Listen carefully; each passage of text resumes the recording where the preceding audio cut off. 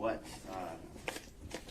what the state would like the court to understand and realize is that in preparation for this hearing, in speaking to witnesses and doing the additional research as relates to the comments that were represented by counsel, specifically counsel for Mr. Roman, Ms. Merchant, that we've been able to determine that the claims that the defendant has asserted and did assert during the last hearing on Monday are not only legally meritless but are factually unsupported by the statements that Ms. Merchant made to the court. What I would say they're patently false. They are egregious misrepresentations of what is believed that Mr. Bradley would say or even knows. What I would bring to the court's attention in my speaking with the defense counsel for Mr. Bradley, Mr. Chopra, is that any knowledge of anything he would have would be protected under the attorney-client privilege. He would assert that, and that privilege has not been waived by Mr. Wade.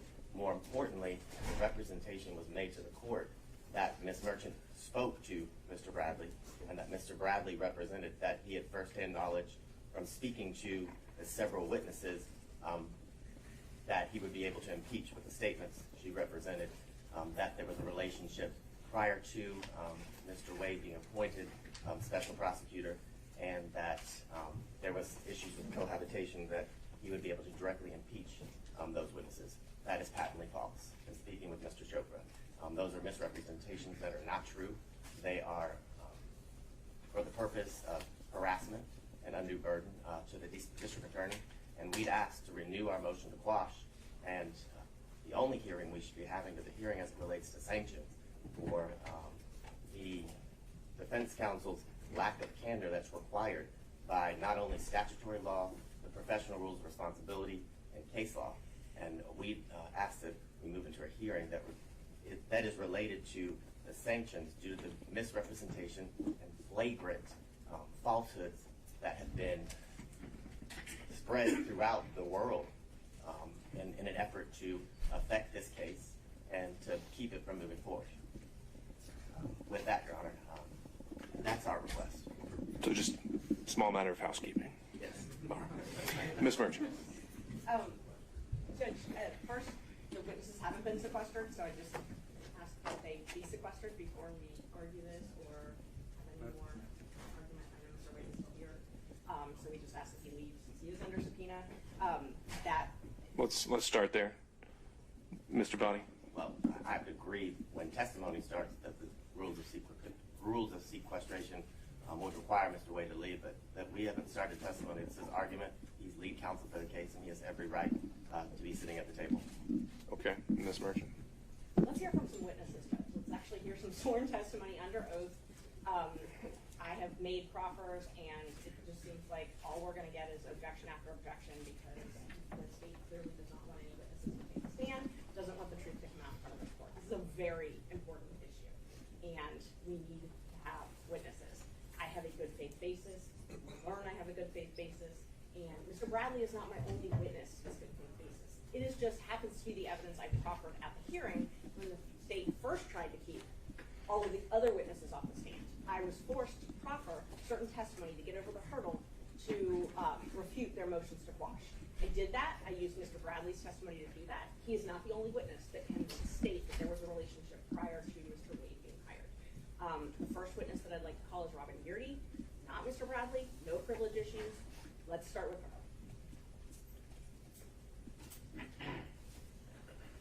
Your Honor, when we have additional argument or matters to be brought up, do we want to do it like I just stand up and with relation to what's just been said by Mr. Abate, or are you only hearing from Ms. Merchant at this point? I just need to know the court's protocol on that. Sure. So I think at this point we just need to take these issues one at a time. And as you've joined the motion, I think defense counsel would have the opportunity to weigh in. But again, at any point, if I'm just hearing the same thing over and over again from each separate defense counsel, I'm going to reserve the right to say thank you. I appreciate that. Right. I only ask for the opportunity to be heard on the invocation of the attorney-client privilege and the burden being on the individual raising the privilege to prove that a privilege is in fact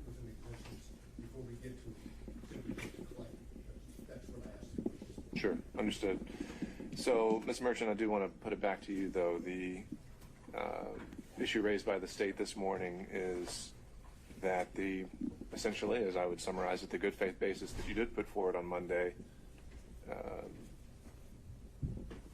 did not exist, right?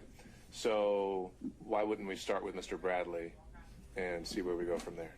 Judge, the good faith basis does exist. So you basically have them saying it's not true and me saying it's not true.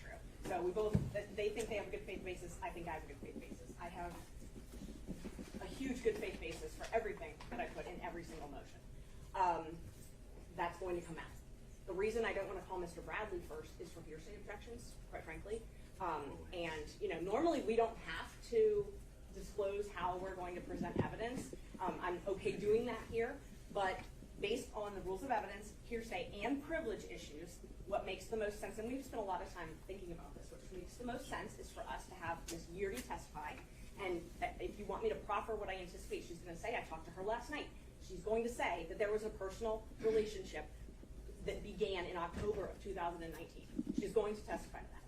And she has personal, direct knowledge of that. It's not hearsay and it's not privilege.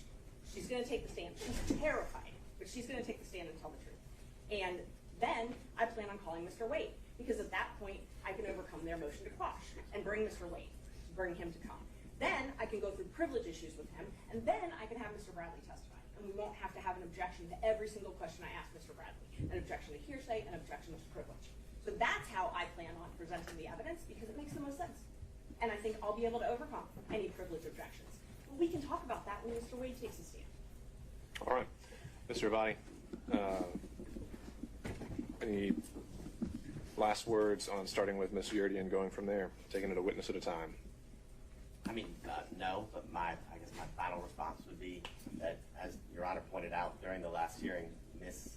Merchant's entire representation for good faith was all solely based on Mr. Bradley. In fact, I remember the court saying that the star witness presented or provided by the defense is Mr. Bradley, and you asked a specific question, Ms. Merchant, well, Mr. Bradley, does he have firsthand knowledge from these people, each one of them you named, the lawyers plus the investigators, as it relates to the claims that were made? And her answer was yes. I can definitively tell you the answer is no. And Ms. Merchant has not spoken to Mr. Bradley, according to his counsel, B.C. Chopra, who is outside and can represent to the court the things that I've represented. And he has maintained and represented that everything that she plans to go into or ask is protected by attorney-client privilege. And the only point of this process and this procedure, as it relates to the motions that were filed, is to create a spectacle and to create harassment to the district attorney of Fulton County. And we request that the only hearing we move forward is the sanctions for counsel's lack of duty of candor to the court and to counsel. All right. Well, I think you certainly put her on notice if that is actually the case. But at this point, I have someone saying yes and I have another person saying no. And so I think that conflict in the evidence that we noted on Monday still exists, and that's where we are. And we'll see how the evidence presents itself. So with that, Ms. Merchant, are you ready to call your first witness? Yes, Judge. All right. We called Ms. Yeartie, and I know Mr. Partridge had emailed before, and I quite frankly couldn't keep up about a Zoom, so I don't know if she's on Zoom or if she's going to be here at 9:30. She may be on Zoom, I'm not really sure. Ms. Partridge, Mr. Partridge was joining us by Zoom, but Ms. Yeartie is here in person, right? Mr. Partridge, I believe, represented that his client would be more comfortable if he were here in person, and that, due to his conflict in Richmond County this morning, couldn't occur until this afternoon. I think that is a reasonable request, but not the state's business. The witness is here. If her attorney is able to join right now, perhaps that can be something that is addressed with Mr. Partridge in the court. But I want to alert the court that was the representation that the witness would prefer not to go forward without the client present, and that's certainly a reasonable request. Sure. I think the latest I'd seen, though, was that Mr. Partridge was going to be able to join by Zoom. Okay, great. I didn't know that he had that Mr. Partridge had affirmed that, but perhaps that was the email this morning that I missed. Yeah, I don't know either, but the state seems to know that Ms. Yeartie is here, so I guess she's not here by the way.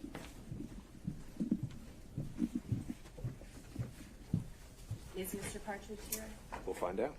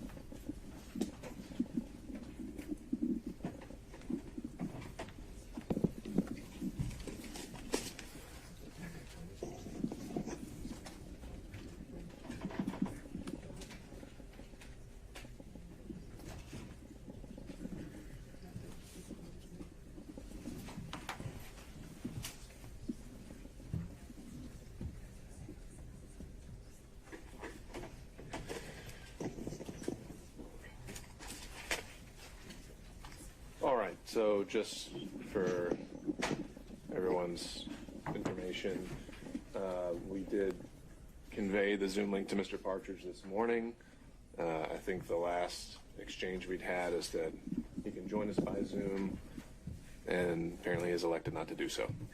So I don't really know what else we can do with that. He was noticed of the hearing, we provided him a link, and we haven't heard from him at all. So I think we need to go forward. Call Mr. Yeartie. All right. Your Honor, before we go forward, we have business documents that were certified and filed yesterday evening. Filed this morning, emailed to opposing counsel yesterday evening.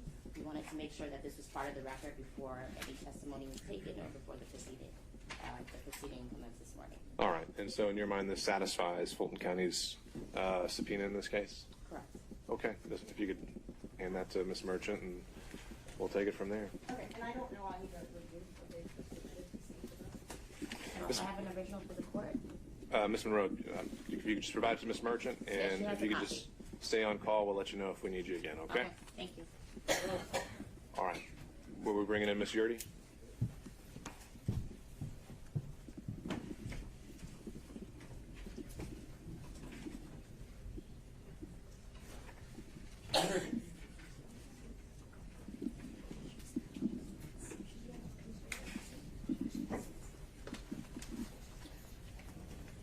Oh, I'm sorry, I thought the state said that Ms. Yeartie was outside, that they'd seen her or something. So, may John step out? She's under subpoena to be here at 9:30.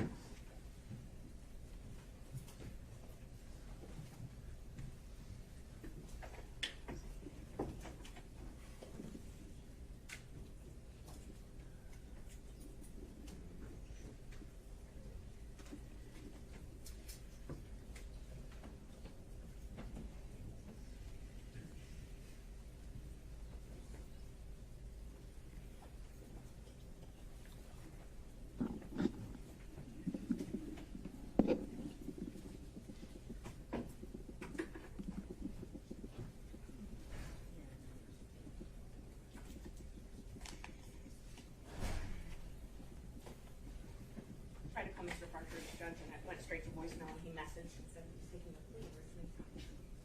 All right. Did he say where his client is? All right. And this is the, was this a former or current employee of the DA's Former. office? Okay. And her return's been filed. I know that she did not want to come without her lawyer here. I said, maybe instructed them, maybe still understand.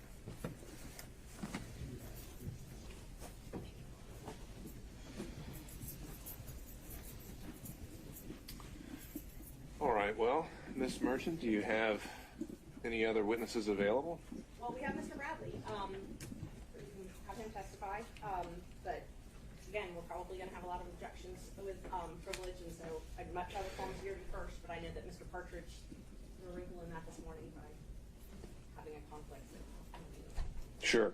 So But what I could do is I could call Mr. Bradley, and then I can bring him back. exactly. I think you can always recall him. We can ping pong back and forth if we need to based on hearsay issues. But at least we can use this time until Mr. Partridge chooses to join us. Is he on the Zoom? Or not Mr. Partridge or Ms. Yeartie on the Zoom? No, not that we're aware of. No, okay. Just wanted to check because I don't. All right. So That's the I only suppose thing call your next witness then. All right, we call Terrence Bradley.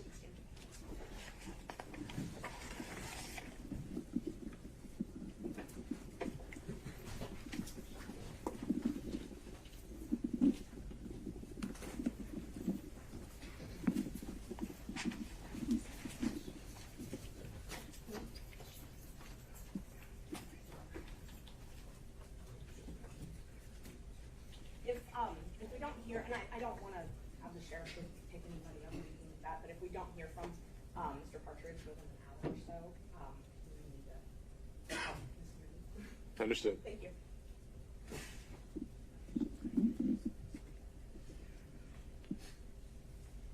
Is someone getting Mr. Bradley in? Yes, I believe so.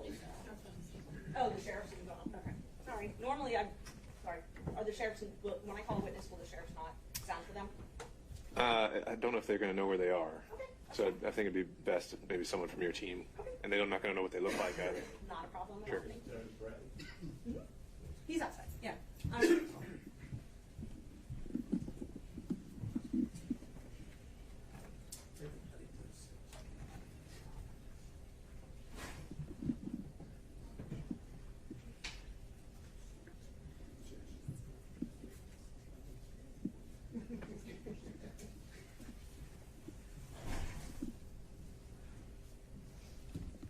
He's coming, Judge.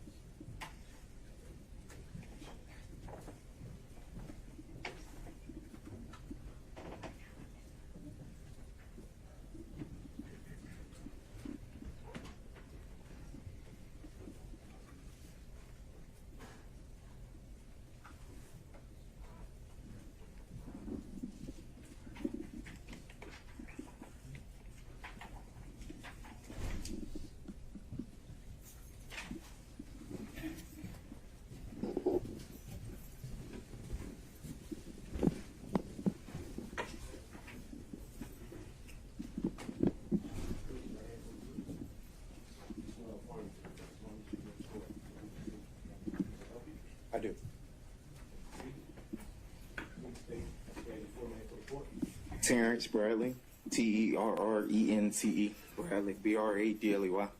Your Honor, as Mr. Wade's counsel, before we start, we would request to go back to the chambers to talk about attorney-client privilege before we get up the stairs. Why does that need to be in camera? Doesn't necessarily, well, there's statements that could be made that could be prejudicial depending on whether they were covered or not, whether he's going to break the. So at the time a question is asked that you think implicates some of those statements, object, and we'll handle it. Yes, sir. Thank you, Merchant. Judge. Judge, on behalf of Mr. Bradley, and I apologize, this is not our proceeding, but it might be helpful to have a brief sidebar as opposed to something in chambers, at least so that we could let the court know our position rather than having to restate it repeatedly. And Judge, I've carefully crafted my questions to avoid any privileged information, but if they think that I'm invading that, then I welcome an objection and I'm happy to address it. Let's see how it goes. And again, Mr. Bradley, I'll ask if you can just give a pause in between each question to allow counsel the opportunity to object before answering. Thank you, Judge. Was the witness sworn or do I need to swear the witness? I believe he Okay. was. Great, thank you. I'm sorry. Good morning, Mr. Bradley. How are you? Good morning. Not happy to be here, I'm assuming. I am not. Okay, I understand. Thank you for being here. Wasn't by choice. Right. You were subpoenaed to come and testify in this case. I was. Okay. But you and I have spoken previously about relevant facts surrounding Mr. Wade and Ms. Willis's relationship. No, we have not. We have not. We have not texted about those facts? Through a third party, you were given some information. You and I shared text. Our texts were more so about my health, more so about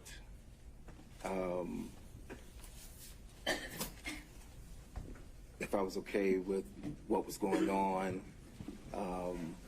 that I would not be, whether or not I was going to be subpoenaed or not, and that emphatically I would not have been sitting in this position as being called as a witness. So that's what my text chain show. So no. That we've never talked about Willis and Wade having a relationship. Not directly you and I, no. We talked about my health. Okay. We talked about,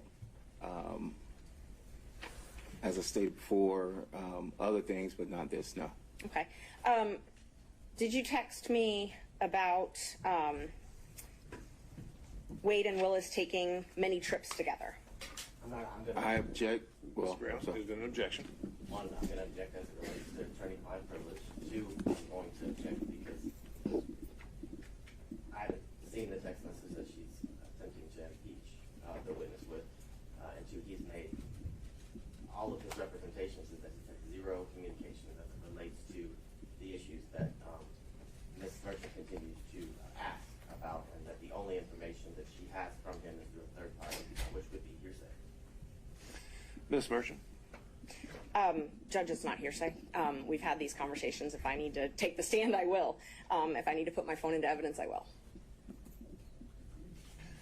So the first objection was to privilege on behalf of the state. Oh, I'm sorry, I did not respond to that. Sure. Thank you, Judge.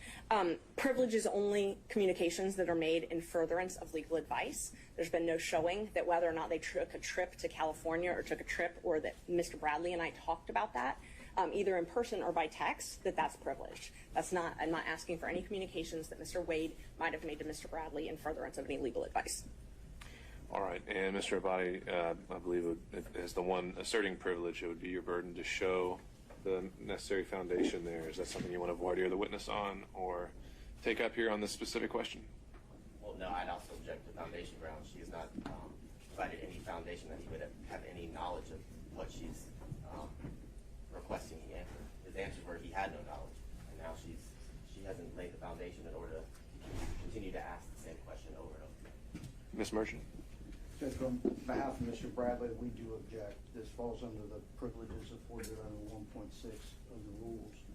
And the attorney-client privilege is not something that Mr. Bradley can waive. Only Mr. Wade can waive it, regardless of any information or communications being proffered by the claimant, Mr. Wade would have to waive them in order for Mr. Bradley to continue to testify about any of this relationship until it's been established when that privilege should have begun. Sure. And so far, though, I haven't heard anything about a relationship, about an attorney-client relationship, about a privilege ever attaching. And I think that's going to need to be established before we can actually determine the scope of it and whether this falls inside or out of it. So I think either Ms. Merchant can take the lead if she wants to, but my understanding was that generally has to fall on the person who's asserting the privilege. Except for the attorney is not authorized to violate that privilege, or else he has in fact violated the bar rules, which we have an opinion regarding from someone in the State Bar of Georgia. All right. That's why I thought perhaps the sidebar might be important rather than my interjecting. Well, I still want to kind of see how we can go. So, Ms. Merchant, it sounds like you're going to need to lay a little bit more foundation to see whether this actually is going to fall under privilege or not. That's not a problem, Judge. And what I can do, I was just told that Ms. Yeartie's in the waiting room, but I can, if the state wants to read my text, if Mr. Bradley wants to read them to refresh his memory, I have absolutely no problem with that. I have my phone here, and they're welcome to do that. But I'll talk about some other things, and then maybe if they're going to have a lot of objections to privilege and hearsay, what I can do is I can lay a foundation with Mr. Bradley, get him off the stand, put Ms. Yeartie up, and then Mr. Wade, so we can get through the privilege issues. That might make the most sense. Thank you. All right, let's talk about something not controversial then. When did you and Mr. Wade first meet? Probably 1998. Okay. And did you all have a firm, a law firm together? We did. Okay. When did that firm start? Probably, I think it was 2010. We started exclusively working together as a firm, operating as a firm. Okay. And were you all actually incorporated as a firm? Not initially, no. He had, when I passed the bar and I hung the shingle in 2007, I think he had been practicing a few years prior to that. He had his own firm. We had two separate firms. Okay. At some point, did you all incorporate, though, together? We did. Okay. Do you remember about when that was? I do not at this particular moment, no, ma'am. I'm sorry. Okay. Do you remember if it was administratively dissolved? I've been made aware that it's been administratively dissolved. Yes, I left the firm around 2 years ago. When did you leave the firm? August of 2022, I think it was. August of 2022. Okay. Well, it was either August or September of 2022. Okay. August, September. Let me make a note. So in October 2019, were you all incorporated as a firm? I think we were, maybe. Okay. Yes. And when Mr. Wade filed for divorce November 1st or 2nd, 2021, were you all incorporated as a firm? We should have been. I'm thinking that we were. Yes, ma'am. Okay. When did Mr. Wade come to you to file the divorce action in Cobb County? No, that's privileged information. The date? The timing and the beginning of the privilege, I don't believe that is overruled. So the timing was around 2018. Okay. And it was probably December of 2018. I remember it specifically because I was building a house, and I noticed that he wasn't wearing his ring. I asked him about it. I had invited him to the house because I was having not a housewarming, but people over. And he wasn't wearing his ring. I inquired about it. From there, we discussed what would happen. And we discussed the divorce and what would happen. What would happen with the divorce? What would happen over me representing him for the divorce, and when he would want to do it, yes. When did he retain you? Well, my memory would be 2018, Okay. when he consulted with me about the divorce and told me what he would like to see done and when he wanted to do it. Do you know when Fani Willis and Nathan Wade met? Specific dates, no. I know it was sometime at a conference. Municipal court conference? Correct. Okay. And October 2019, if it's been represented in the state's pleadings before, that's when they met. Does that sound familiar? If that's what they're saying, then absolutely. I know it was at a conference in 2000. I mean, it was at a conference. If you say it's 2019, I'll take you at your word. Okay. So it was what you're sure of, though, is it was at a municipal courts judges conference Yes. when they were both municipal court judges. Yes. So it's fair to say, since she became district attorney, she was no longer a municipal court judge. So it had to have been before that. That they met? Yes. Yes. And he was teaching a class at that seminar, as far as you know. I'm going to object this to leading at this point. You have no direct.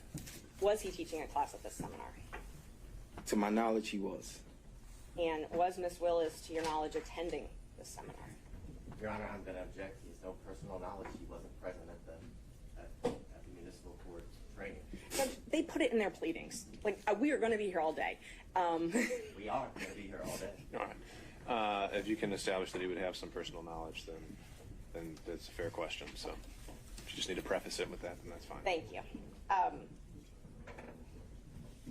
Are you aware of when their romantic relationship began?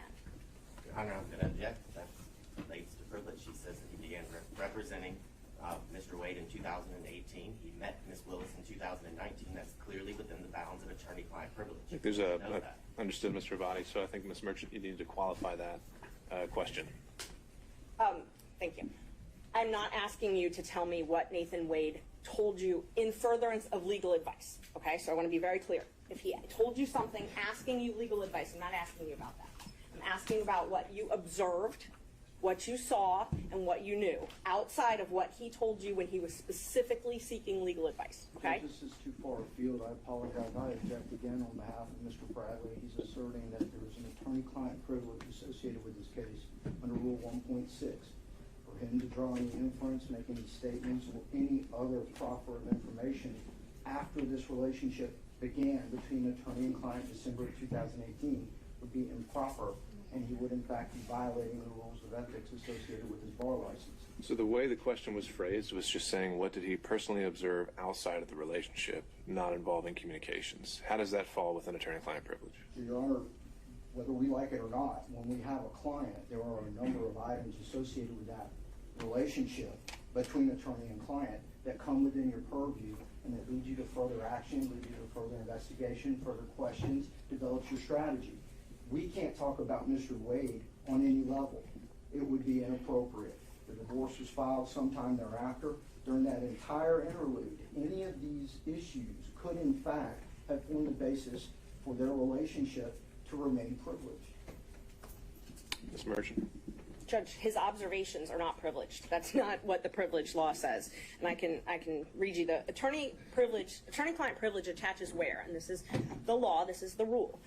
There's an attorney-client relationship. The communications in question relate to the matters on which legal advice was sought.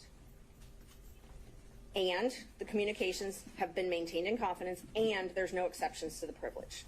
First, or number two, the second prong. This was not in furtherance of legal advice. That's not in furtherance of legal advice. What he witnesses as a human being is not in furtherance of legal advice. Unless, and if he witnesses them together, it would get rid of the attorney-client privilege because Ms. Willis is there. Additionally, though, exceptions. We can go all day about exceptions to this. Fraud to the court, that's an exception. Mr. Wade, we contend, has filed a false affidavit with this court. That is fraud to the court. If this witness has direct knowledge that that is not true, then that's an exception to attorney-client privilege.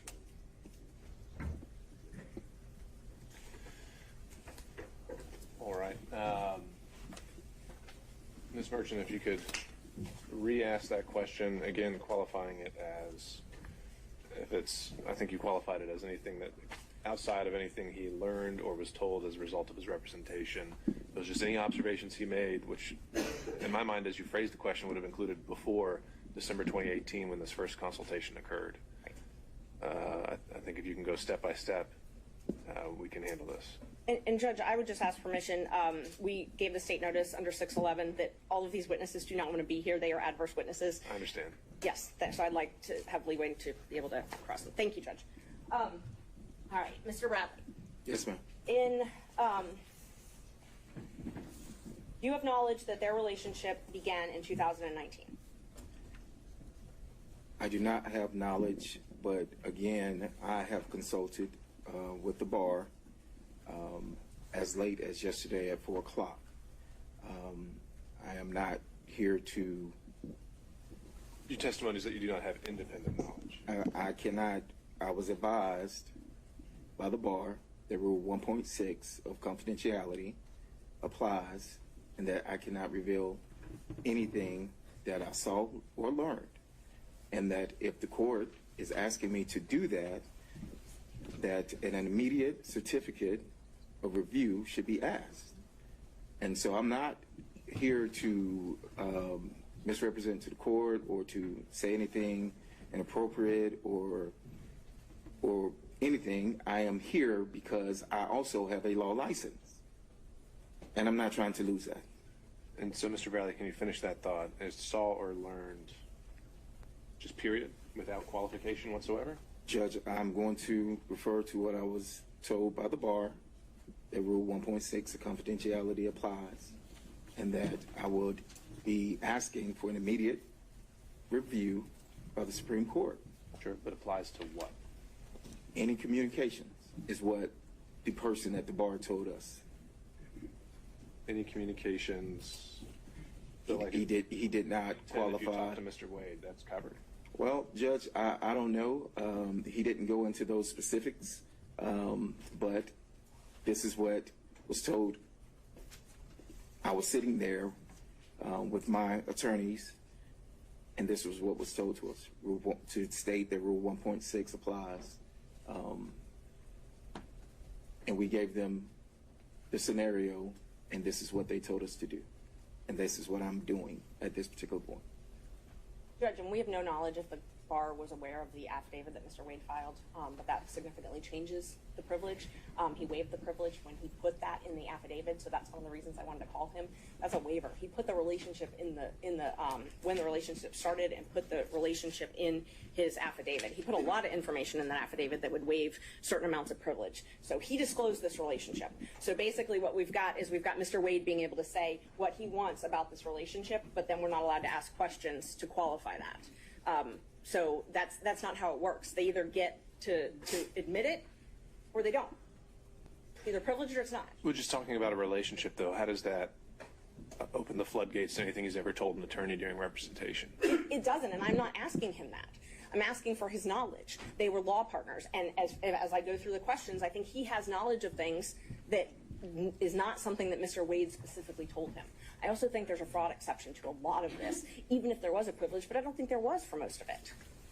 Your Honor, but he's already represented that he has no knowledge about that. I don't think we've actually gotten anything to that extent yet. I think we're still making our way through it, which is, I think he's taking the position that he's not willing to share anything Mr. Wade ever told him, period. Which that's a broader representation of attorney-client privilege than I've ever heard. And I think that's what we're trying to parse out, is if the relationship starts, I've never heard anything that said everything before that point is privileged. Do you have something that I should know? Yes, sir. My apologies, Judge. That's fine. Before that relationship, these questions aren't being established. It was 2018, December. The last question was directly related to a point in time after that, during which the relationship, attorney and client, would have been already established. He has an opinion from the State Bar of Georgia. If he's going to be required to testify, we need ordered by the court on any of these issues. And Judge, I understand how delicate this is.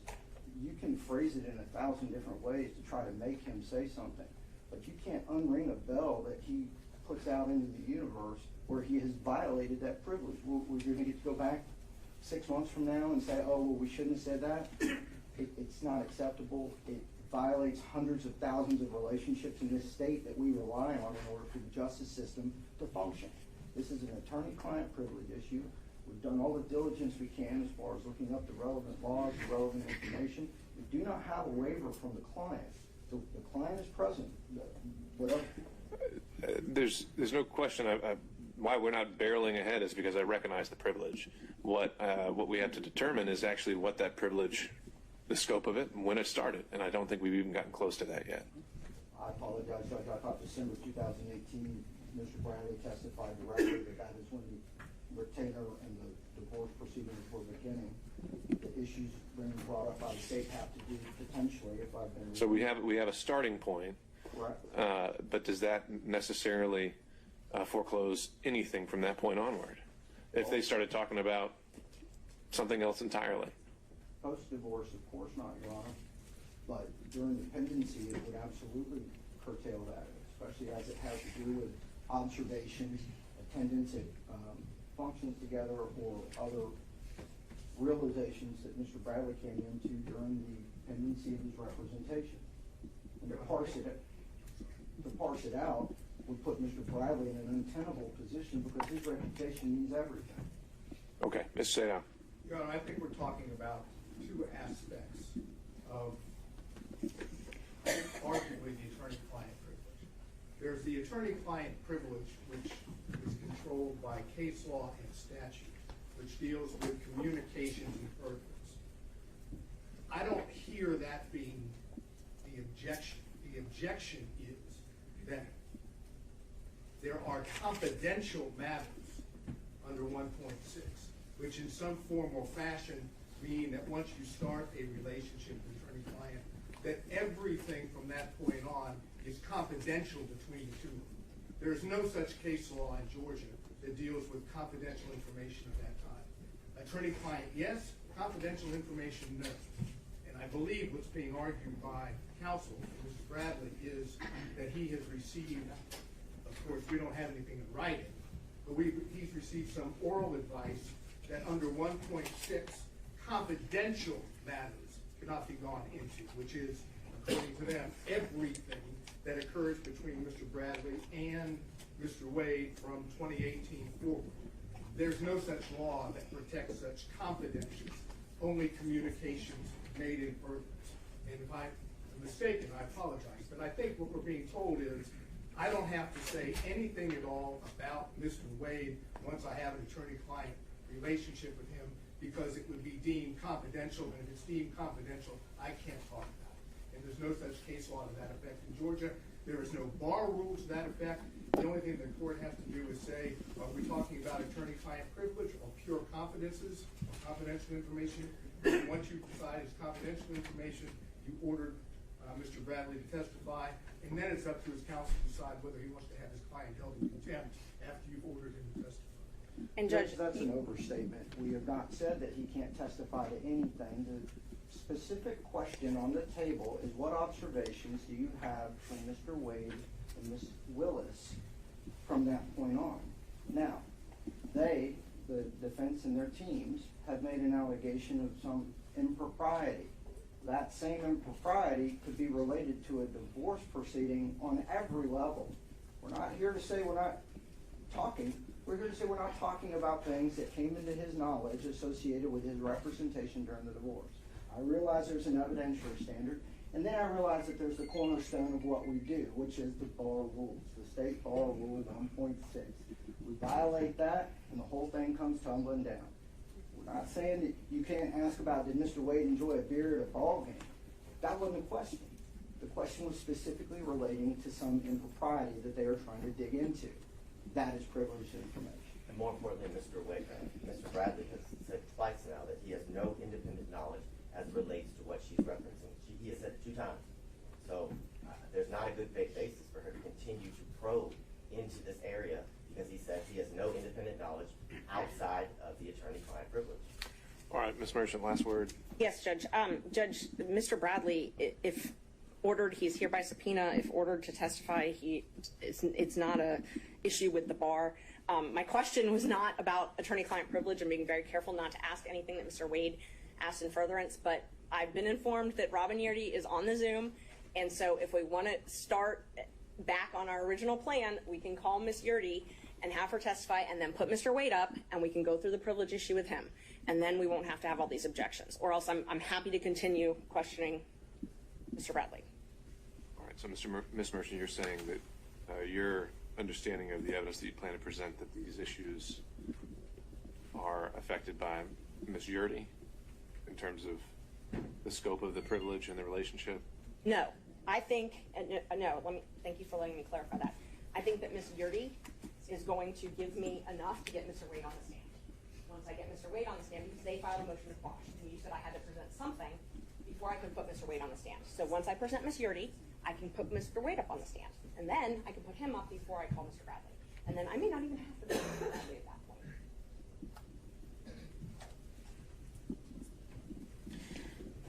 All right. Judge, Sorry, who's?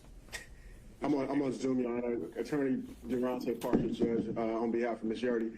Your Honor, when we were here for the motion to quash earlier this week, it's my understanding, as represented by defense counsel, that Mr. Bradley's testimony is, so to speak, the bridge that was built to involve my client, Ms. Yeartie, into this matter altogether. Now it seems as though that is being usurped, and now she is being the quote-unquote foundation for defense counsel's presentation this morning. So we do object to that, Judge, and would renew our motion to quash the subpoena, because this is completely contradictory to what we had via the hearing earlier this week, Your Honor. Judge, may I It's respond? okay, Ms. Merchant. Mr. Partridge, as I recall, that did not apply to your client as much. The original motion to quash that you filed said she had absolutely no knowledge about anything. What Ms. Merchant proffered, and what I didn't hear you saying was not the case, is that at some point Ms. Yeartie lived in a residence and shared a residence with Ms. Willis and potentially Mr. Wade at some point. So I think she's directly involved in the center of this. I don't think that really needs much in the way of foundation. And Judge, I apologize, Your Honor, to talk over the court. That information, however, Your Honor, is my understanding came from Mr. Bradley, and that information was incorrect, as I informed the court earlier this week as well. There was never any time that Ms. Yeartie and Ms. Willis lived together. There was a sublet of a condo that Ms. Willis resided in that had absolutely nothing to do with that of Ms. Yeartie, outside of Ms. Yeartie subletting it to Ms. Willis. Ms. Yeartie actually moved into a different residence. Per our conversation with Ms. Merchant yesterday, that is exactly what it is. So there was no overlapping or any time that they stayed together, nor does Ms. Yeartie have any information as it relates to Mr. Wade staying at that condo as well with that of Ms. Willis. So again, Judge, I'm renewing. No, we don't need to hear it again. Ms. Merchant. Judge, luckily I don't have to tell the state or them everything that I plan on introducing a witness for in response to their motion to quash. She has a lot of personal knowledge. And when we had a motion to quash, I had to get over a good faith basis, and I presented that to the court. I did not spend 4 hours going through everything that this woman's going to testify to. She has personal knowledge. Is she actually here? I think she's on Zoom. What I understand, Mr. Partridge. Mr. Partridge, is your client with us? She's on the Zoom platform, Your Honor, since I'm in Richmond County via my conflict. But she is on the Zoom platform at this time, Your Honor, in the waiting room. I believe she may have been admitted. I see a Robin on my screen. I'm assuming that is my client, Ms. Yeartie. Ms. Merchant, you went to examine her by Zoom? That's fine. All right. We will waive Mr. any Abadi. Sixth Amendment objections to Sure. it. That's fine. My only objection was the representation at Monday's hearing was the good faith basis was based on what she learned from Terrence Bradley. And we know that is false. It's not true. So there is no good faith basis, and we would renew our objection and to quash the subpoena. That was not in regards to Ms. Yeartie. It certainly was. It was at like the 20-minute mark in the hearing. Judge, she has personal knowledge of this relationship. It's not what was represented on Monday. Personal knowledge came from Mr. Bradley. She has no good faith basis to explore this fishing expedition as it relates to Ms. Yeartie. This is a blatant misuse of the process. Ms. Merchant, I do believe that when we went through the motion to quash, you grouped them into two categories, and each one of them we said that they were going to be impeached by Mr. Bradley.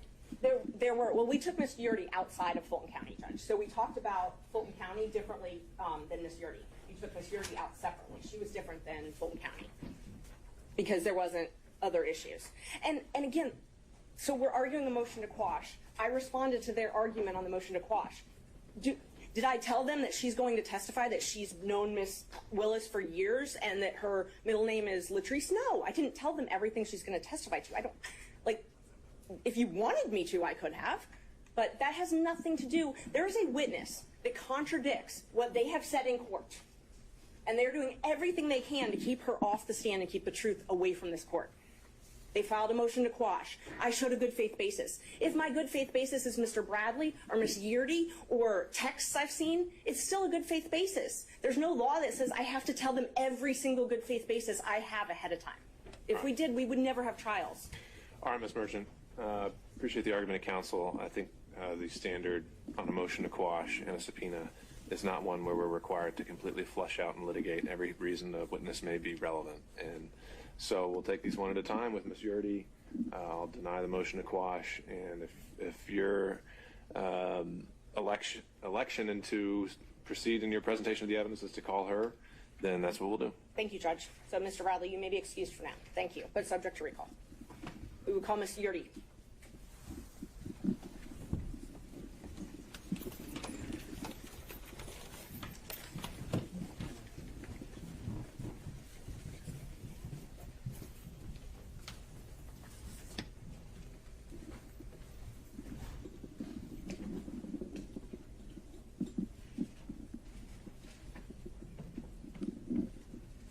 Would you like me to swear her, Judge? Or?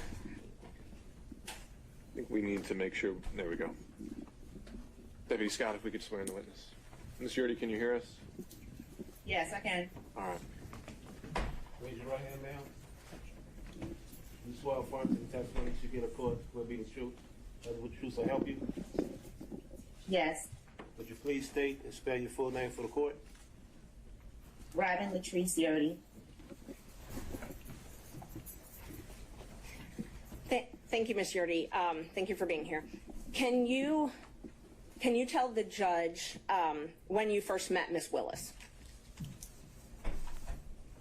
In college. Okay. So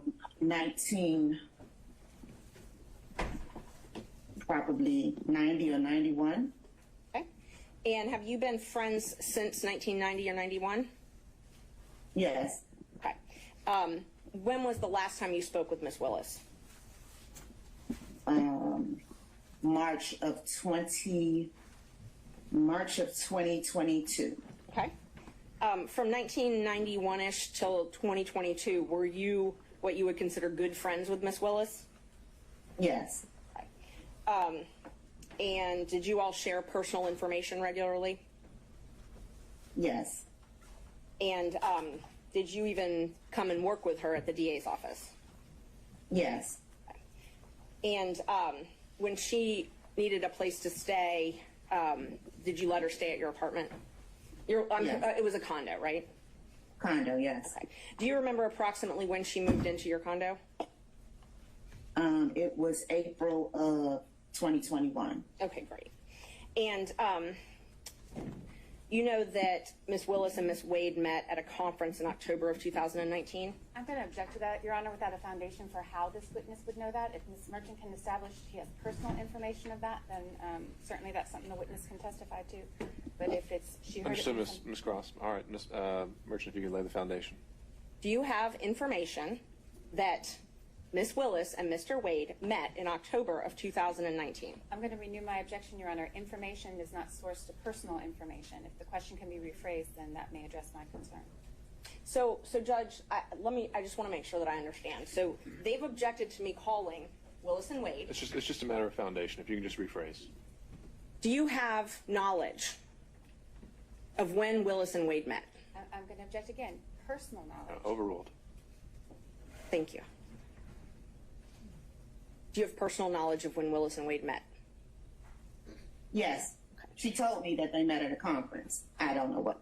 Okay. I'm going to renew my objection, Your Honor. Clearly, this is not first-hand information from this witness. It's hearsay that was... But she said she told me. Yes, it's statement against interest, Judge. If Ms. Willis... Just pause. I'm sorry. Okay, Ms. Yes. Cross. The representation of the witness, the testimony of the witness was that Ms. Willis, District Attorney Willis, had a conversation with her. There is no statement against interest. District Attorney Willis is not a party opponent in this case. The information that the witnesses testified to came from Ms. Willis, and we have a hearsay objection to that. Why wouldn't she be considered a party opponent in this context? She is a representative of the state, Your Honor. This isn't private litigation or civil litigation. Obviously, the court's aware this is, Ms. Willis is not on trial. Ms. Willis is not a party to the litigation outside her obligation to pursue criminal charges for the state. Ms. Merchant? I guess it's evolved into a hearsay objection. Yes, Judge, and we plan on calling Ms. Willis to the stand. She's under subpoena, so hearsay will be cured. If there is a hearsay objection as far as that issue. But we do still think that it's a statement against interest. Ms. Willis has filed a document that states that they met at this municipal court conference. So, Your Honor, I think maybe I can streamline a little bit. State will stipulate that District Attorney Willis and Mr. Wade met in October 2019 at the judicial conference that we've been talking about. There's no reason to get it secondhand from this witness. Well, that's true. All right, you accept the stipulation, Ms. Merchant? yes. Am I permitted then to ask questions about that since it's now not hearsay? If it's just to a stipulation, if it's just to that basic fact, I don't think we need a question, but if there's a follow-up that you think is admissible, go for it. Ms. Yeartie, you have personal knowledge that Ms. Willis and Mr. Wade began their romantic relationship soon after this time that they met at the municipal court. I'm going to object to that question. That certainly is a leading question. No foundation has been laid for how this witness would have personal knowledge of that. Until that's happened, the state objects. Judge, I think you can do a yes or no and then follow up with how she knows it. thank you. Do you know if Ms. Willis and Mr. Wade started dating in October of 2019? I don't know if it was October of 2019. Could it possibly be November of 2019? Could possibly. Okay. And when we spoke, you said it was shortly after the municipal court conference, though, correct? Yes. Okay. So you know that their relationship, their personal relationship, began shortly after this municipal court conference. Yes. And when I say personal, romantic. I just want to make sure we don't get in an argument over what personal and romantic is later. When I ask you personal, do you take that to mean romantic? Yes. Okay. And do you understand it that their relationship began in 2019 and continued until the last time you spoke with her? Yes.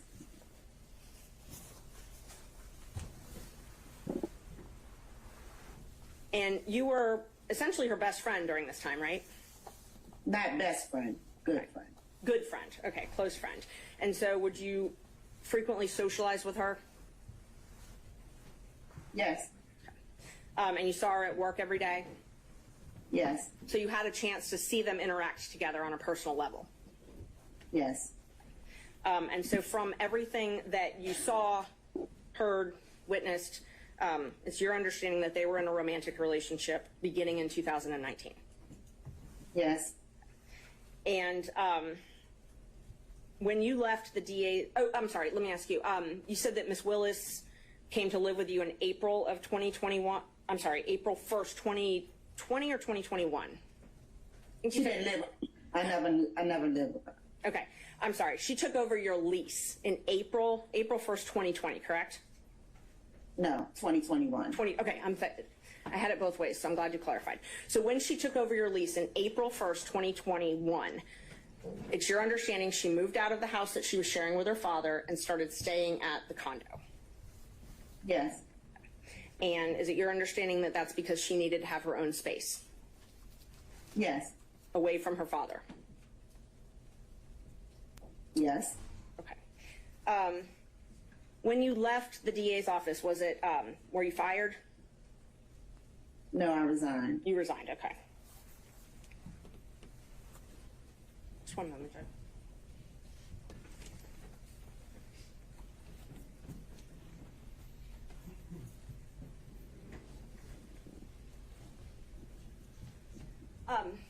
Can you tell us why you resigned the DA's office? The number of things that was happening. A number of things that were happening. Is that what you said, ma'am? Yes. Okay. What was happening that caused you to resign?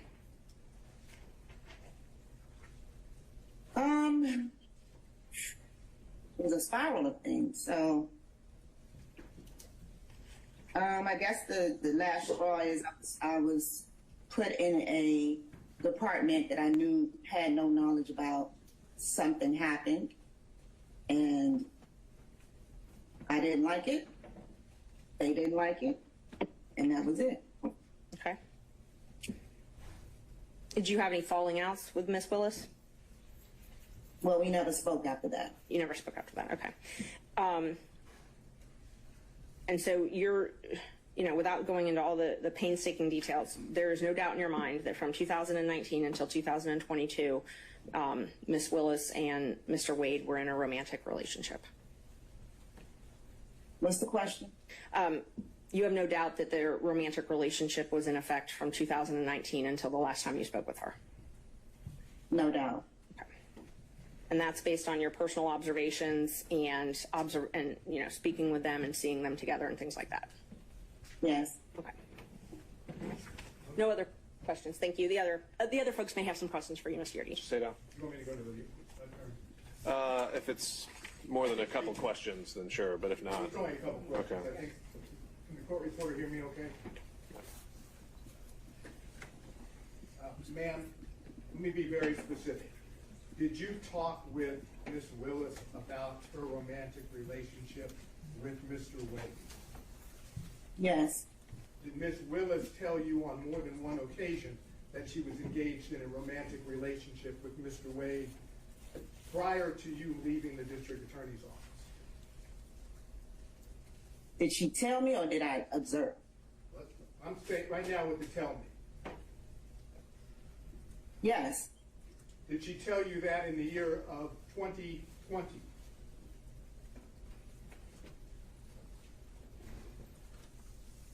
Yes. In the year of 2021? Yes. Are you certain that Miss Willis told you about the romantic relationship with Mr. Wade prior to November 1st of 2021? Yes. Now, did you also have observations of Mr. Wade and Miss Willis together prior to November 1st of 2021? Yes. And are those observations, were those in a social setting? Yes. And did you observe them do things that are common among people having a romantic relationship? Yes. Such as, can you give us an example? Hugging, kissing, just affection. All before November 1st of 2021, correct? Yes. That's all I have. Mr. Stocks. Ma'am, did I understand you to say that there was a period of time when you and Ms. Willis lived together? No. Mr. Durham. No, nothing from me, Your Honor. Mr. McDougald. Nothing, Your Honor. Mr. Rice. Good morning, Ms. Yeartie. Were you aware in 2021 of any trips, social trips, that Ms. Willis and Mr. Wade took together? No. Are you aware of any social trips that Ms. Willis and Mr. Wade took together in 2022? No. And are you aware of them in 2020 or 2021 spending the evening together overnight? No. No further questions. Mr. Gillen. No question. Mr. McCullough. And Mr. Cromwell. No questions, Your Honor. Ms. Cross. I do have some questions. Thank you, Your Honor. Ms. Yeartie, we haven't met before. Is that correct? Correct. You're able to see and hear me okay? Yes. All right. I want to start with a couple things. Now, I think you've made it clear that you never lived, and we'll call it the South Fulton address, the South Fulton condo that you were leasing. You never lived at that address with the District Attorney Willis, correct? Correct. And never at any time? Never. All right. You never observed or have any information about District Attorney Wade and District Attorney Willis and Nathan Wade living together, correct? Correct. You don't have any information about that? No, I don't. Anybody said that that information was sourced to you, then that's incorrect. That's incorrect. Did District Attorney Willis pay rent at that establishment, at that condo while she lived there and you were living elsewhere? Yes. Who paid the rent? She didn't. Nathan Wade ever pay the rent? No. And you never told anyone otherwise? I didn't hear your answer there, Ms. Yeartie. Did you ever tell anyone otherwise? No. All right. So let's talk for a second about your time at the District Attorney's Office. You were disciplined several times in the District Attorney's Office during your employment there, correct? No. You weren't written up ever for poor performance, Ms. Yeartie? Once, not several. One time you were written up for poor performance. Were you counseled several times about your performance in the District Attorney's Office that was subpar? No. Did the District Attorney tell you that your performance was insufficient and that you were going to be fired? No. That never happened? No. Maybe when we went at the end. What's the question? The question, Ms. Yeartie, was did the District Attorney ever counsel you on your poor performance in the District Attorney's Office prior and inform you that you were going to be fired? I don't really know how to answer that. I'm looking for the truth. I don't really know how to answer that. I mean, a situation happened that wasn't my fault, and I either was going to resign or be let go. So. You understood that that was the situation. You could resign or you could be let go. Correct. Yes. You were not welcome to stay. No.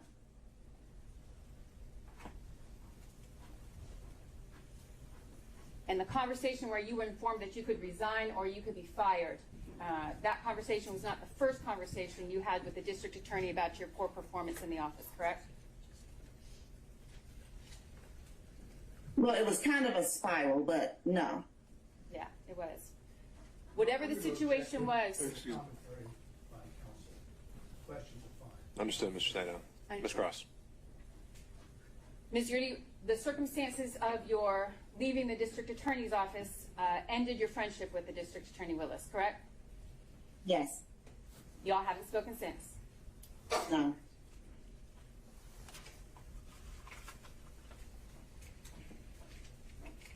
All right, I want to talk about the representations that you made here this morning, Ms. Yeartie, about any relationship between District Attorney Willis and Mr. Wade. I want you to tell me what was the first time let me ask it this way. You said that District Attorney Willis personally informed you of a romantic relationship. Is that what you testified to? Yes. When did that conversation that you purport to have, to recall, when did that happen? I mean, I don't have a month or a day, but just talking in general.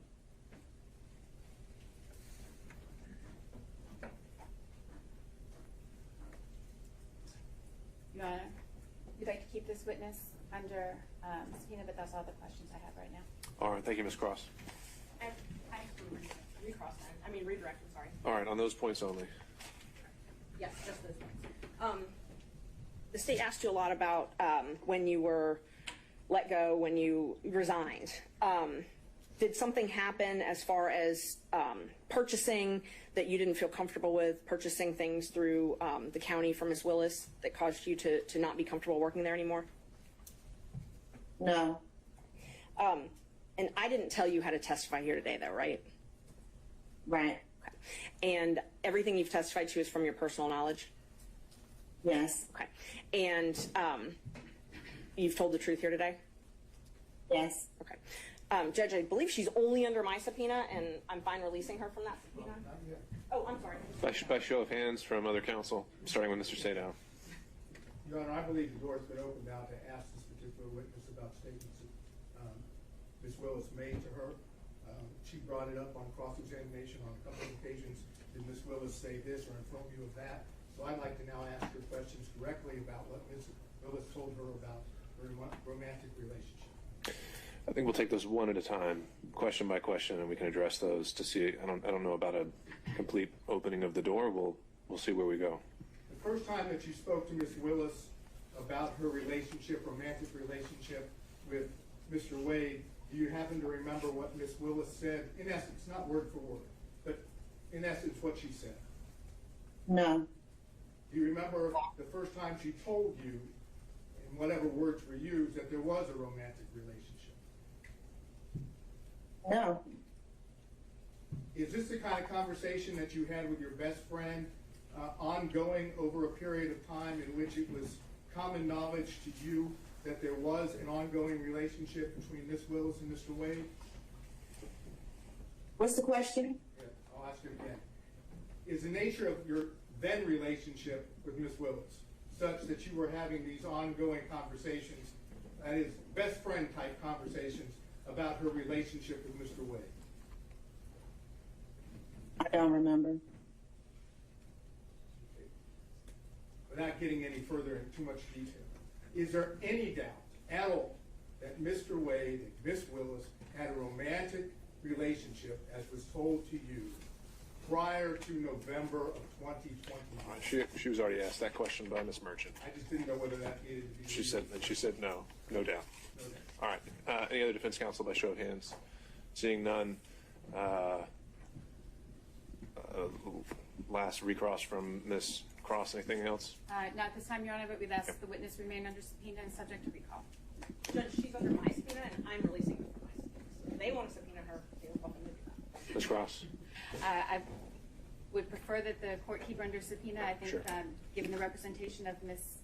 Merchant, given how she intends to proceed today, that this witness may need to be recalled. All right, understood. In the interest and knowing that we may have to bring witnesses back and forth, I think it's in the interest of effective presentation of the evidence here. Ms. Yeartie, you are still going to remain under the auspices of your subpoena, and so please stay in touch with your attorney. We may need you to rejoin us on Zoom at some point today or tomorrow. Understood? Okay. All right, don't discuss your testimony with any other potential witnesses, all right? All right. All right, you can log off. And Judge, I'd ask, can Mr. Partridge stay on for just 1 moment? For what reason?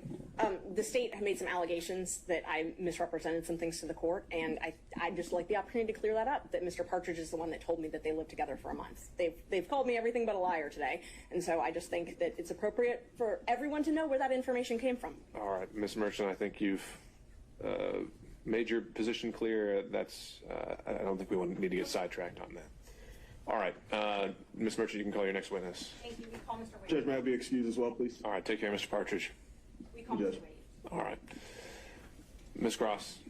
Your Honor, the motion to quash Mr. Wade's subpoena was held in abeyance, waiting for the representation. I believe that the good faith basis that Ms. Merchant represented on Monday, I think that's clearly not accurate. Understand the testimony that's now in the record. Mr. Wade is available, but we maintain that at this time that the motion to quash probably should be granted to understand the court's ruling.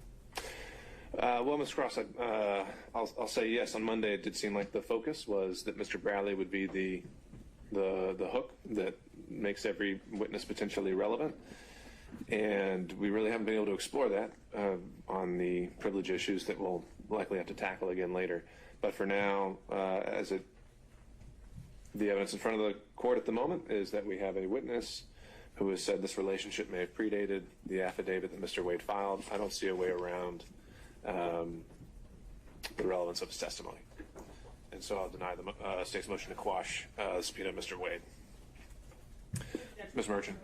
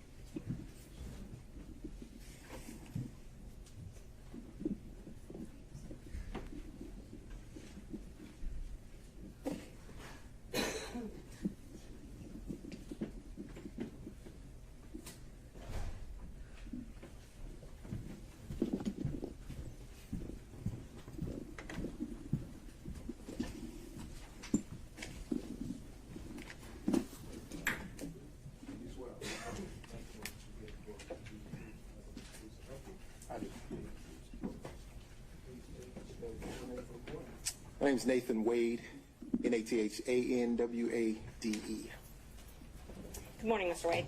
Good morning. Prior to filing this motion to disqualify, you and I were friends, correct? Yes, And in fact, I supported you when you ran for judge in 2016. you did. I wore your shirts. My kids wore your shirts. Ms. Merchant, Fines. your personal opinions have no relevance. Okay. I mean that in the best way. That's all right? completely fine. I Let's will get to move the on. point. Thank you. No. Totally fine. Thank you. You filed for divorce from your wife on November 2nd, 2021? Yes, ma'am. Okay. And in that divorce proceeding, did you file answers, things such as interrogatories? I did. Okay.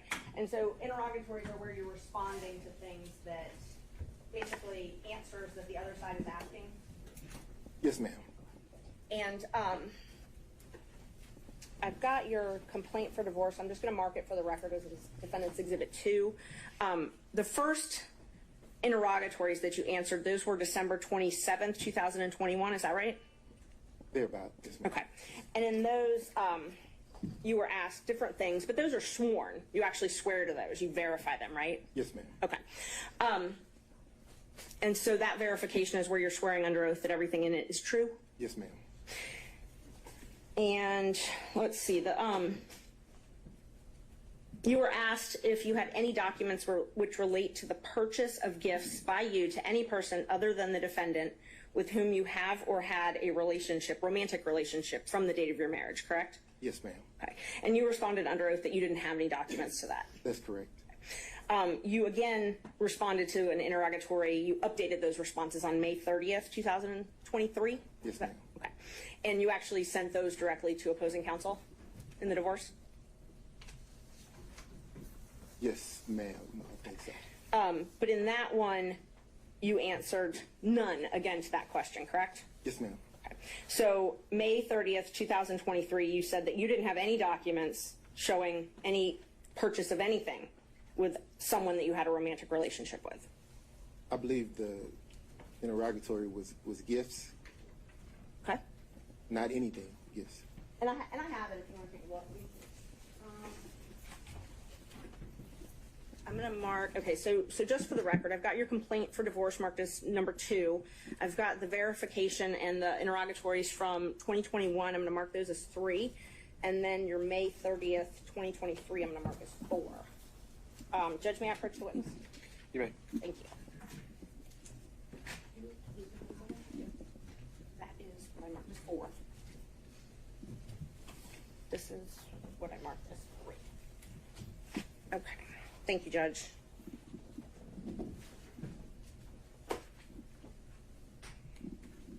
All right. If you would take a look at what I marked as 2, 3, and 4.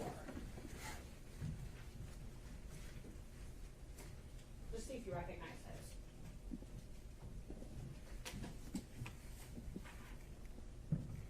those. I do. And are those, that's your divorce complaint, and then your 2021 interrogatory and your 2023 interrogatory, correct? Yes, ma'am. Okay, are they a fair and accurate representation of what is filed in that case? Yes, ma'am. I'd move to admit those into evidence. And this is 2, 3, and 4? It's 2, 3, and 4, yes. All right. Any objection from the state? The divorce, it's on the district.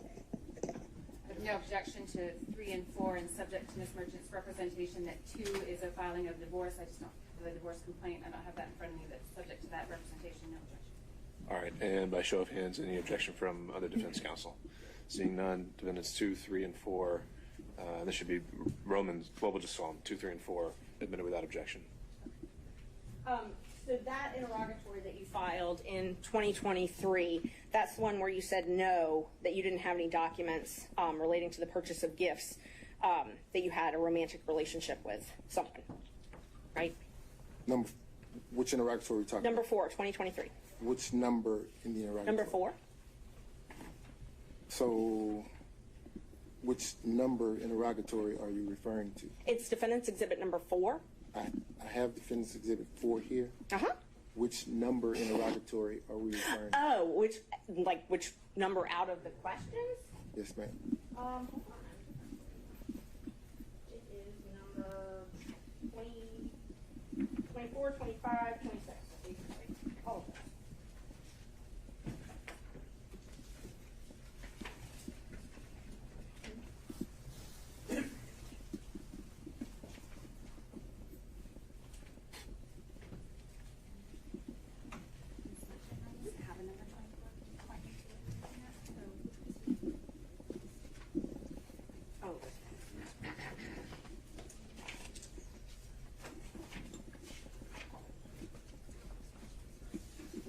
It's supposed to be number.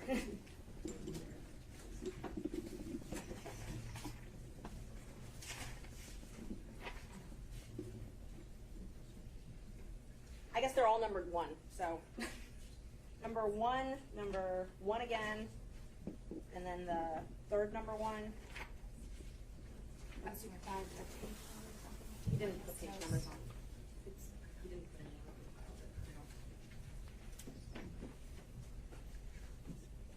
on. I don't know how to tell you what number 1, because when you responded, you put number 1 on all of them. Can you So. just point to it?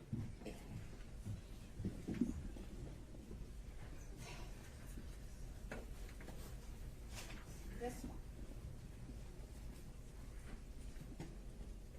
This one, I'm talking about this number 1, where it's capped. There's 2 number 1s that are capped. Okay. And there's no page number, but it is the second page. All right. They're asking if you have any receipts for restaurants, hotels, bars, things like that. The first number 1? I believe it's the second number 1. The second number 1?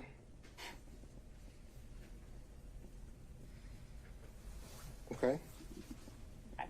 So it asks you if you have any receipts for things like restaurants, bars, hotels, things like that, where you accompanied a member of the other sex romantic partner. Correct? It says identify any and all occasions. Okay. And so let's go through it with you. It says to identify any and all occasions where you entertained a member of the other sex, okay, who's not related to blood, and including dining, drinking, restaurants, bars, pubs, hotels, all of that. Okay. And what was your answer to that?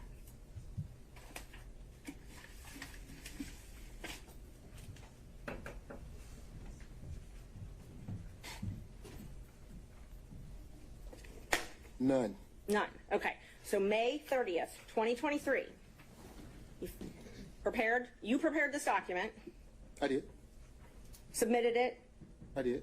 and it says none as far as entertaining a member of the opposite sex. It does. Okay. No hotels, no bars, no restaurants. Correct. Okay. You again updated that.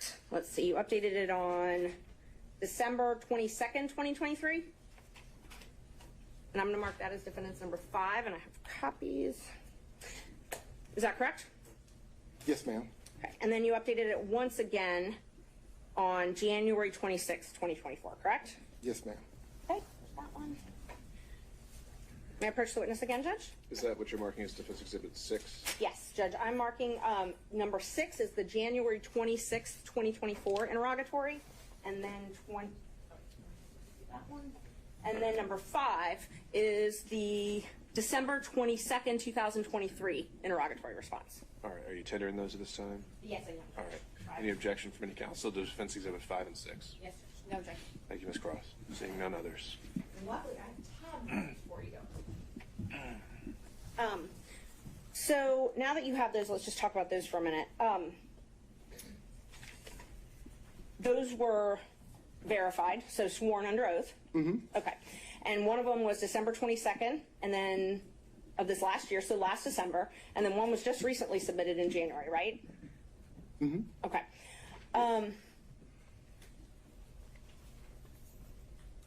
In May 10th, 2023, Judge Thompson heard a motion to compel in your divorce case as well, correct?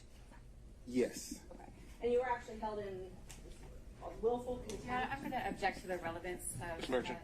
His credibility is relevant, Judge, and if he was held in willful contempt for failing to provide answers and documents, I think that's relevant to this court. How is that a prior false act or crime of conviction or anything else allowed for impeachment under the rules of evidence? I'm not offering it as a prior bad act or something like that. I'm offering it towards his credibility, Judge, which you get to determine. If he's made misrepresentations in these pleadings, you're here to determine whether or not he's telling the truth or not. So if another court has held him in contempt and that's part of the divorce proceeding, I think it's relevant. But just contempt generally can be for many different things. Like a failure to produce is not necessarily a false act, right? Right, and he's welcome to explain that. He may not have to. Ms. Cross. I object to the relevance of that. That's clearly not a proper impeachment.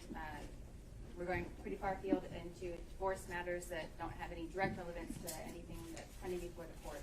subject to the relevance of that and any further All right, exploration. not seeing that being a proper grounds for impeachment, it's sustained. Okay, let's talk about this December 22nd, 2023 verification. I tabbed it for you. Again, they asked you if you had any documentations showing proof of this relationship, proof of any relationship, correct? I'm going to object to the phrasing of that question. I don't believe that's an accurate read of the interrogatories. All right, let's be precise, Ms. Merchant. You, please read it. I want to make sure I'm accurate. Please read it. Which number? This one actually has a number. I tabbed it for you, so you should be able to open right to the page. It's number 22. The question specifically is if you have any tangible evidence of any nature in your possession or control, or any other person or entity which relates to any manner of your activities to any person with whom you've had a sexual relationship during your marriage.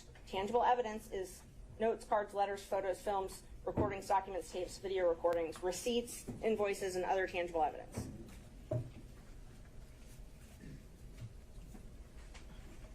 Yes. Okay.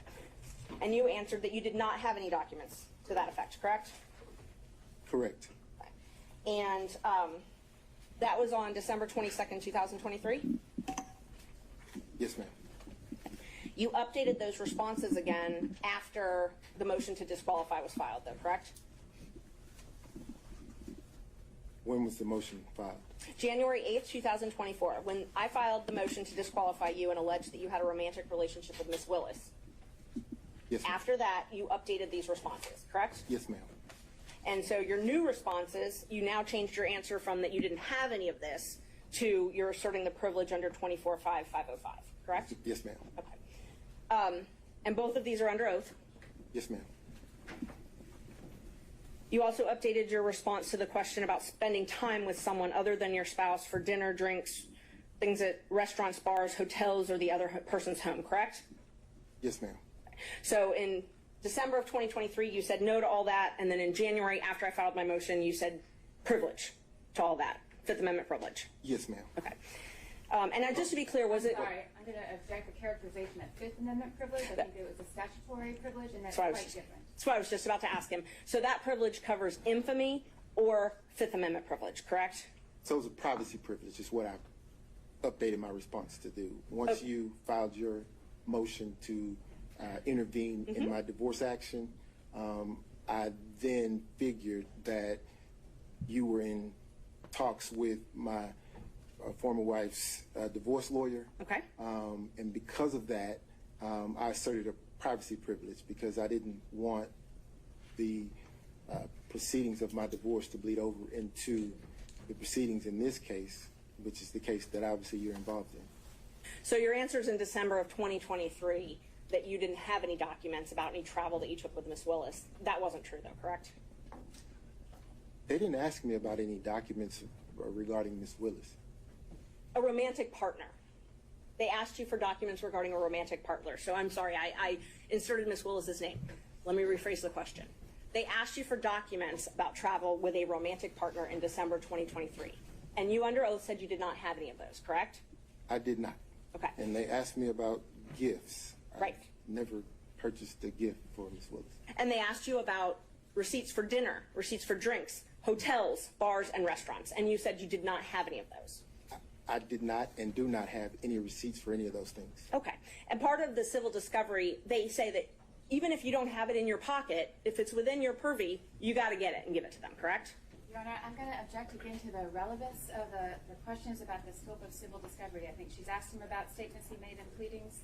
The answers are already in the record. And all right, to the extent you're trying to establish a prior mistruth, Ms. Merchant, I'll allow you to ask a few more follow-ups, but if it's not there, we have to move on. Thank you. So in 2023, December, you said you didn't have any receipts. I do not have any receipts. I did not have any receipts. But you did travel with Ms. Willis in 2023, correct? I did. And you traveled with her in 2022, correct? I did. And you traveled with her in 2021, correct? No. So you only traveled with her in 2022 and 2023? 2022 and 2023 is what I recall. That's what you recall? Yes. Okay. So you just don't remember if you traveled with her in 2021? 2022 and 2023 is what I recall. Is what you recall. My question is, did you travel with her in 2021? I'm not recalling any travel in 2021. So it's not yes or no, you just don't remember? I'm not recalling any travel in 2021. So you did not travel with her in 2021? Your Honor. This has been covered. Let's keep going. Thank you. Let's see, you filed an affidavit in this case, correct? I did. Okay, and I marked that already. I gave it to the state as number 1. So that's exhibit number 1. May I approach, Judge? You may. Thank you.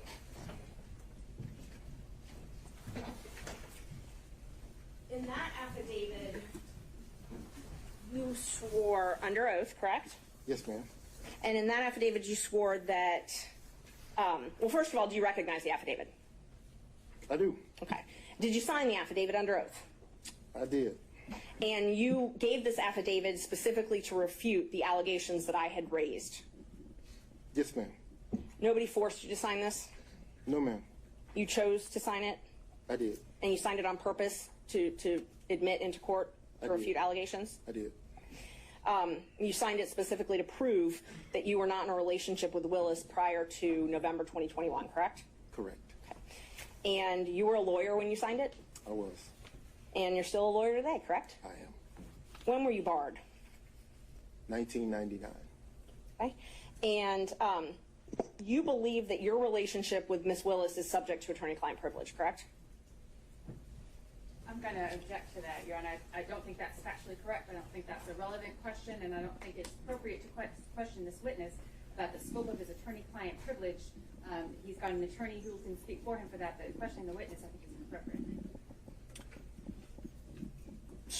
All right, so a lot to unpack there.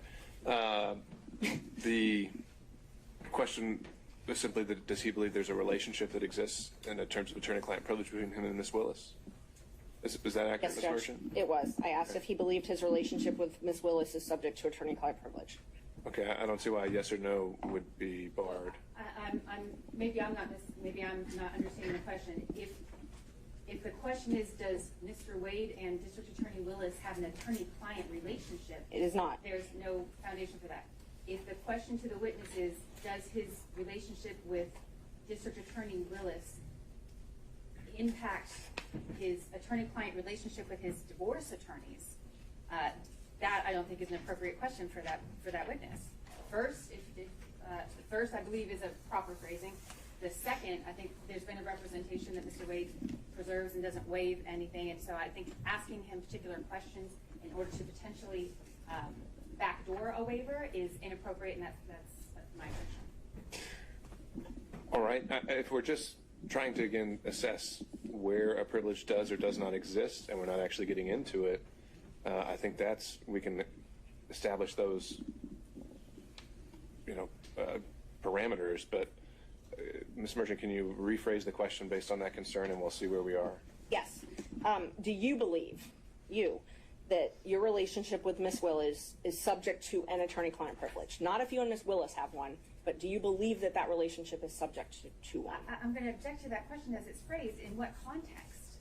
Any conversation with his attorneys is privileged. That I think is clear. What's not clear to me from that question is Ms. Merchant asking in the context of your communication with your attorneys, is that, or outside that context is it? Right, and Ms. Merchant, I think we need to figure out what are we getting at with this? I'm just trying to figure out if he thought that their relationship is subject to an attorney-client privilege. I mean, it's been asserted. I think it's going to be asserted, and that was all I was asking. The actions themselves wouldn't be at issue. It's more communications. If someone saw them, someone had knowledge of it. Is that attorney-client privilege? I want to know. All right. Well, I guess I would find his legal opinion on this isn't relevant. We can deal with that as it comes up. So, sustained. In 2022, in this affidavit, you swore that you and Willis developed a personal relationship. Yes, ma'am. Okay. And you said that didn't develop until 2022, correct? That's correct. Okay. And that's different from what you said in your pleading in May 2023 in the divorce case, correct? No, ma'am. In May 2023, when you were asked if you had a if you'd had any affairs, essentially. And you said none. That's correct. Okay. So in May, you said you had not, in May 2023, in the divorce case, you said you had not had a personal relationship, an affair, a romantic relationship with anyone. That's correct. But you told this court in the affidavit that you did have one that started in 2022. So that would have been ongoing at 2023. So here I think there's a distinction, if you'd allow me to explain. Please. The interrogatory asked the question during the course of your marriage. Or to date. It actually says, I'm going to request that the witness be permitted to answer. Mr. Wade. So my marriage was irretrievably broken in 2015, ma'am, by agreement. My wife and I agreed that once she had the affair in 2015 that we'd get a divorce.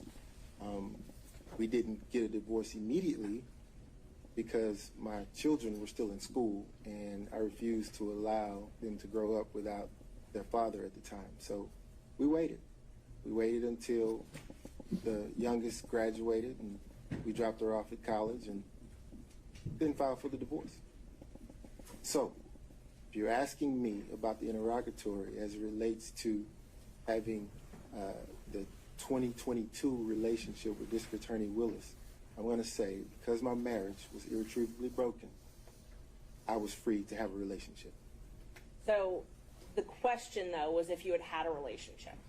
And in 2023, you said you did not. And that is different than what you said in this affidavit, correct? No, ma'am.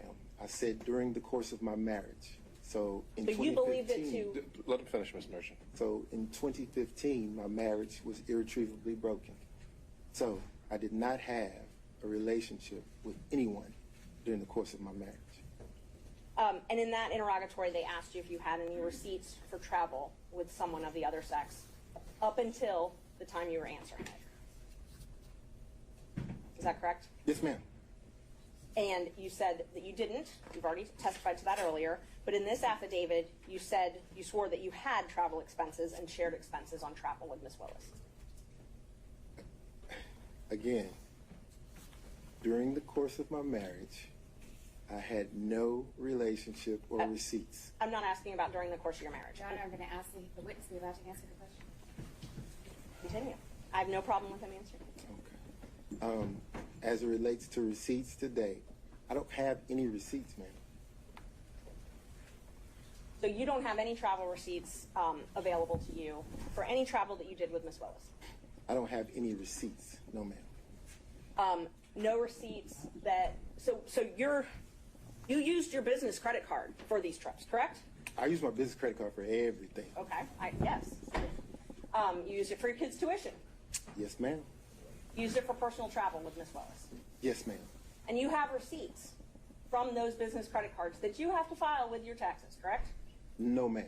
No. I filed a statement. I turn over the statement, and whatever's there on the statement, the accountant looks at it, and the accountant says, okay, this is personal, goes over here, this is business, goes over here, here are your taxes. So you have those statements. We'll call them statements instead of receipts. You have those statements, correct? I had the statement, yes, ma'am. Okay. But when you answered the interrogatory under oath, you said you did not have anything to show the records of travel with Ms. Willis. I answered the question. I had no receipts, ma'am. You had no receipts, but you had statements. I ordered the statement, yes, ma'am. You did order the statement. I did. Okay. And so we're just talking to semantics between invoice and statements, or receipt, I'm sorry. I'm going to object, Your Honor, to the argumentative tone of the question. I believe it's been asked and answered several times. All right, sustain. Let's see. You also in this affidavit said that no funds paid to you for compensation as your role as special counsel was shared with Willis, correct? That's correct. Okay. And that you never cohabitated with Willis, correct? That's correct. By cohabitation, does that mean that you never spent the night with Willis? I spent the night with her during Spent the travel. night. Yes, ma'am. Okay. And so I just want to qualify your use of the term cohabitation. That means you didn't live together. That's correct. But you did spend the night together. Yes. When was the first time you spent the night together? Your Honor. That's the subject of his affidavit, Judge. Right, but it might not be the subject of this hearing. So the question is the nature and extent of the relationship. And so if they just spent the night on a single occasion, I don't think we're going to document in detail every single time that happened. And I don't intend to do that, Judge, but I think what is relevant is when the relationship started, and that's what you had indicated on. Well, why don't we Monday. start with that question and go from there? To that question. And that's what I asked, when the first time he spent the night with her was. That's what I asked. That's a different question, isn't it? Okay, so let's not talk about when you spent the night. When did your romantic relationship with Miss Willis begin? 2022. When in 2022? Early 2022. So you were appointed in November of 2021. Yes, ma'am. And your relationship started early. What's early? January? February? Around March. Around March. But you two met at an October 2019 judicial conference, correct? Yes, ma'am. And describe your relationship at that point then. Which point? 2019. So I was at a judicial conference to teach a course, if you will, to newer judges. I did that in 2019. As I was exiting the conference, another judge was standing outside who was a friend of mine. I stopped and exchanged pleasantries with her. And standing, talking to her at the time was then Judge Willis. She introduced us at that time. We shook hands, exchanged business cards, and I got into my vehicle and left the conference. So that meeting was probably 3 minutes. Okay. When was the next time you talked to her? Didn't talk to her again probably maybe a month or a month and a half had gone by. Okay. So you talked to her November maybe? Maybe. On the phone? On the phone. Okay. How regularly did you speak with her in 2021 on the phone? In 2021? I'm sorry, 2019. I'm so sorry. 2019. How frequently did you speak with her on the phone? 2019, after the meeting, I probably talked to her 2 or 3 times. She would have questions. I was the district rep for the particular district that I sat in. Okay. And the judges would, when they would have questions, they sometimes would go to the rep. So she was outside of my district, but she would call me. She felt comfortable calling me to ask me the questions. I don't know if you know the racial makeup of certain benches, but it wasn't very diverse. So she felt comfortable calling me for advice. And she did that. And we had also in common that she was starting a private law practice at the time, and I'd already had mine up and going, and we talked about balancing the demands of the bench with their private practice. So we didn't talk that often, but when she had questions, mostly legal issues that would come up, she would call me. I just want to make sure, because my question was just how many times, and you said 2 to 3 times, right? Okay. And in 2022, how frequently did you speak in 2022? This is before you were appointed. I'm sorry, perhaps Ms. Marches, your timeline, 2022? I'm sorry, 2020. 2020. How frequently did you speak in 2020? 2020, it was more frequent than 19, obviously, but More frequent. Can you tell me approximately a month how often you think you spoke with her on the phone? Your Honor, I'm going to object to the granular detail. I think Mr. Wade can certainly answer however he wants to, but if we're going to go through every time they spoke on the phone as opposed to generally characterizing the relationship, it would be more detailed than is necessary. Judge, I'm not going to go through every time they spoke on the phone. I'm asking for generally how frequently they spoke. I think at that level, that's fine. Thank you. About how frequently did you speak in 2020? per month. If it was 2 or 3 times that entire year, you can tell me that. If it was more than that, then you can quantify it by month. No. We spoke on the telephone often. I don't know how many. I couldn't give you a amount of time because remember COVID happened and the world was shut down. But so we spoke on the phone more than 2019, Debbie. Okay, let's qualify it. Before her election in 2020, how frequently did you speak? You mean as she was campaigning? Before the election. Yes, as she was campaigning, before she was elected. It's two different animals. As she was campaigning before she was elected. Okay, so during the course of her campaign, we didn't talk as much, obviously, because she was busy. Fulton County is a large jurisdiction to cover. But we didn't talk a whole lot. But she did know that I'd gone through the election process. So when things would come up, that she had questions about, she would call me and ask me. So and just to be fair, I'm only Ms.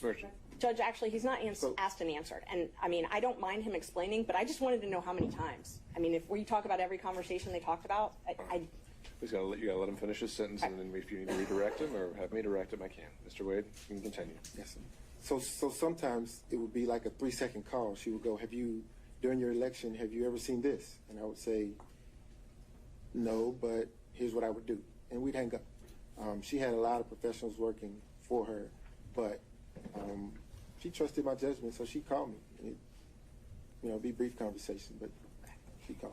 So my question was, how frequently did you speak with her prior to her election? Frequently? Infrequently? More than 2019, but it wasn't a everyday thing, no. In 2021, before you were appointed in November, so January to November 2021, the only time I'm talking about, how frequently did you speak with Ms. Willis on the phone? In 2021, then it became frequent. Frequent? Yes. But you did not work at the DA's office at that point, correct? I did not.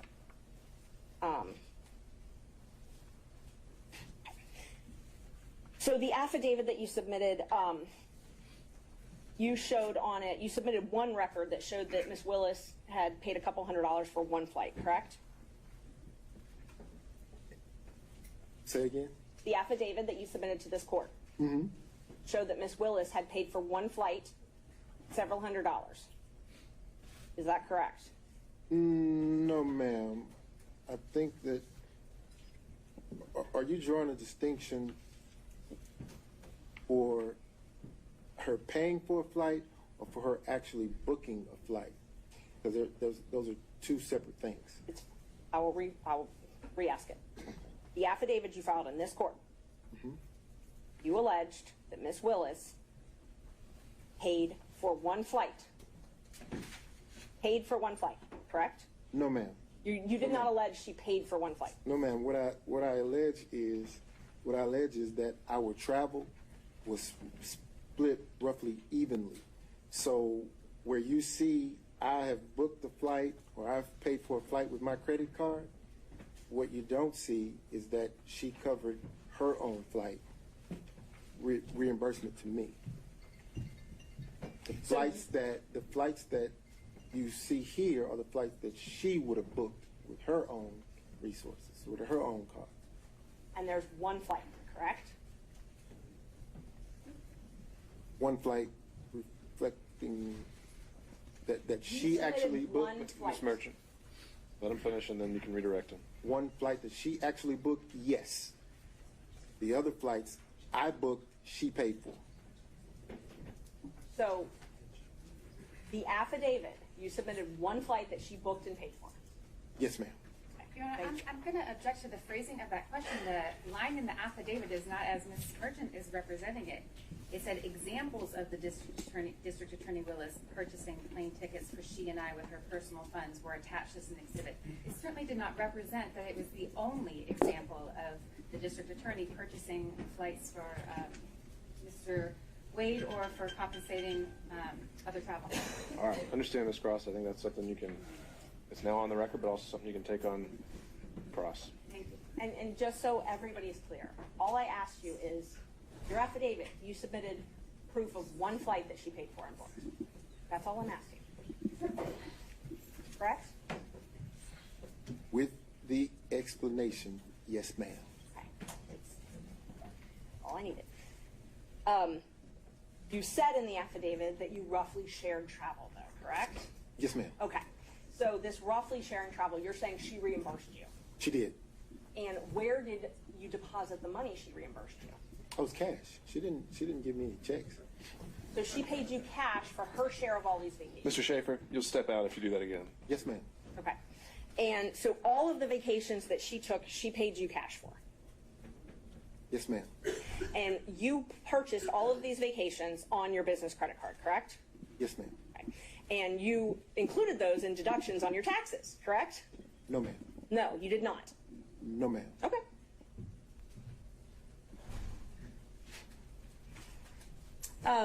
We'll get to that in just a minute then. Let's see. So the only thing that you have actual documentary proof, not cash, is this one receipt that you attached to the affidavit. Is that correct? Your Honor, I object to that question. That is a mischaracterization of the assertion that is in the affidavit. I'm asking. So then he can deny it. I think he can fend for himself. Ms. Merchant. Is this the only written proof that you have of a trip she paid for? That I have? Yes. Yes, ma'am. Okay. So you submitted the one piece of written evidence that you have that she paid for something. Everything else is in cash. Is that accurate? No. That's not accurate. Okay. Please tell me, what other receipts do you have then that show that she paid for things? I don't have them. Okay. Okay. So this is the only receipt that you have to show that she paid for travel. That I have. Yes, ma'am. Thank you. Okay. In your divorce case, you filed a domestic relations financial affidavit, correct? Yes, ma'am. Okay. The first one you filed was in January 2022, right? Thereabout. Yes, ma'am. And those are under oath? Yes. Okay. And you also filed corporate taxes in 2022, correct? Did. Okay. And tell me about your business. Do you have a partnership, or are you a solo practitioner? As it stands today? Yes. So today, I have a separate PC. My law partner has his own separate PC. Okay. So, but we're under the same umbrella, under the same roof. So we share expenses, we share income, and we split it. So are you a partnership? We are a partnership in the sense of we share expenses, we share income. Are you registered with the state of Georgia as a partnership? So the WBC firm that included myself, Terrence Bradley, and Christopher Campbell, we were registered with the Secretary of State as a partnership for a short period of time. When That was dissolved, though, right, in 2023? I'm going to object to the witness answer his question. Mr. Wade, did you have something else to add there? I did. When things happened and we excused Mr. Bradley from that partnership, it left Christopher Campbell and myself. So now you have two separate PCs under the same umbrella, sharing expenses and income. Okay. So let me just narrow down my questions then. Are you registered? And have you been registered at any time in the state of Georgia as Wade and Campbell? Wade, no ma'am. Okay. You've never been registered as a partnership? As Wade and Campbell, no ma'am. Wade and Campbell, yes, thank you. But as Wade Bradley Campbell, yes ma'am. Wade Bradley Campbell was registered on April 1st, 2021 and administratively dissolved on September 8th, 2023, correct? Yes ma'am. Okay. Other than that partnership, you have always been registered as law office of Nathan Wade? Yes ma'am. Not with Chris Campbell? Correct. Okay. Thank you. So the affidavit that you filed in your divorce case, the first one in 2022, I think I'm up to number 7. I'm going to just give you a group of exhibits so we don't have to go back and forth. I'm marking the 2022 as 7. I'm marking the 2024 as 8. I'm marking the credit card statements as 9. and your taxes is 10. I object to taxes because of the relevance of them at this point. The relevance of this entire business structure doesn't seem clear to me as either impeaching or relevant to the issues that the court's under the court's consideration. But insofar as we're talking about tax returns and other things like that, certainly that's should be redacted, and I would object to the relevance of it. I agree they should be redacted. I don't agree to the relevance, but I haven't tried to tender them yet, Judge. I'm just marking them right now so that everyone can follow. All right. And what is the eventual relevance that you were getting at here? Well, I'm going to ask him because one of the things that we have to show in this case is a personal and financial interest. So, and he's talked about how he was reimbursed for these things, and so I have a right to go into the veracity of those statements. So let's see, 7, 8, sorry, 9. And then 10. All right, so right now I'm just going to show you what I've marked as these exhibits. Can I see what you're showing? Oh, yeah, of course. They're all from the USB drive I gave you.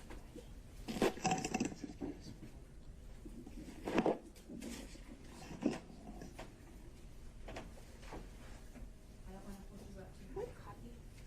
No, other than the drive I gave you. Let me just-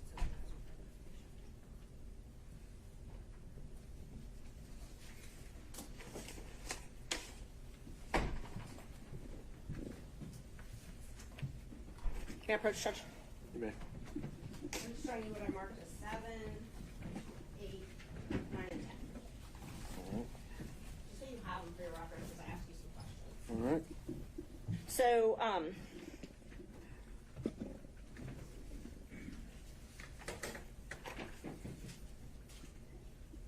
so these are sworn. I'm first going to ask you about the domestic relations financial affidavit. These are sworn. They're filed under oath, correct? Yes, ma'am. And the most recent one that you filed was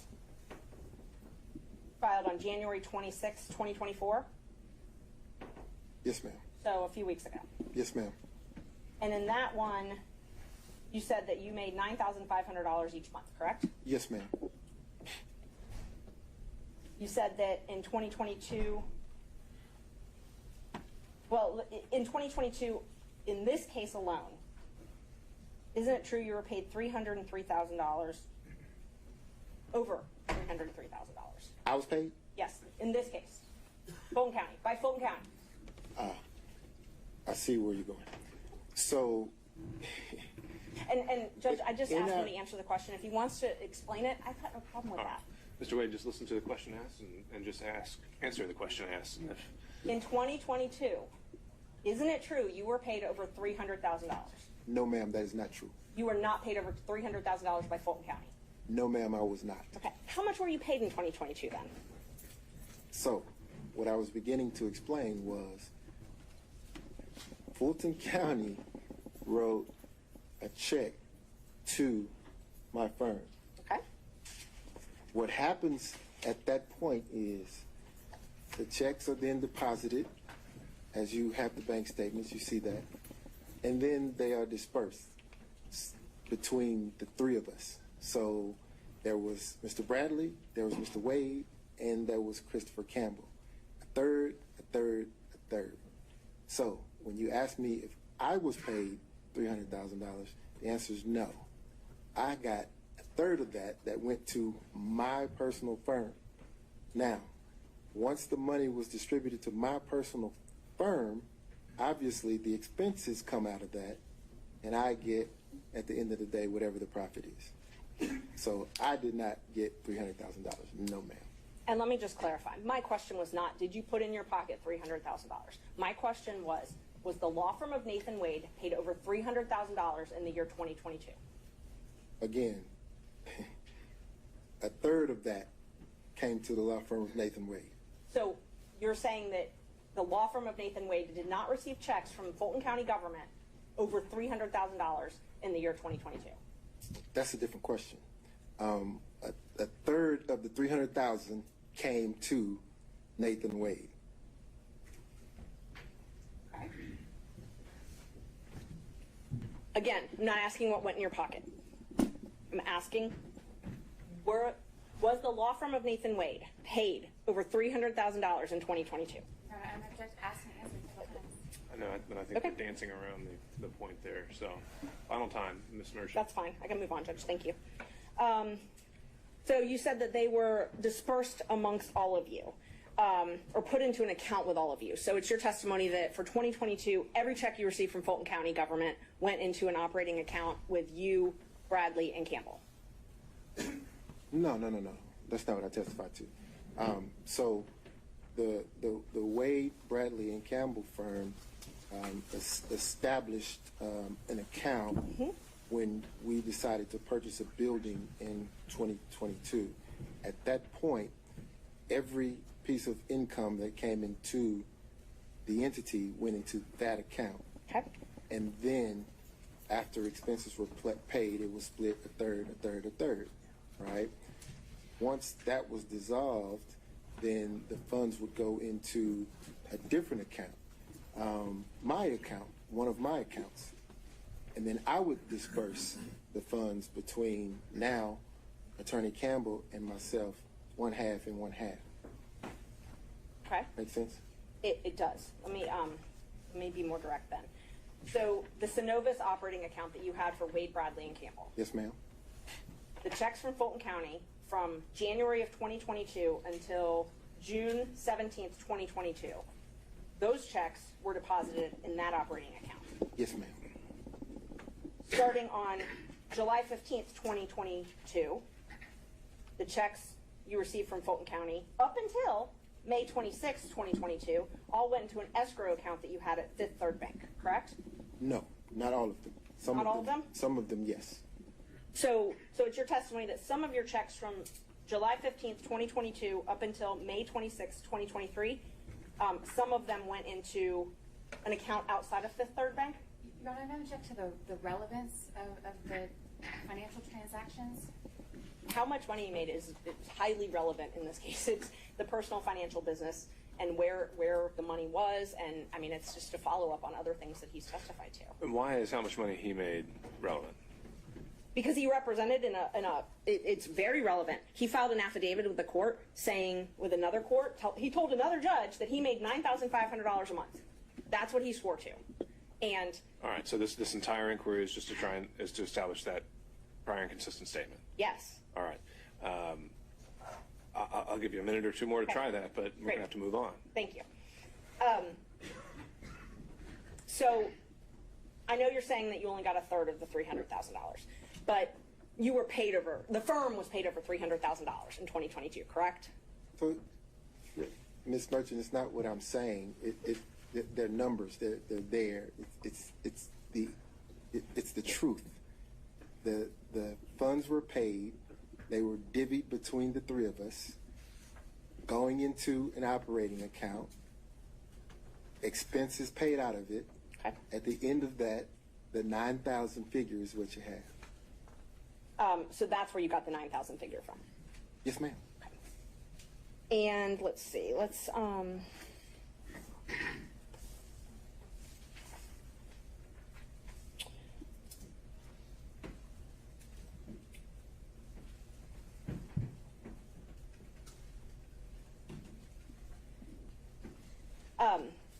Prior to when you filed for divorce in November 2021, you would use Mr. Bradley's credit card to pay for things with Ms. Willis, correct?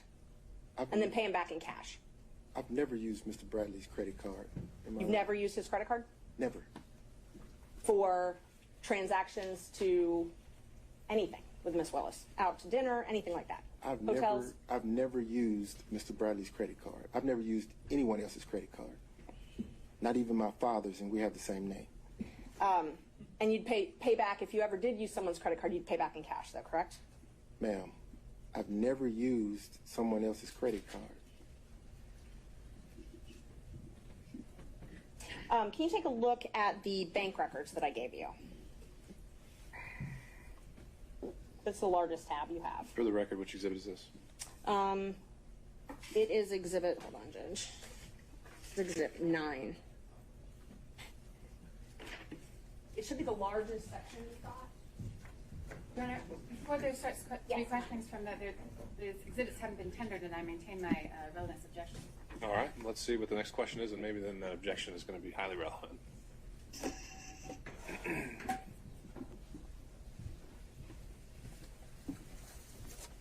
Okay. Is that an accurate copy of your Capital One statements that you provided in discovery to,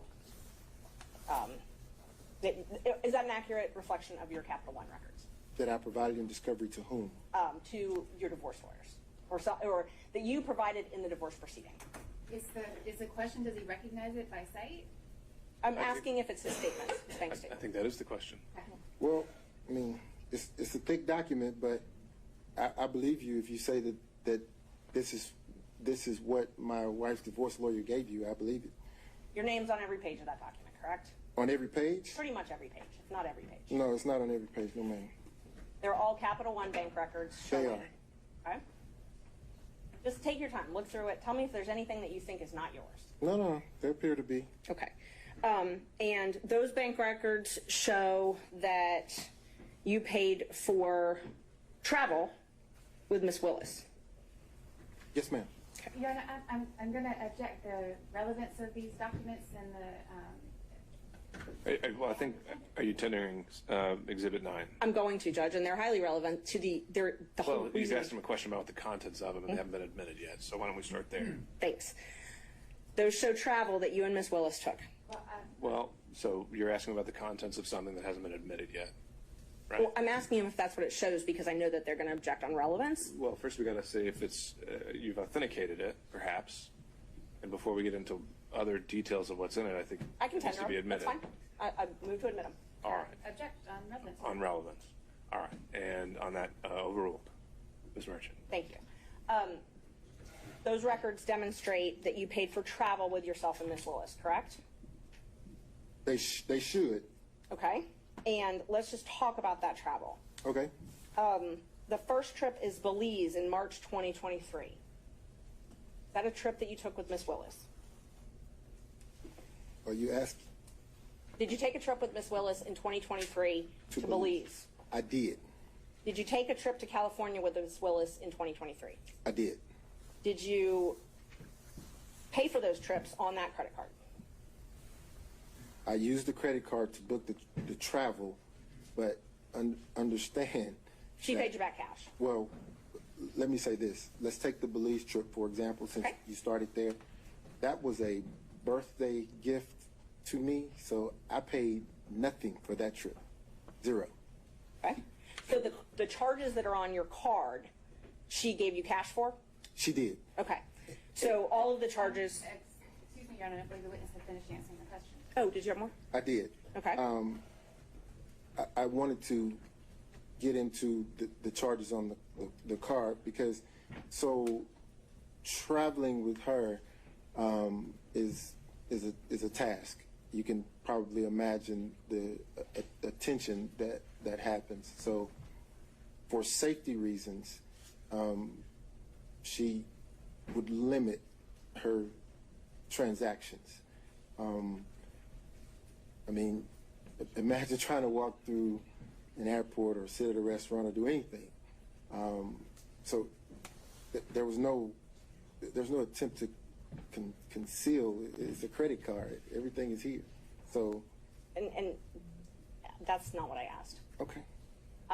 What I asked was the charges for Belize in March 2023 on that credit card. Those are things you purchased to go with Miss Willis to Belize. Those are things that we booked with my card that she paid. Yes. Yes. So those show up on your credit card. They do. And you're saying that she paid you cash to reimburse you for all of that. She did. And she paid you cash for both of your portions or just hers? Both. Okay. So that trip, Belize, just Belize, she paid you for everything on Belize. The entire trip. Okay. So the food, tattoo parlor, all that stuff, she paid for. I'm gonna. I'm sorry, maybe repeat the question. There was no tattoo parlor in Belize. The charges, there's a tattoo parlor on the charges. I'm not getting into what it was for. I'm just asking if everything that's on that card related to Belize, she paid you back for. She paid for, yes, ma'am. Okay. Let's talk about California. In May 2023, you all went to California together, Yes. and you booked plane tickets. Yes. And her name was on those plane tickets. They were. And so I know you said that you were worried about security and things like that, but that wasn't her name. When she traveled, she had to use her name. Oh, so the plane tickets? Yes, ma'am. Okay. And you paid for those plane tickets, and you paid for a hotel. So, again, the card, yes. You used your credit card, and I'm not asking about after what happened. I'm asking, did you use your credit card to book your flight and hotel to California? I did. And there's a lot of Ubers on there as well for California. Did you pay for those Ubers as well? Yes. Did We Ms. were Wi- in Napa. And you're saying that Miss Willis, are you saying that Miss Willis paid you back for that? Yes. Did she pay for the entire trip, or did she pay for her half of the trip? The Napa trip, she paid for the excursions. So the expenses sort of balanced out. I mean, there was never, let me be clear, there was never a time when I would say, hey, I bought dinner. Dinner cost $25. You need to give me $25.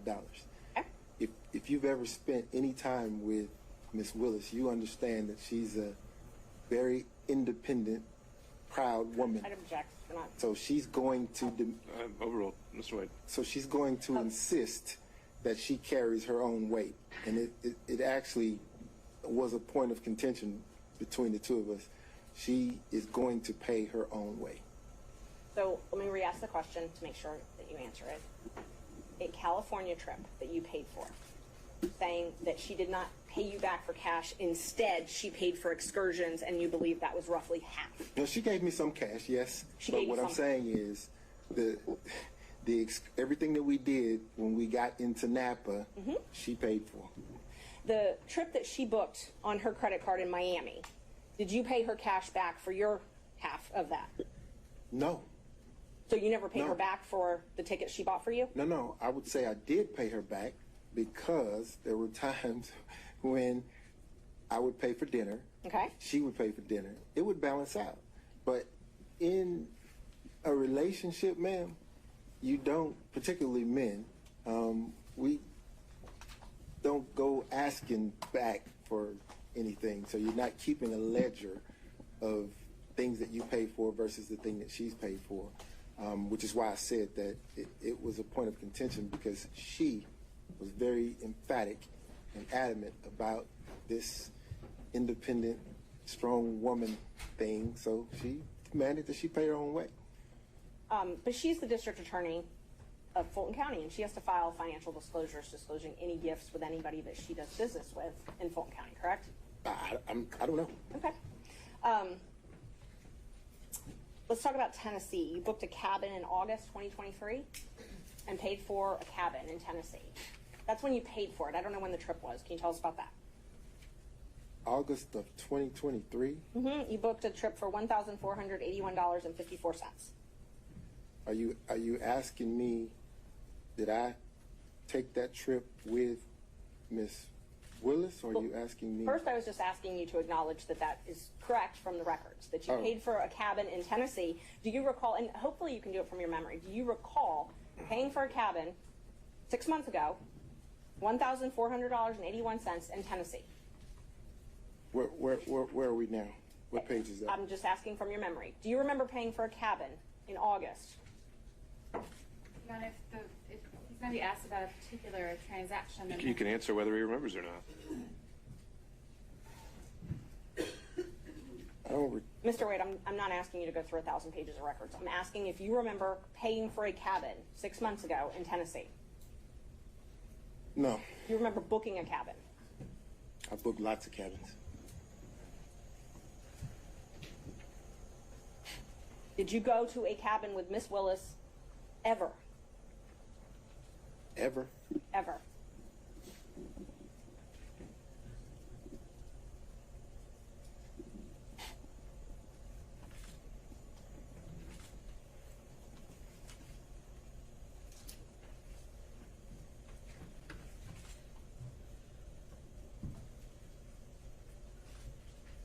No.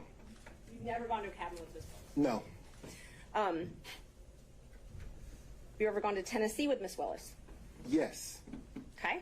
When was that? That was around 2022, early 2022. Early 2022? Okay. It was a day trip. Okay, so you didn't spend the night? So it was a day trip. Okay. We would drive there, have lunch, drive back. The reason we would do that is because the attention, she couldn't get any peace of mind going locally, so we'd get in my car and drive to someplace off the beaten path and have lunch and drive back. Is that when you went to Fainting Goat with her? I think it's in Jasper, Georgia. No, that's in Georgia. I don't recall going to Fainting Goat with her. So the Tennessee day trips were only Tennessee? Yes. Okay. Did you ever do these day trips in Georgia? Do we drive anywhere in Georgia? Yeah, you were talking about day trips going out, and I'm talking about outside of the metro area, right? Day trips that you were just talking about, these trips you were talking about, the ones that I'm only asking about the ones you were just talking about. Are all of those in Tennessee? No, we drove to Alabama before. Okay. Back. You drove to Alabama? Mm-hmm. Did you go anywhere in Georgia? North Georgia?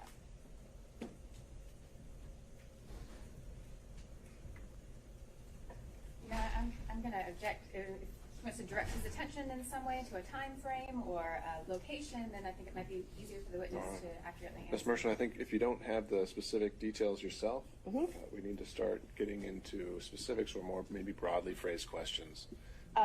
We can't just be exploring around indefinitely. Is it fair to say that you've taken so many trips with her you don't even really remember all the places you've gone? So many trips.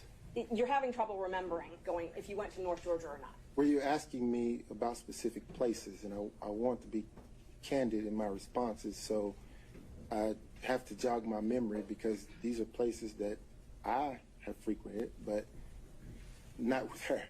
So I want to make certain that if there was ever a time that she accompanied me, that I was candid in that response.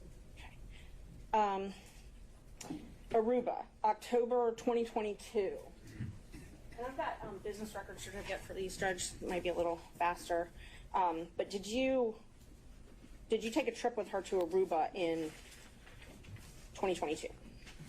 Yes, ma'am. So that Aruba trip there was a package deal there. My mother had recently retired, and I decided to take my mother on a cruise. Okay.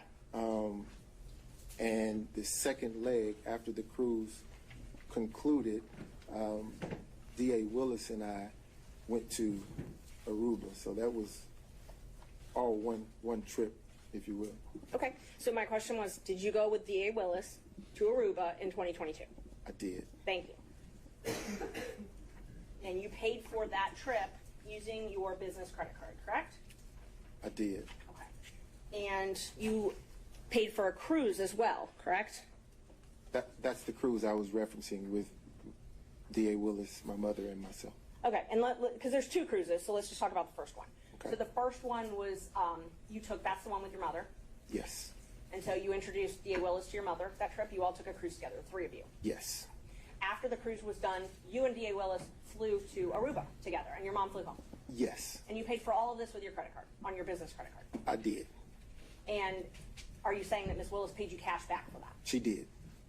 And Now, but let me make this distinction though, because the number that you're looking at reflects the 3 people on the cruise ship. There were things that my mother and I did, just the 2 of us, that D.A. Willis didn't do. And I'm not attributing that. I did not. My math is not good, but I did not include anything with your mother on those. Can I show? You wouldn't be able to see it because it's not separated out. It just shows a charge on the account when actually it would have been something with my mother and I. Judge, may I approach with exhibits 10 and 11? They're both certified business records one's from Vacation Express, one's from H2. I thought 10 was taxes. I'm sorry, 11 and 12.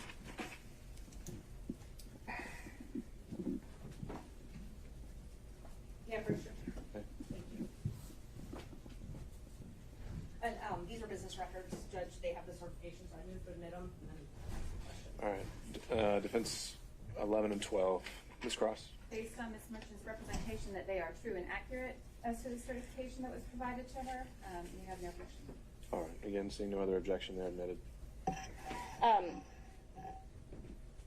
So just the trip to Aruba alone for you and D.A. Willis was $3,835.26, correct? Just Aruba. I'm looking for the amount. Which exhibit? Question about 11 or 12. This one is 11. Yes, ma'am. $3,835.26. And then the Royal Caribbean for just you and Miss Willis was $1,269.70, correct? No, ma'am. Your mother's got a different line item on there. I'm talking about the cruise, the actual cruise cabin. I think you need to rephrase that as in the form of a question, Ms. Merchant. Did you pay Royal Caribbean for yours and Miss Willis's cabin $1,269.70? Where are we? Which page? We're on the receipts. There's just a few pages of receipts on exhibit number 11. Okay. I'm in 11.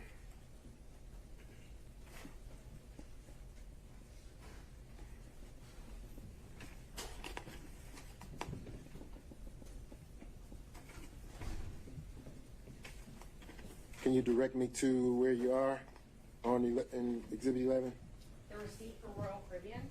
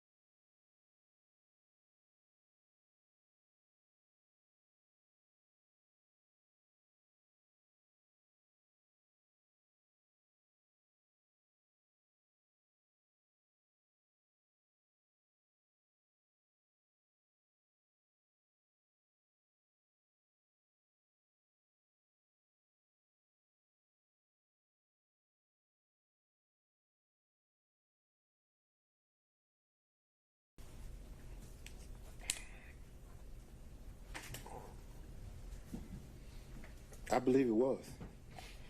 And other members of the DA staff as well, correct? Sometimes. I've never been around other members of the DA staff at a condo in Aikeville. There's never been any security for Ms. Willis? Not around me. Did you ever ride with Ms. Willis with her security detail to and from the house? No. You served on Ms. Willis's transition team, correct? Yes. And you were part of all of her interviews where she interviewed and re-interviewed employees? I would say probably 98, 99% of them, yes. Is it fair to say you took an active role in these interviews? Yes, ma'am. Prior to this, you'd never worked at a DA's office, right? Have I ever worked in her DA's office? At No, a ma'am. DA's office, any DA's office? No, ma'am. Have you ever managed a large law firm or a Your large? Honor, I'm going to object to the relevance of these questions. Ms. Merchant? He served on her transition team, and so, I mean, what we're trying to prove is that there's a personal and financial relationship, and that it was improper. And so, you know, whether or not he had experience to serve on this transition, I think is relevant. Right. I think I already said that we don't need the evidentiary Okay. hearing on that point. I'll move so on. it's sustained. Terrence Bradley also received a contract for Fulton County, correct?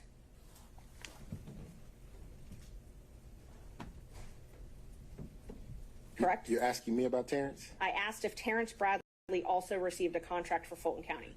I believe that he did. And you were partners with him at that time, correct? I was. So under what you testified to earlier, you would get a third of that contract as well, correct? I would have.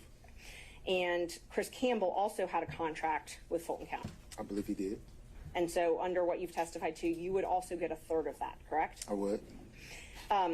They both had contracts for what are called first appearance, which is where they would appear on behalf of the district attorney to do first appearance hearings, correct?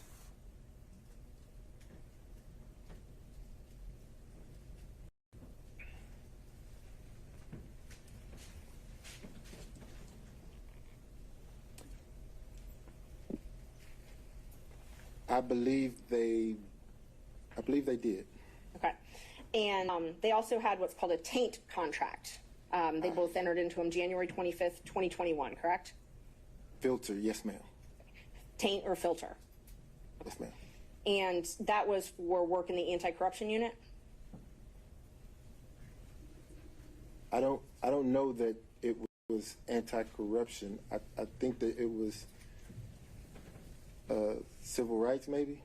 Okay. And Judge, the DAs or Fulton County's come and I guess brought a certificate now, so we would move to admit the facts. I've got those. Under that certificate, I was planning on doing it under the open records officer, but I believe now they've certified it. I just haven't looked at everything they've certified though, so. I'm going to ask that the document be looked at and confirmed prior to its sender.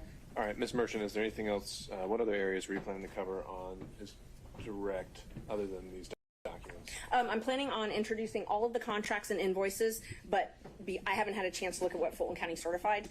So I'm planning on introducing those, and then not much. Can we do the not much? We'll do the not much, and then we'll get the contracts. Okay, yeah, definitely. Okay, so this taint contract, and we're not admitting these right now, but if I represent to you that they say anti-corruption unit, can you tell us what a taint attorney for an anti-corruption unit would do? I didn't have a part in those contracts. They were your partners at the time, though, correct? Oh, absolutely. Okay, and so you didn't have a part in those contracts, but you got a third of the contract payment. Oh, absolutely. Okay, so the taint contracts that Bradley and Campbell, who are your law partners at the time, had for doing taint review, you got a third of those. Yes, ma'am. Okay.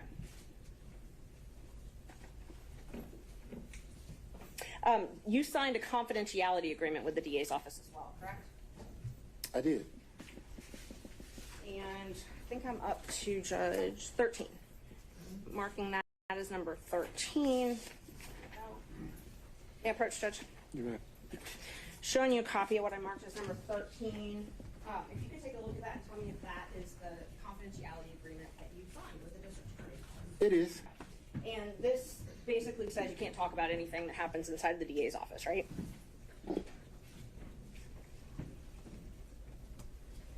No. It doesn't say you can't talk about it?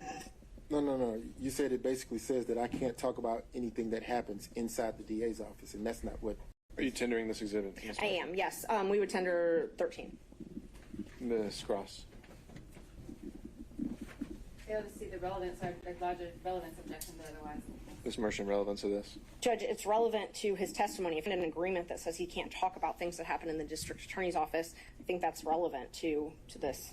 I also think How?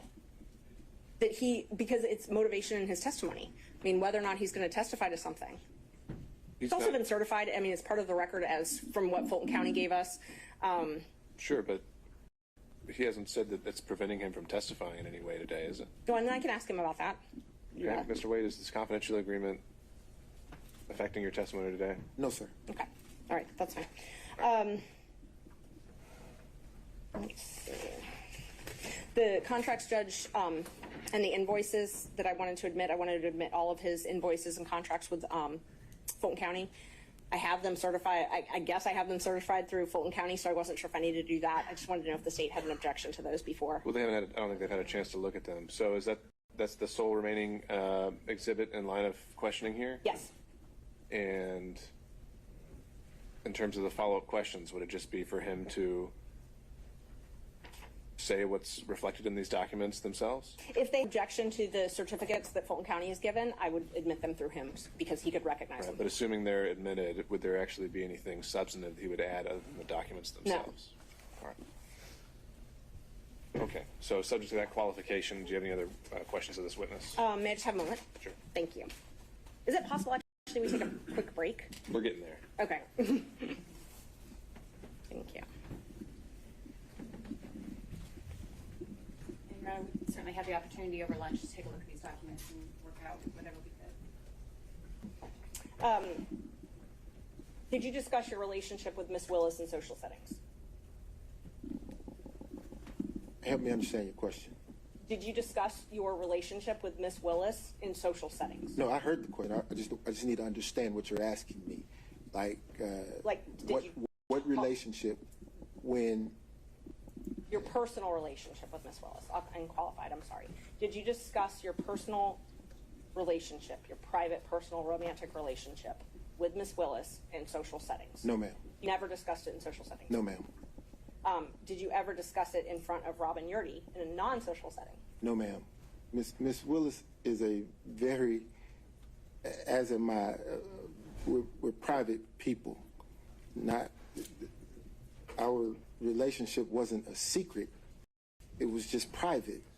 So, no, not at all. I wouldn't have discussed my relationship with Miss Yeartie or anyone else publicly. Okay. I actually did have some questions just about the invoices. If you want to just...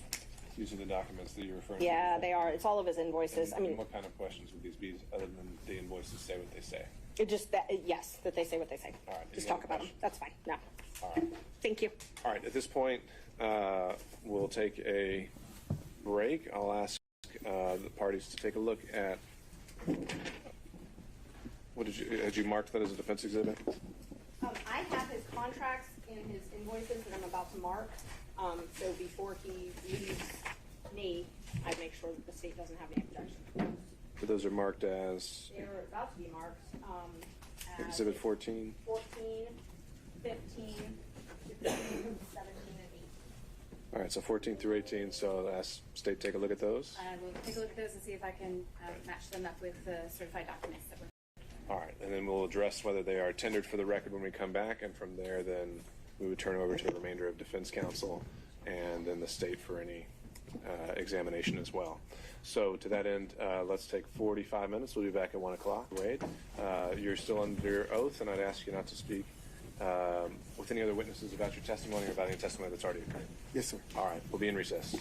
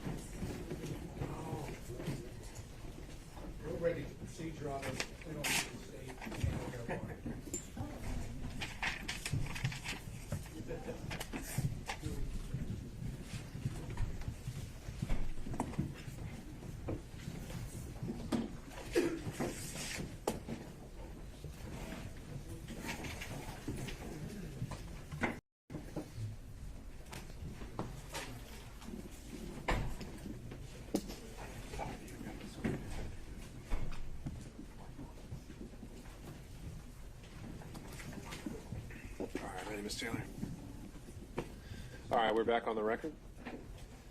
And Ms. Cross, did you have enough time to review the production of documents provided by Fulton County? I did. Ms. Merchant had marked defense exhibits 14, 15, 16, 17, and 18. Insofar as exhibits 15, 16, 17, and 18, there's documents that I recognize, and I don't have any objection to those. They clearly came from Fulton County. However, defense exhibit number 14 contains several that did not come apparently from Fulton County, and I'm standing next to Ms. Merchant to show them. But they're not in that group of. I don't know, the county attorney, I have no idea what it is, but I got them from the county. So if we need to come back and testify.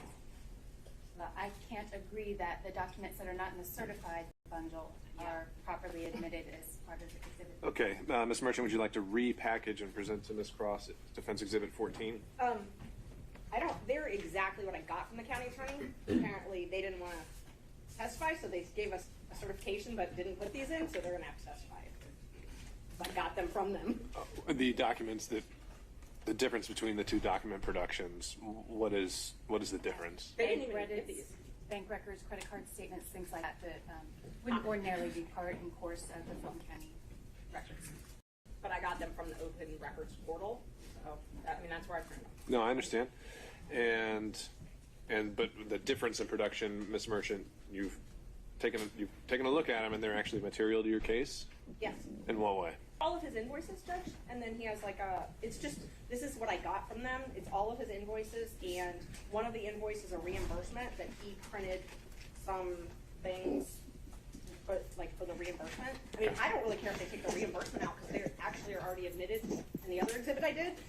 I don't have any problem with the invoices. The invoices are clearly the records and contained in the certification. So if we remove the items that are in dispute, then I don't have an objection to that.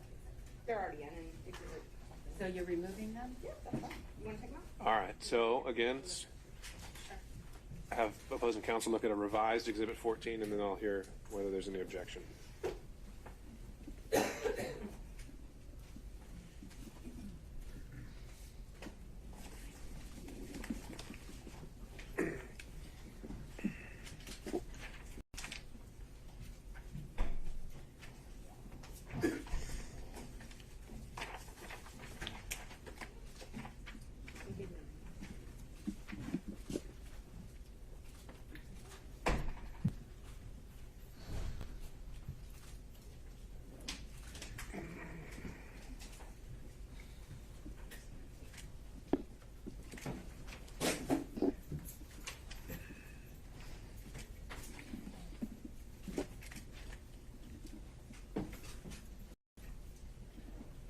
The revised exhibit number 14 contains only the invoices that were submitted, and the state has no objection. All right, then, not seeing any other issues from other counsel, we'll note that it's 14 through 18 have been admitted for the record without objection. I think at this point it'd be good to make sure we've got, I think, 1 through 18 with the court reporter. Others, but do you want me to get them to the witness?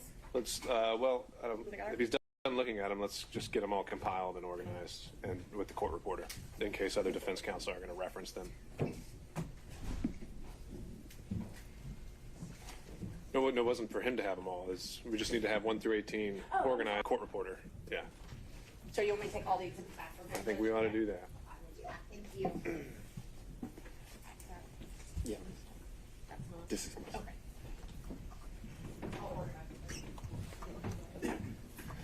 All right, as Ms. Merchant is doing that, let me go down the list. Mr. Sadow. Your Honor, if the court will permit, Mr. Gillen is going to ask some questions that I was going to ask, and I'd like to be able to just follow up if there's anything that he doesn't touch on. Let me just to keep it consistent, I'll go in order. So if Mr. Sadow is deferring, then I'll go to Mr. Stocks. I would defer to Mr. Durham on Zoom. No, Your Honor. All right, Mr. McDougald. I will defer to Mr. Gillen. All right, Mr. Rice. All right, thank you, Mr. Gillen. Thank you, Your Honor. Good afternoon, Mr. Wade. Good afternoon, sir. A few follow-up questions.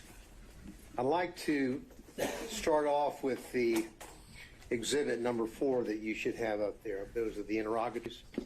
No, sir. They're not up there? Remember, I asked her to compile them all, so I'm now you sorry. can grab them. Right here, I'm gonna give it to you if you want me to come over.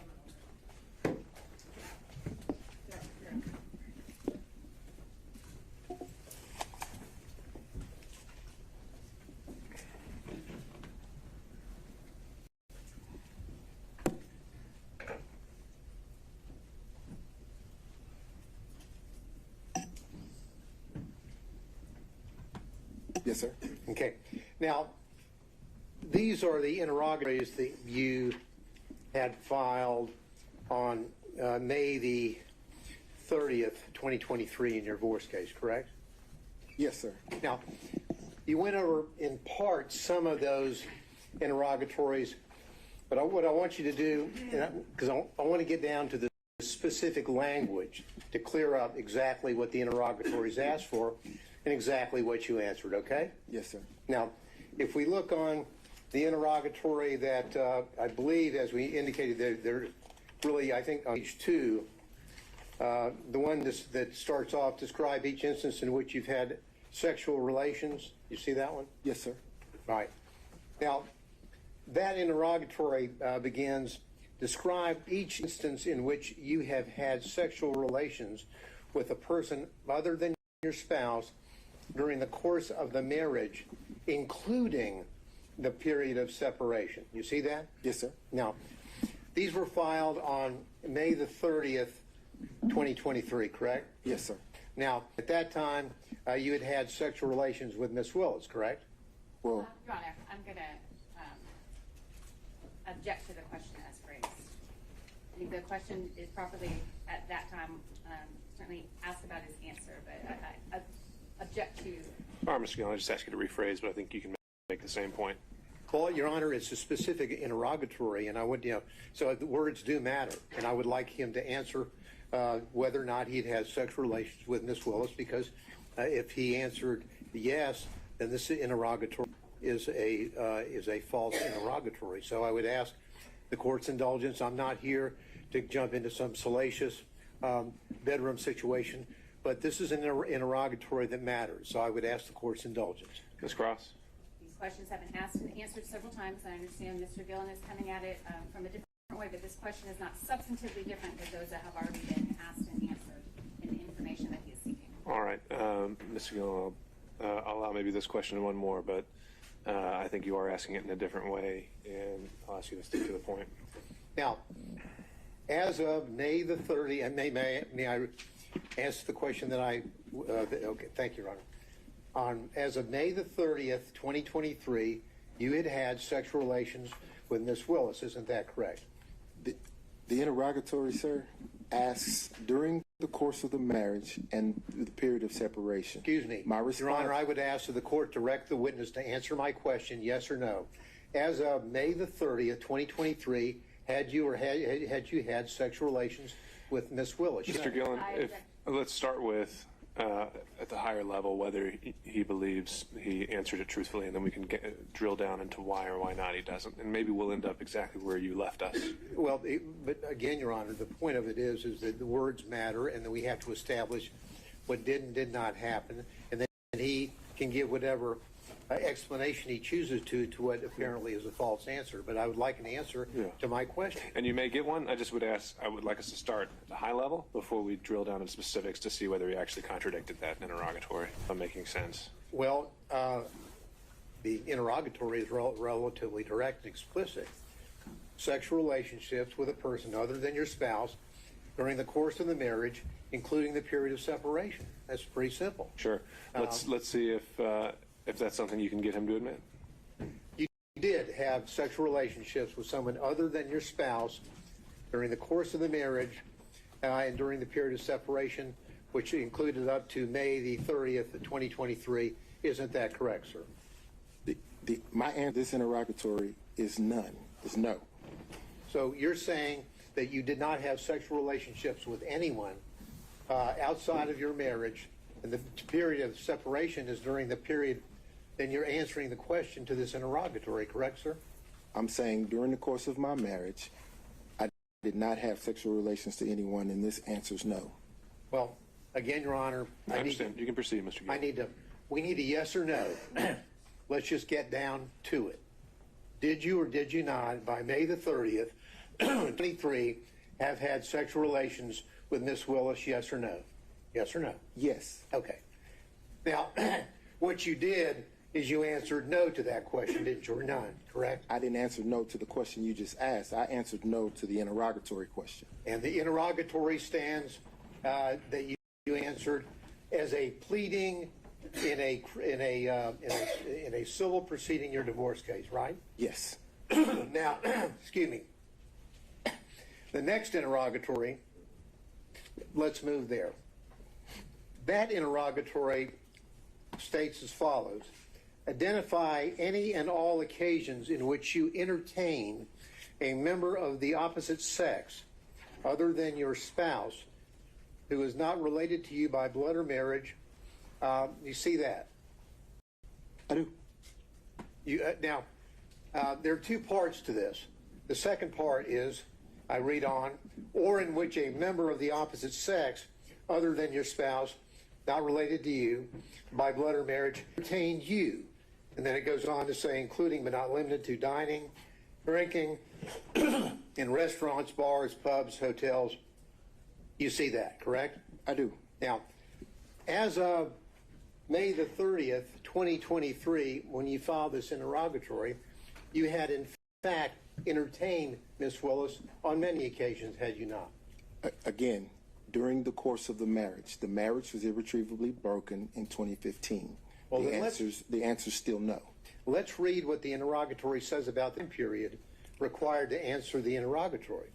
Because what it says is, it goes on to say, including but not limited to dining and or drinking at any restaurants, bars, pubs, hotels, or persons' homes from the date of marriage to the present. You understand what the word present means? I do. And present means the filing on May the 30th, 2023. Isn't that right? It is. So as of May the 30th, 2023, you have done a lot, or you had done a lot of entertaining of Miss Willis, had you not? I had done some, yes. And in fact, under your testimony, you would have said that she had also entertained you. Isn't that correct? Yes. And so your answer to this interrogatory is false, is it not, sir? No, it's not false. Well, hate to dance around the... the answer is yes, you did entertain Miss Willis, correct? Right? Yes. She's not your spouse at that time or any time, correct? That's correct. She's not related to you by blood or marriage, correct? That's correct. But you entertained her, right? Yes. And during the course from your marriage, the period of time up to the present, so the answer would have been, yes, I did entertain somebody, correct? During the course of the marriage, no. Mr. Wade. Mr. Gillen, I think we've made our point. I think it speaks for itself, and we can save that for argument. I'll just follow up with one quick question. Do you understand what the word present means? Your Honor, that's what I asked him. I think we did cover that already as well. Okay. Now, what has happened from the time that you filed this court document in May of 2023, let's go over some of the things that you had been involved in terms of being entertained or entertaining. Prior to your filing on the answer on the interrogatories on May the 30th, 2023, we've already established, have we not, that you had paid for a Royal Caribbean cruise to the Bahamas with Miss Willis, correct? Yes, sir, with Miss Willis and my mother. Well, your mother's not part of this interrogatory. I'm talking about Miss Willis, okay? So you paid and caused to be paid approximately $3,335 on that trip, Bahamas trip, from October the 28th through October 1st, correct? Your Honor, objection. I think we've touched this ground several times already. Mr. Gillen, let's cover new ground. Well, I'm just trying to establish with specificity the things that he had done to entertain or be entertained prior to May the 30th, 2023. I'll try to move through it quickly. Sure. Well, that's already part of the record in terms of his prior testimony, and so if you want to link those two things together, you can do that during argument. Well, so let me discuss this. You indicated that during the course of your explanation concerning the Belize trip that Ms. Willis paid you all that money back in cash. Remember? Yes, sir. Now, the Belize trip had just happened, hadn't it? That occurred in March 18th, 2023, right? Yes, sir. So you're filing this maybe 2 months after you have gone to Belize with Ms. Willis, correct? Again, I believe all of this is our... I think you might be getting somewhere new. We'll see. All right. Yes, sir. So we've got the trip in to Belize on March the 18th, 2023. You and Ms. Willis, correct? Yes, sir. Now, 2 months later, you file the interrogatories that speak for themselves that we've gone over a few minutes ago, correct? Yes, sir. Now, the March the 18th, 2023, to state the obvious, is before May the 30th, 2023. Will you agree with me on that? I do. Okay. So then you tell us that Miss Willis paid you in cash all the money for the entire trip. It was a gift for you for your birthday, correct? Yes, sir.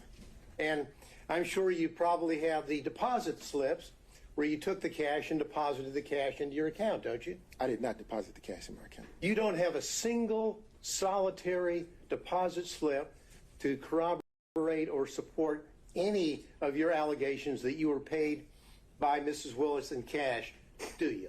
No, sir. Not a single solitary one. Not a one. Now, when Miss Willis would pay you in cash, would you scamper down to the ATM with her and as she drew money out of her account Your to Honor. pay you these thousands of dollars? Mr. Gillen might scamper, but there's been no evidence that Mr. Wade does. I object to the phrasing, the argumentative nature of the question. All right. On that issue, overruled. Did you and Miss Wade scamper down to the ATM machine and have her draw out, for example, on the Belize trip, just on your payment would have been $2,794? Miss Wade? For clarity, yeah. Pardon me? Miss Wade and I didn't go to Belize. No, excuse me, Miss Willis, I'm sorry. Did you go down to the ATM with Miss Willis while she drew out $2,794 to pay you in cash that you did? Did you go to the ATM with her? No, sir. She didn't go to the ATM. She carried the cash. Oh, and so she would give you the cash. Did you have a little place in your house where you just stack up all this cash that you apparently got to repay you for these gifts that you bestowed on her? Now, Mr. Gillen, if I answered that, I'm putting myself in jeopardy.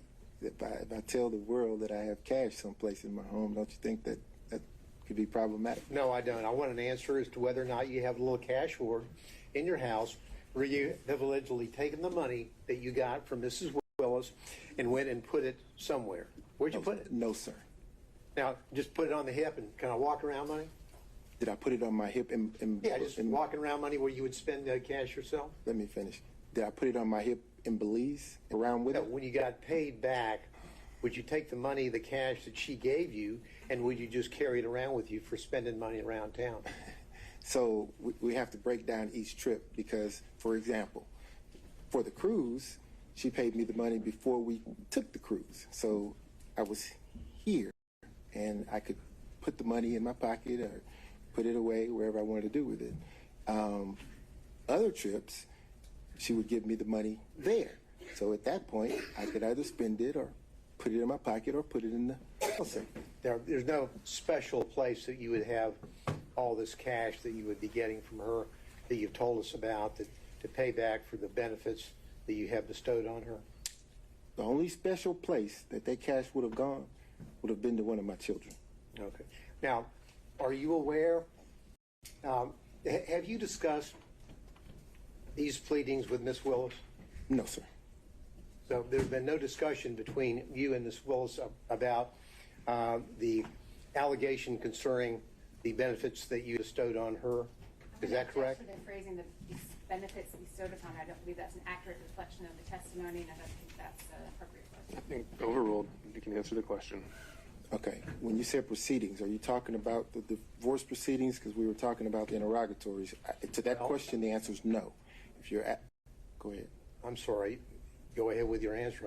I'll hear the complete answer, then I'll follow up. Okay.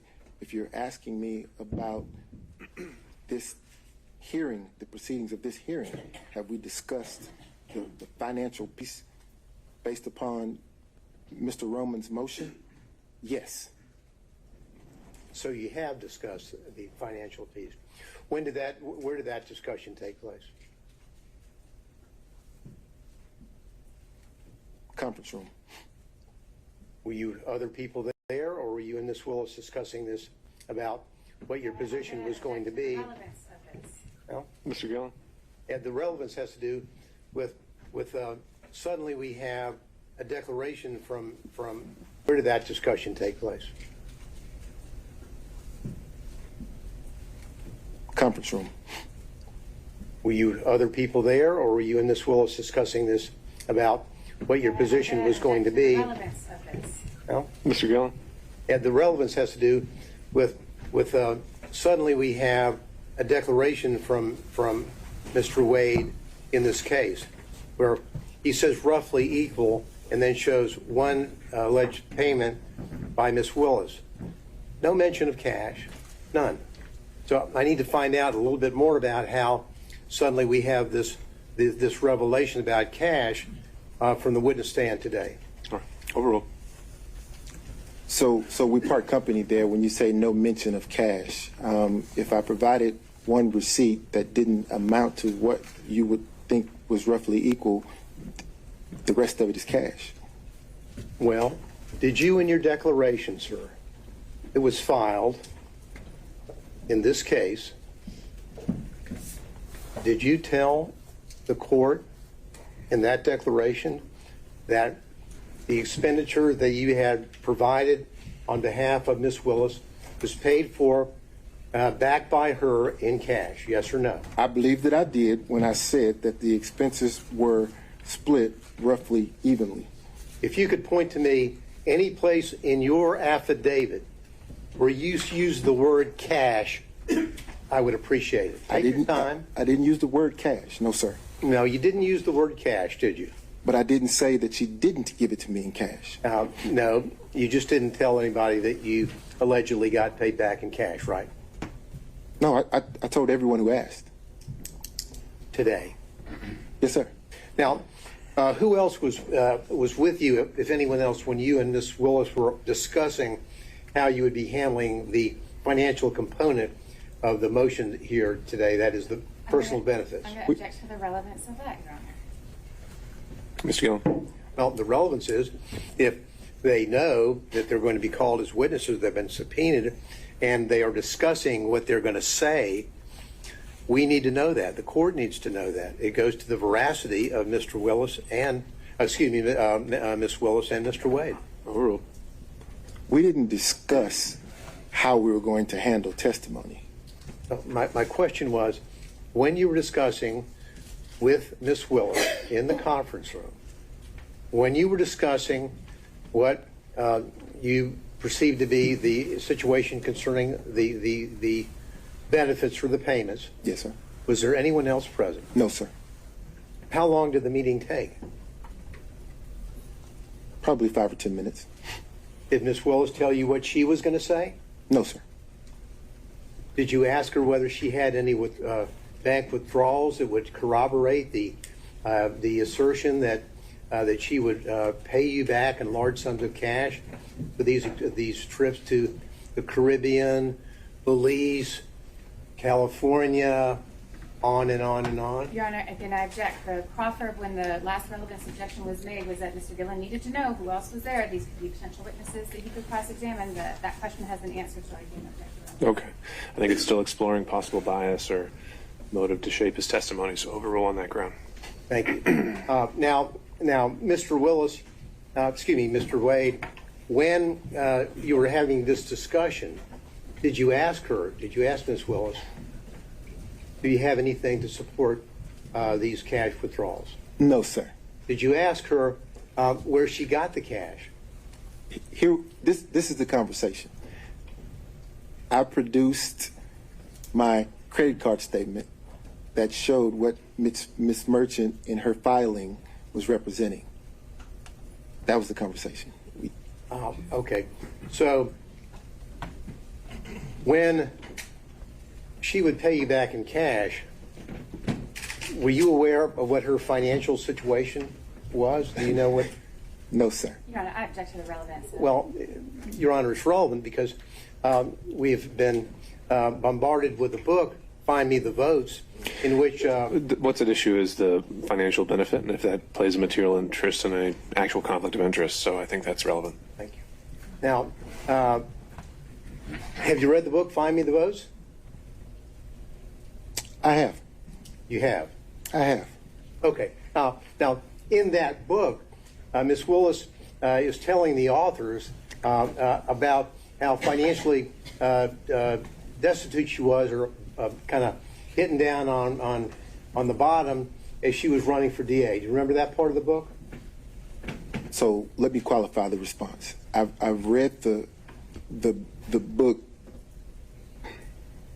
in parts. I hadn't had the time to sit and read the book in its entirety. Did you read that part about how she's telling the authors about how little money she had and how financially she was in bad shape prior to when she was running? Did you read that part? No, sir. Did you ever have discussions with Ms. Willis about her financial situation, which was in apparently in rough shape prior to her being elected DA? No, sir. Ms. Willis made it clear that her financial business was just that. It was her business. I know nothing about her financial status. I know nothing about how she was faring before or after the election, or even now. I know nothing about her finances. Telling us that she didn't share that with you, but chose to share it with the authors of a book that's been published and printed and sold nationally. I think that's a fair question for Cross. I don't know that she shared it with the author. I don't know that the author is telling the truth. I don't know the author, so I don't know, sir. Okay. Now, did you give an interview to the authors of that book? I've given no interviews, sir. So you haven't talked to them at all, correct? I haven't talked to any media. All right. None. Now, as it relates to the... I'd like to, though. As it relates to, again, from your bank records that you're aware of, there'll be no cash deposits, right? I didn't say that. Are there cash deposits which line up with the money that you have allegedly received from Ms. Willis to, quote, pay you back for her part of the trips? So here's the thing. In my bank records, you will see cash deposits. You will see check deposits. I can't say that you look through the bank records and you won't see cash deposits, because I have two sources of income, sir. Income comes from my private practice, my firm, and income comes from the contract here with Fulton County. During the course of private practice, occasionally I will have occasion to deposit cash into my account. And in preparation for this hearing and your testimony, did you go through your bank records to find out if you could locate any cash deposits that would corroborate your testimony? No, sir. I didn't go through my bank records at all. Now, so what you would do, the money that you received, of course, the money that you received from your work for Fulton County, that's public funds, correct? No, sir. That's private funds. It's my public funds pay you to do work for Fulton County, correct? Tell me what the definition of a public fund is. A public fund would be funds, as in not fund, but funds, money. Public money, as in money from taxpayers, either in Fulton County or the state of Georgia, pay you to do the work that you're doing here in this case, yes or no? One or the other, I'm certain. You know which one? The case. I don't know which one, no, sir. Now, you would take those public funds And those public funds were then used, deposited in your account, and they were then used to pay on the credit cards for the trips that you would take with Ms. Willis, correct? I object to the question insofar as the characterization of public funds. The witness didn't testify to that, and I don't believe there's been any evidence to that. Once it's paid to Mr. Wade, it's private funds. Well, the point of it is that you got All money. right, Mr. Gillen's rephrasing. Yeah, I'll rephrase. Let's break it down. You got money from Fulton County for the work that you do here, right? Yes, sir. You would send in invoices, and they would pay you money, correct? Yes, sir. Those money, that private money, that money was money from either the citizens of Fulton County or from the state of Georgia, correct? That's what I mean by public funds. Agreed? Well, I guess I'm having trouble with the notion that the citizens of Fulton County have paid me any funds. I'm not certain the funding source. I can tell you that either the state of Georgia or Fulton County has written me a check. So that would be, those two entities are public entities, correct? Yes. So that would be public funds, right? Right? Yeah. Yes. And those public funds are from the same source that you would then use to pay out on your expenses for the trips that you took Miss Willis on, correct? No, sir. As I testified to moments ago, I have income coming in from my law firm.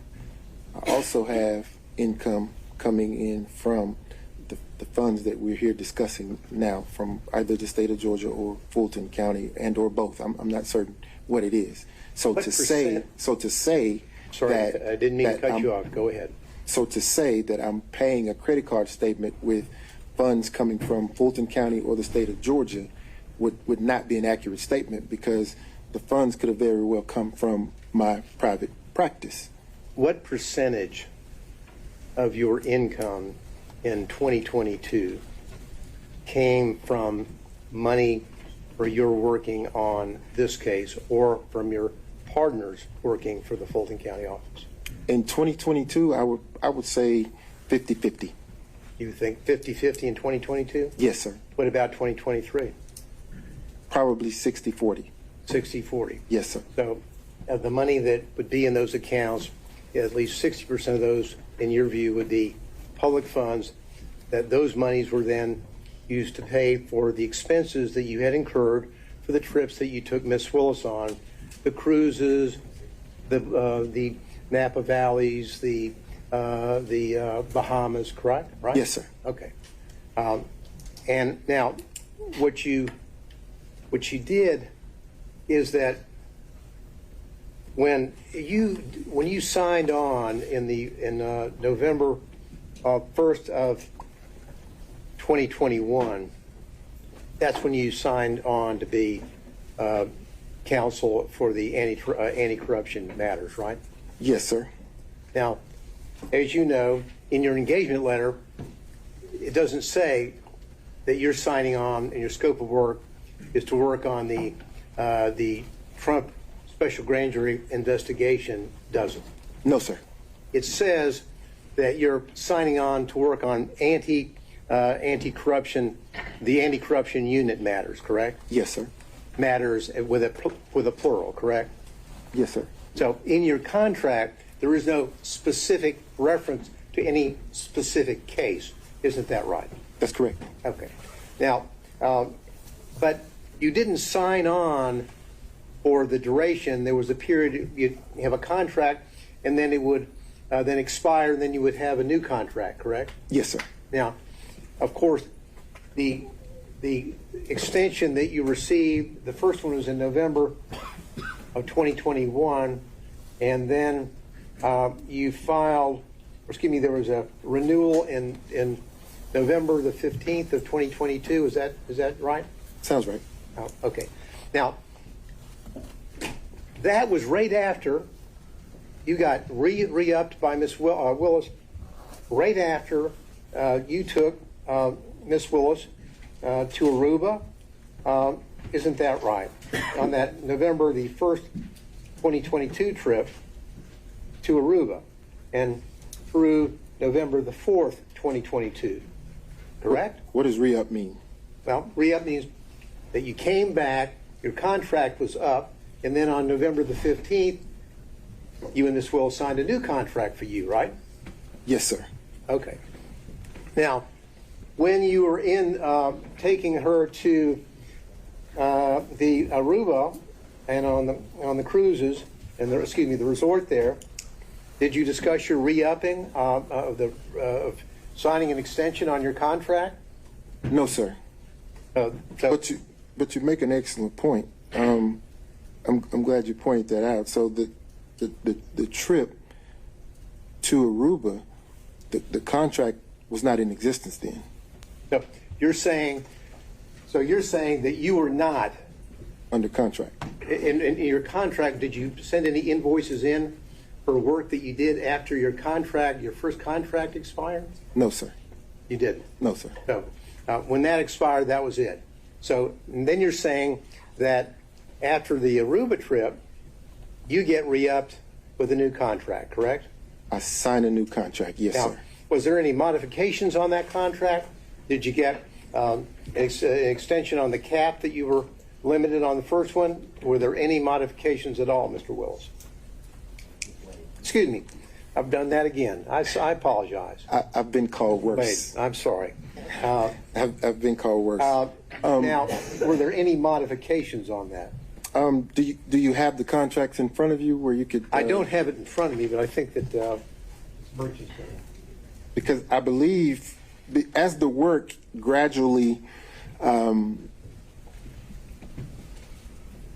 the time of the work gradually increased, the hourly cap would increase. In other words, starting out the investigation, it was impossible to anticipate the level of cooperation during the course of the investigation from some of the witnesses. So if you assume that there would be great cooperation with the witnesses in terms of interviewing and speaking and being voluntarily speaking with you, it doesn't take as much time. So after getting into it, realizing that most of the witnesses were not willing to speak or willing to turn over evidence or information, quickly you figure out that this is going to take a little more time than originally anticipated. And because of that, you have to compensate for those hours. And that's why there was a compensation on your extension? Yes, sir. The caps. A cap. Now, did Ms. Willis review your invoices with you when you would submit them? Never. Did anyone ever question whether or not you worked 24 hours in one day and billed 24 hours in one day? I've never worked 24 hours in one day and billed 24 hours in one day. Okay. And I'm glad you asked me that question because I'd like the opportunity to talk about that. I think you should go ahead. So if you look at that invoice where it says 24 hours in one day, it actually doesn't say one day. If you look at the top of the invoice, it says date completed. The date that's reflected on that invoice reflects the date that the work was completed. It doesn't say when it started. It just says this is the date that is completed. So if you go through the invoices, probably around the first 5 or 6, you'll see that that's the billing format. I would bill only after that particular task has been completed. That's why you see a 24-hour period with the one day there. I kind of wish some of the experts who had opined on that had called me and asked me the question. But there was never a billing of 24 hours in one day. Now, probably around the 6th or 7th invoice, you see the format changed. I started using a range so that it got less confusing, right? I'm confused, so maybe you can correct it. Okay. In Exhibit 14, you've got down a specific day. Mm-hmm. Prepared cases for pretrial, November the 5th, 2021, 24 hours at $250 an hour, 6,000. No, this wasn't about this wasn't about a range, it was about the work that you did on November the 5th, 2021. No, Mr. Gillen, look at the top of the invoice where it says date completed. Yeah, what I want you to do, Mr. Wade, is focus on the date that you have down there and tell the court what you billed for on November the 5th, 2021. I thought it was already in. I thought 14 is in. Again, Mr. Gillen, it says completed date completed. The dates that you see here are the dates that work was completed. So on November the 5th, I completed the task of preparing the cases for pretrial. That's the date I completed it. Just read, if you would. Then my question was, read out loud the entry for November the 5th, 2021, and how many hours you billed that day. Just do that for me, if you would. I can't do that. Excuse me, I believe the witness is entitled to answer his question. That certainly wasn't the question that Mr. Dillon asked. All right, well, the question now is to read a certain entry. So Just read into the record, Mr. Wade, on November the 5th, 2021, how many hours did you bill the citizens of Fulton County for on that day? Just read it out, please. I completed the task on November 5th, 2021. 24 hours was billed at $250.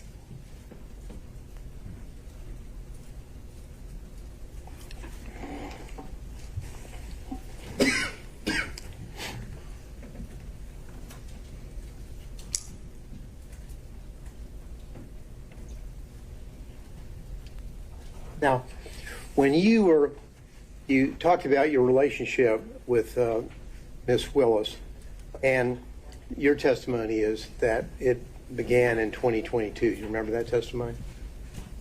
No, sir. Our relationship began in your 2019. romantic relationship began in 2022? Yes, sir. That's your testimony? Yes, sir. Okay. Now, when you were re-upped on this contract, you had a romantic relationship already established with Miss Willis, yes or no? In 2022? Yeah, when yes, you were sir. re-upped on November the 15th, 2022, you had a romantic relationship with Miss Willis. I signed the second contract, yes, sir. Answer my question, please. I'm not going to use the words re-up. Signed up on the re-up or whatever you want to call it, your contract on November the 15th, 2022, you had a romantic relationship already existing with Miss Willis, yes or no? I signed the contract, the second contract, yes, sir, during the course of a romantic relationship. Yes or no, you had a romantic relationship with her at the time that you signed up the extension on November the 15th, 2022, yes or no? The answer to that question is yes. Thank you.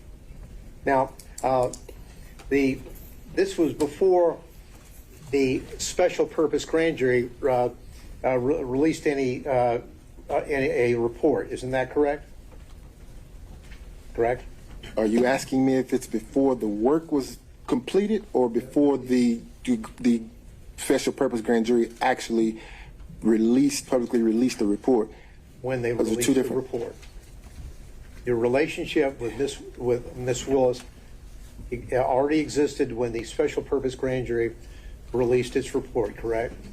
At the time the report was released, yes, sir. But you understand that the report, the work had been completed prior to the release of the report. You understand that? And your relationship with Miss Willis, of course, was prior to the indictment in this case, correct? Yes, sir.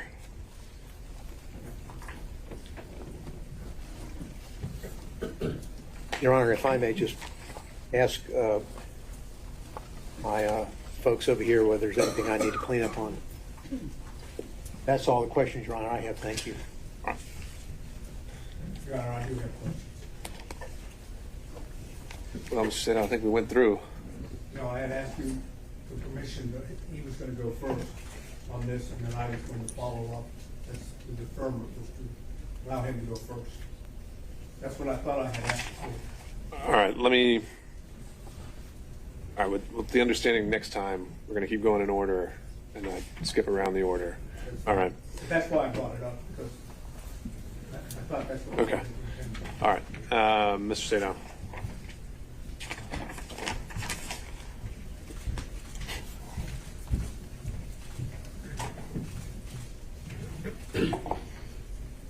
I'm going to try to keep my questions very specific. Yes, sir. Okay? Yes, sir. And I'm going to also, of course, try not to go back into specific questions that have already been asked. Okay? Yes, sir. When did your relationship with Miss Willis end? 2023. Can you give us an approximation of, not by date, but by month? Summer 2023. Forgive me. I'm a man. We don't do the date thing. Summer 23, I would say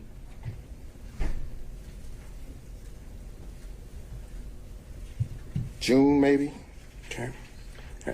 Using the euphemism personal relationship, did you have any personal relationship at all with Miss Willis after the summer of 2023? I want to make sure that I'm answering your question. Are you, because let me rephrase, if I might. The way it has been characterized in, for example, the response of the state, and I believe in your affidavit, is there's a difference between a personal relationship and a professional relationship. Correct? Yes, sir. Okay. I'm not talking about a professional relationship. I'm talking about a personal relationship. Have you had a personal relationship at all, and you know what I mean by that, after the summer of 2023? Are you asking me if I had intercourse with the district attorney? I was trying not to, but I guess if you're going to characterize it as that, the answer would be? The answer would be no. So it's been purely professional since the summer of 2023. So that's where we're having issues. Okay, you'll have to explain, because I don't know what the issue would be. No, I will explain to you. Thank you. You say personal. We're very good friends, probably closer than ever because of these attacks. But if you're asking me about specific intercourse, the answer is no. How about if I change it from intercourse to romantic? No. Okay. During the direct examination, you made a statement, at least I believe I heard it correctly, that you, personal relationship, and now I'm talking about that characterized the sexual romantic relationship, was not a secret. Is that correct? Wait.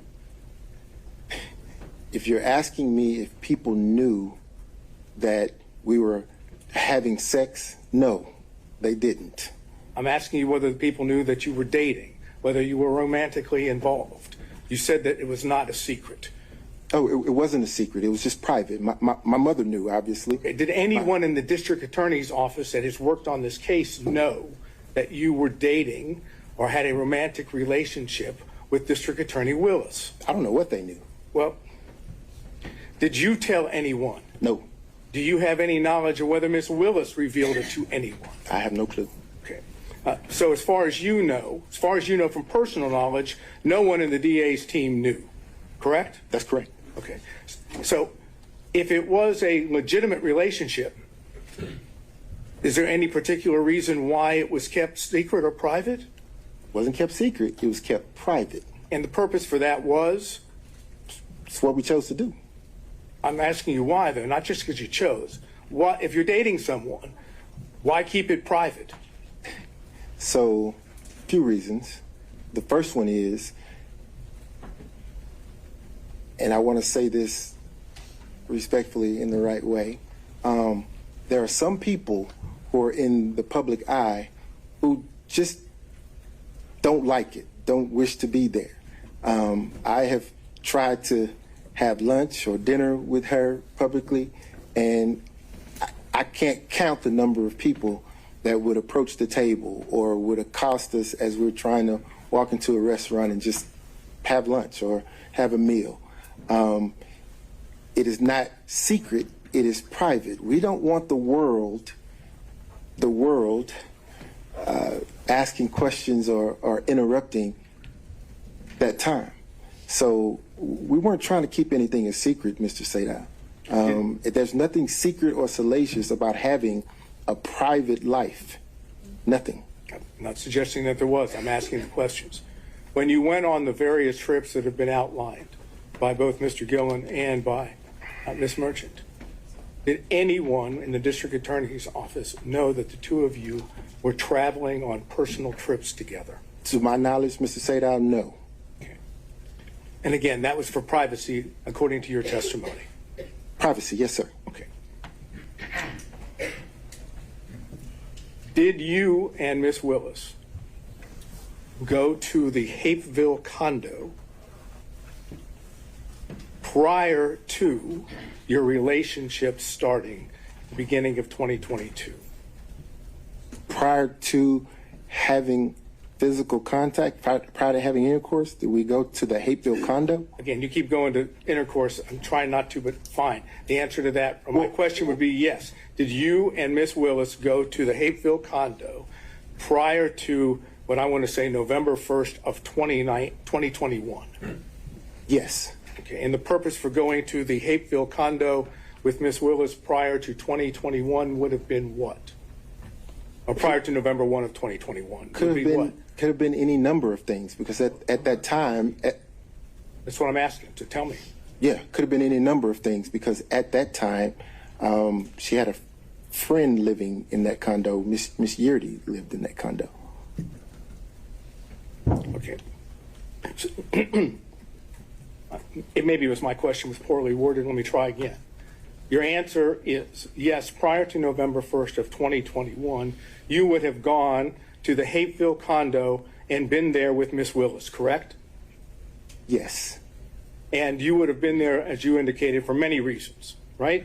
Yes. Can you give me, just list a few of the reasons? Miss Yeartie resided there, went to visit her, maybe went to talk about a document that I received. You would go to the condo to talk about a document that you received? Absolutely. Okay, go ahead. Absolutely. Any other reasons? None come to mind. None come to mind? No, sir. And would you say that was frequent? When I say frequent, do you think prior to November 1st of 2021, you were at the condo more than 10 times? No, sir. So it would be less than 10 times? Yes, sir. So if phone records were to reflect that you were making phone calls from the same location as the condo before November 1st of 2021, and it was on multiple occasions, the phone records would be wrong? If phone records reflected that, yes, sir. They'd be wrong? They'd be wrong. Okay. Where did you live during that time period? The same place I live now. Which is not in Hapeville, correct? It is not in Hapeville. It is north of Atlanta, the city of Atlanta, correct? It is. Okay. And any other reasons why you would be in the Hapeville area on multiple occasions prior to November 1st of 2021? Let's see. The Porsche Experience is there. I'm sorry? The Porsche Experience is there. Okay, so that would have been one. Any other reason? Yes, sir. The airport is there. Airport in Hapeville. Yes, sir. Delta Airlines is headquartered there. Let's see. Restaurants there. Okay.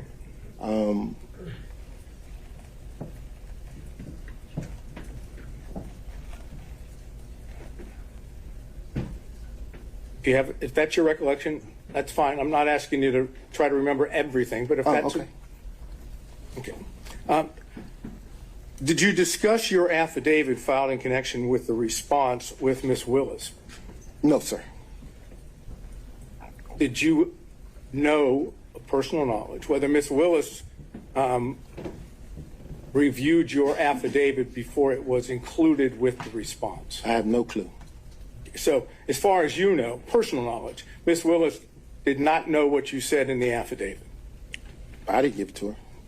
That's what I said. You have no personal knowledge. No personal knowledge. And as far as you know, no one else has told you that she did or didn't. I hadn't asked anyone.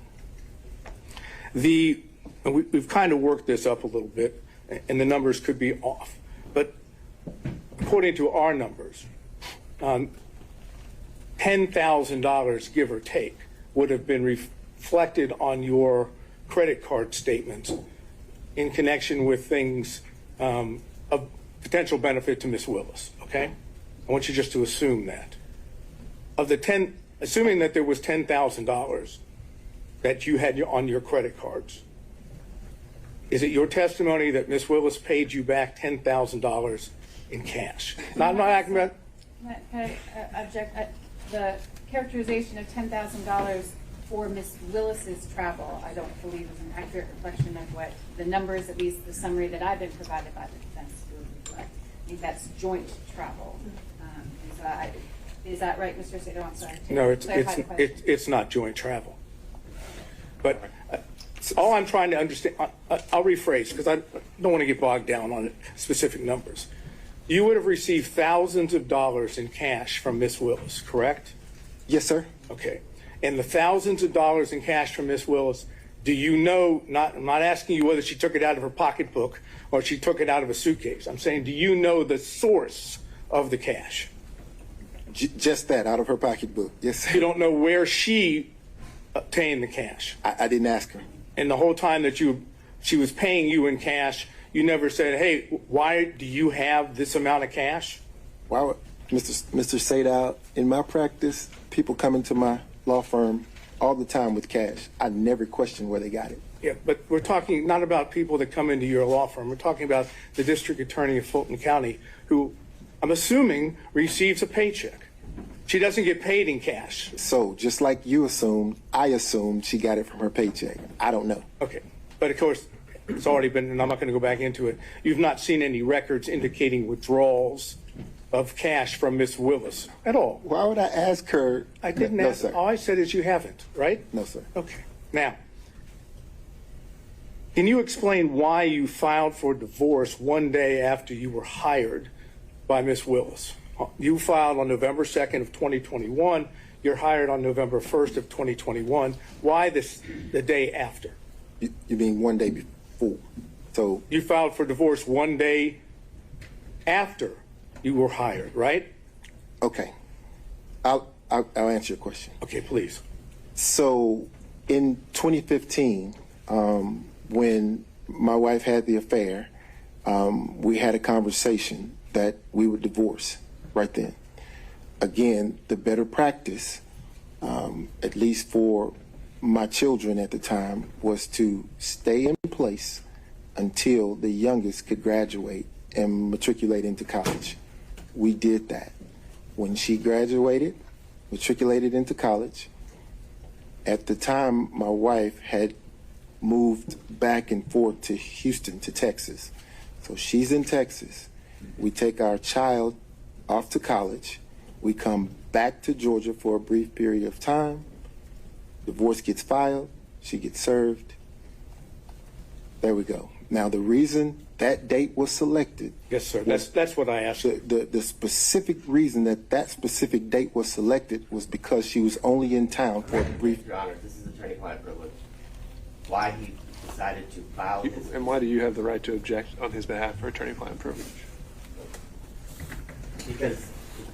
Well, I'll make a formal objection. All right, there we go. And... I believe that he's already attempted to answer this question and there was no privilege raised. So he's given a partial answer and now he's about to finish that. So first of all, I don't think it's covered by attorney-client privilege and I'll deal with that if you want me to. But otherwise, he's already answered part of it. So he doesn't get to say, now I'm going to stop. So.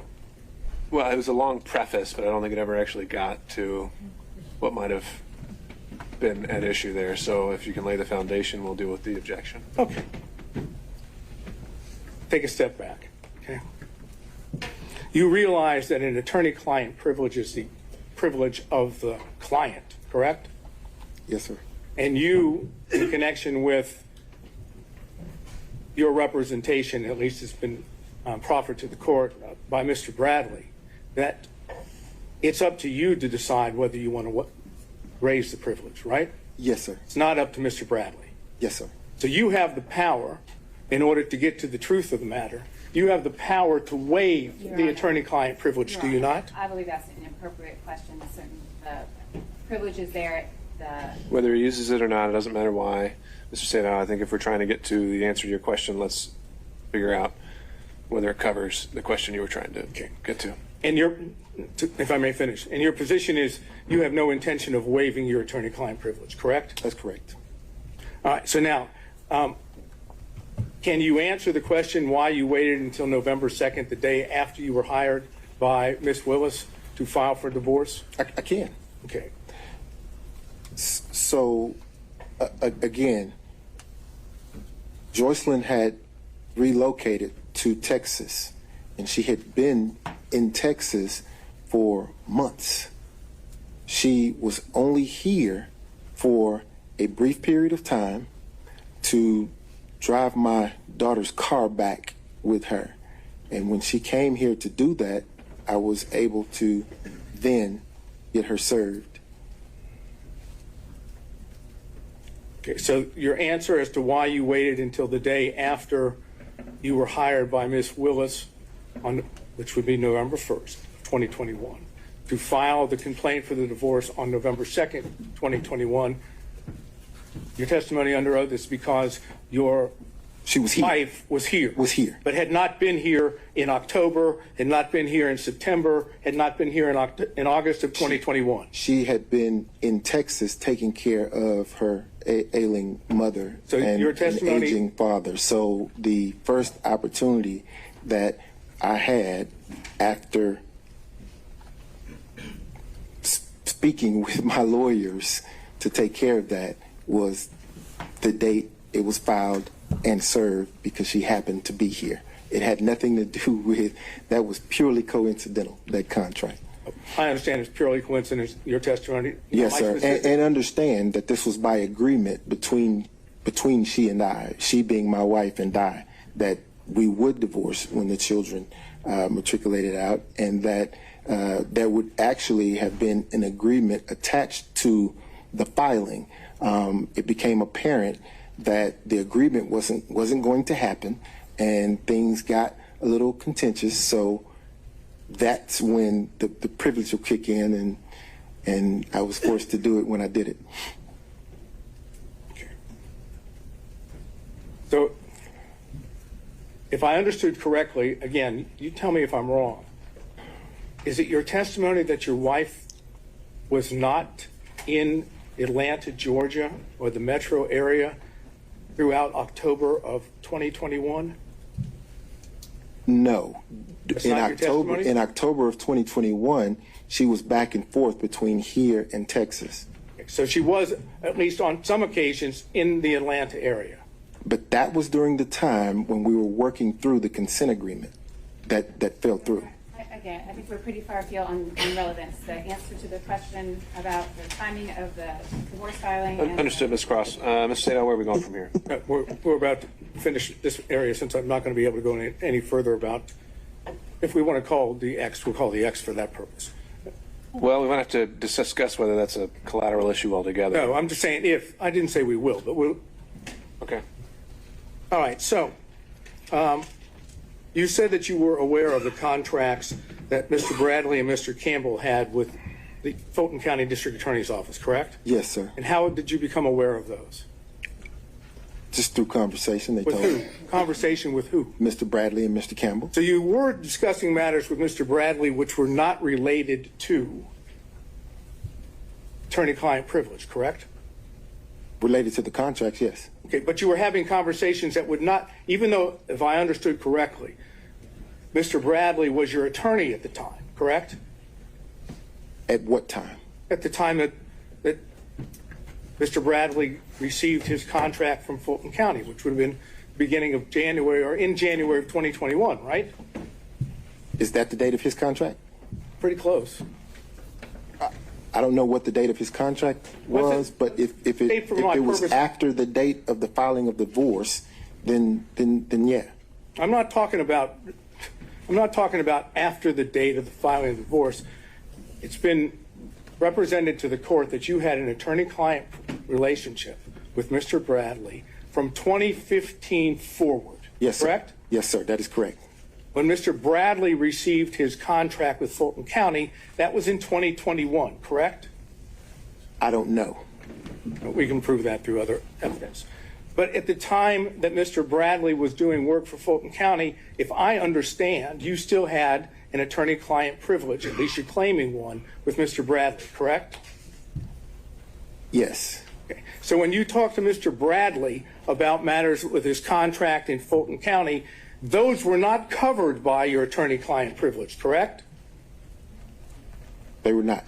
Okay, and that meant that not all communications with Mr. Bradley were covered by attorney-client privilege, correct?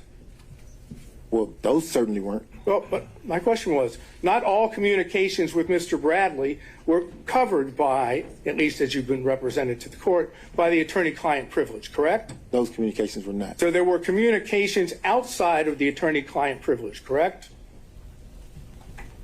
With Mr. Yes. Bradley. If you're asking me if I ever communicate with him outside of the attorney-client privilege, the answer is yes. I've communicated with him outside the attorney-client privilege.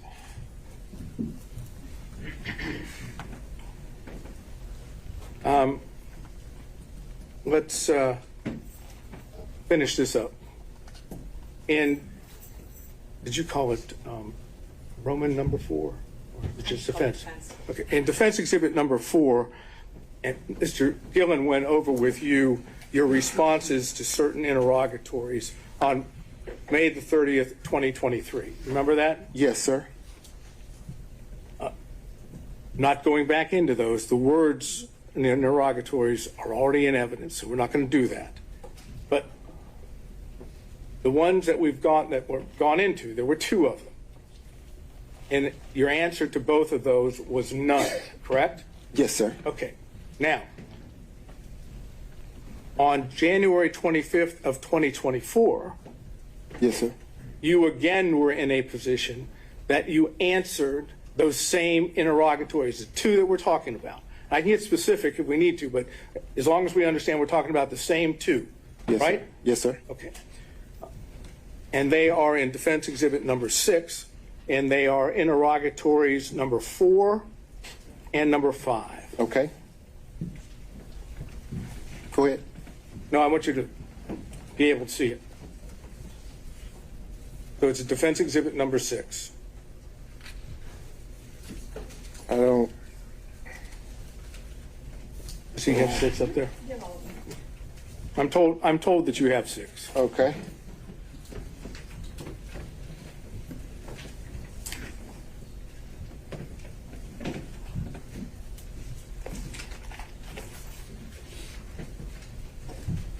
Here we are. Okay.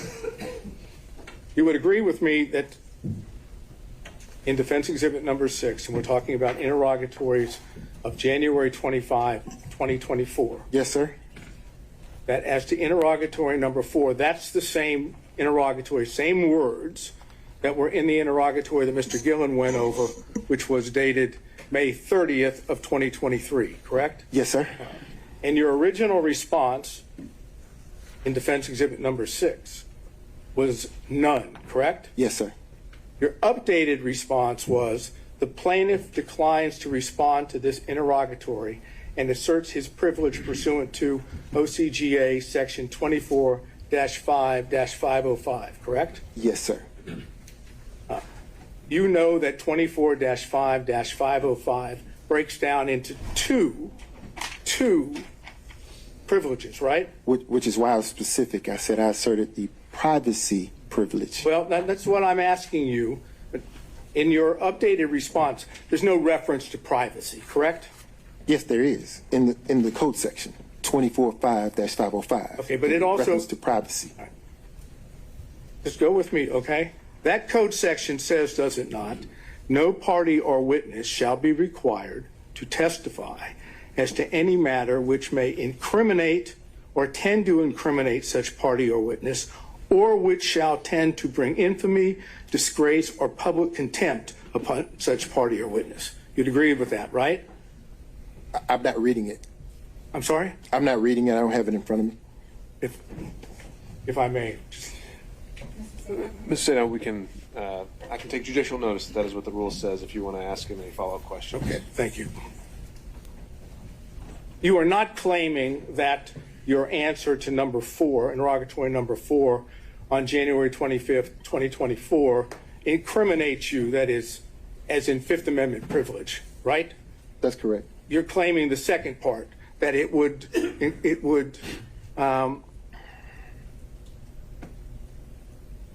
bring infamy, disgrace, or public contempt, correct?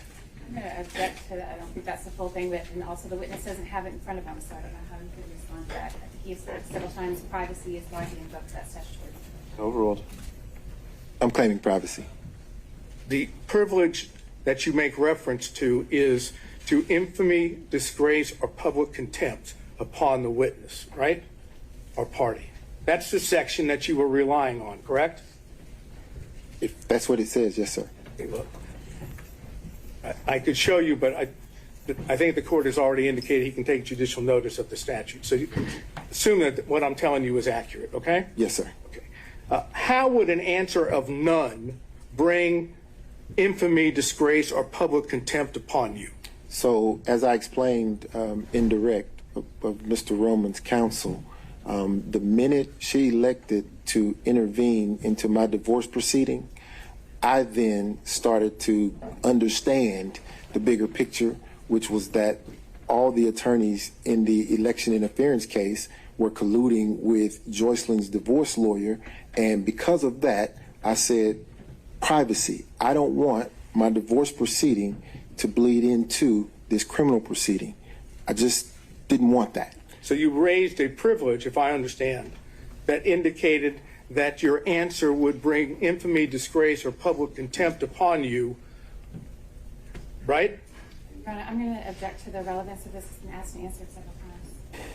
Mr. Seda, where are we heading with this? I think I can finish that up by saying you didn't say none again. You asserted a privilege, correct?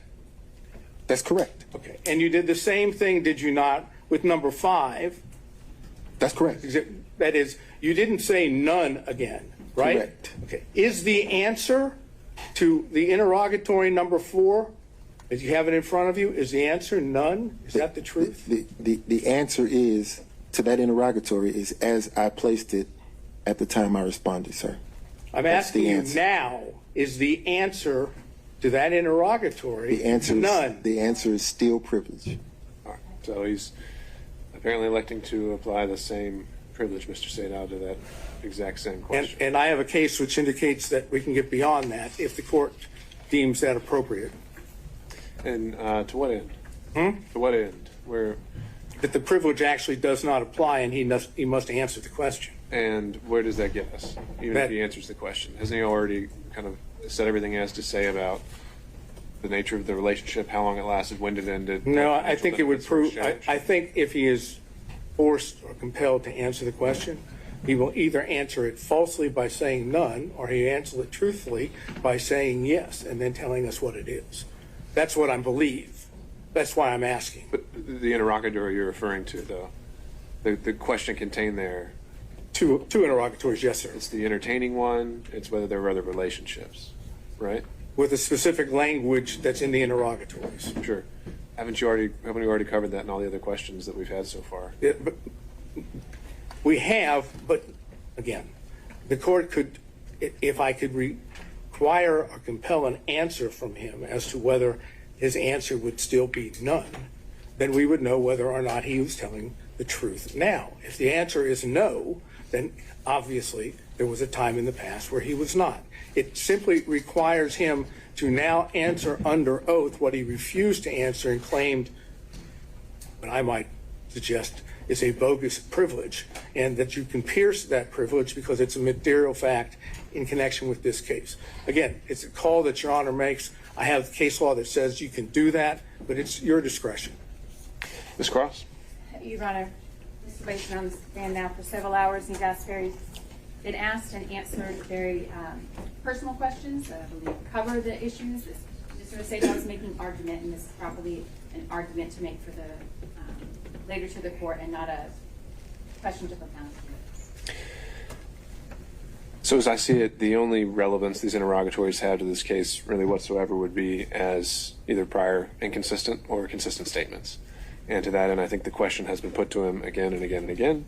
He's answered how he believes he felt his answer should be and why he answered a certain way. And as it goes to credibility, I think at this point we're arguing weight, and I don't really see the value in pushing this issue further. So, All right, well, just for the record, the case that I was going to refer to is State versus Wakefield at 324 Georgia Appeal 587. And specifically, let's see, it would be 590, in which they talk about this specific privilege. This is a 2013 case. And then they footnote to footnote 3. And footnote 3 says, there are times when the materiality of the evidence outweighs the testimonial privilege. And it goes and explains what that is. That's what I'm bringing. And I see what you're saying, that we could say that you need to answer the question regardless of the privilege you asserted. At this point, though, I think we've covered that ground and we're ready to move on. Okay. Based on that, I have nothing else. Thank you. Okay. Mr. McCulloch, anything? On behalf of Mr. Floyd. Moving through defense counsel. Oh, I'm sorry. No, I'm looking behind you. Mr. McCulloch. Okay. On behalf of Mr. Floyd. He's elbowing you, sir. Okay. Mr. Cromwell. Nothing, Your Honor. All right. Ms. Cross. Thank you.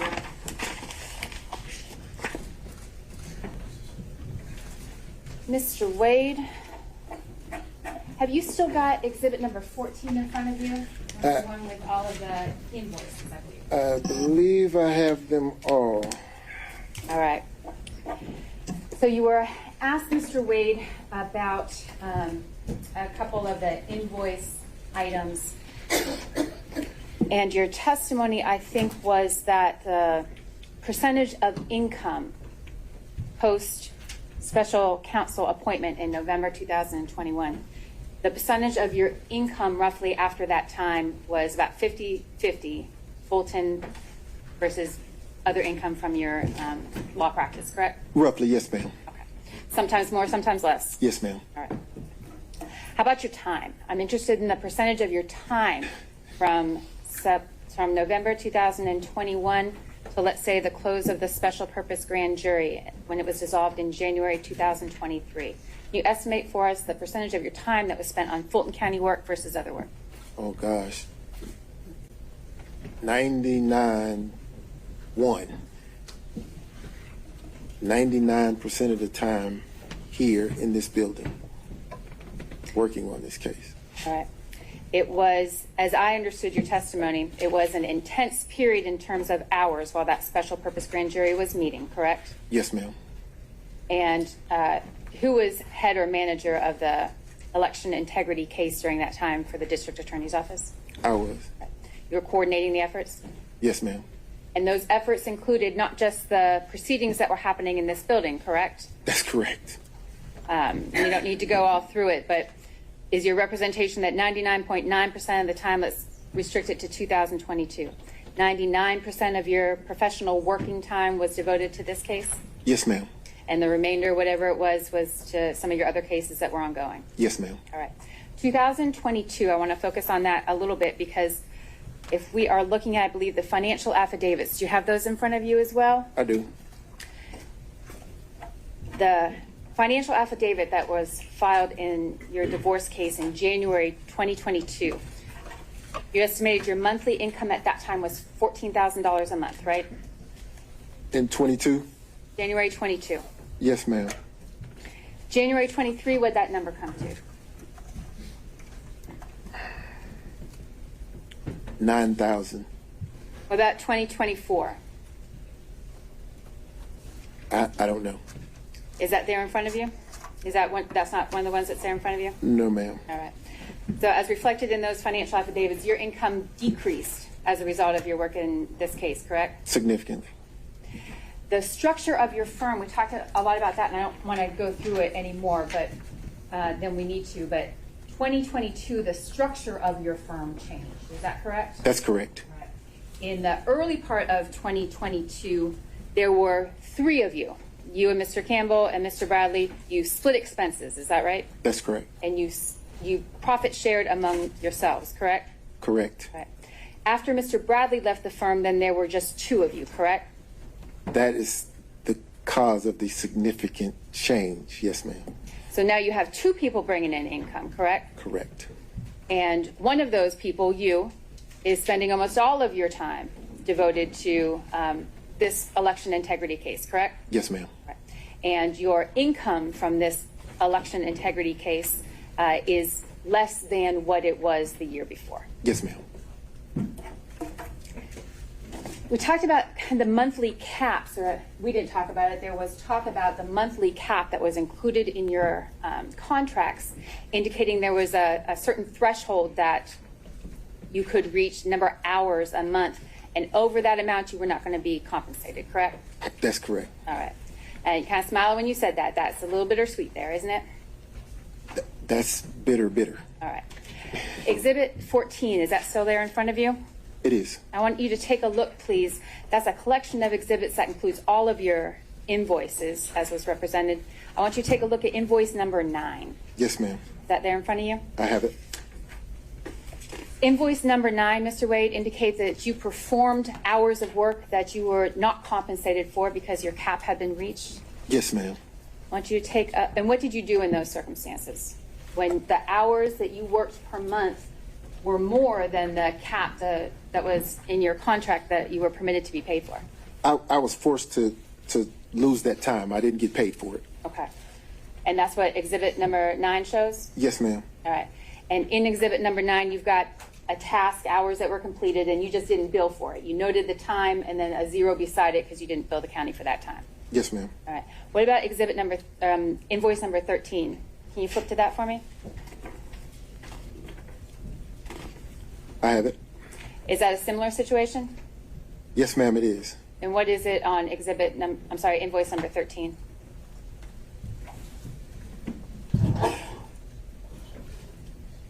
This invoice makes me cry.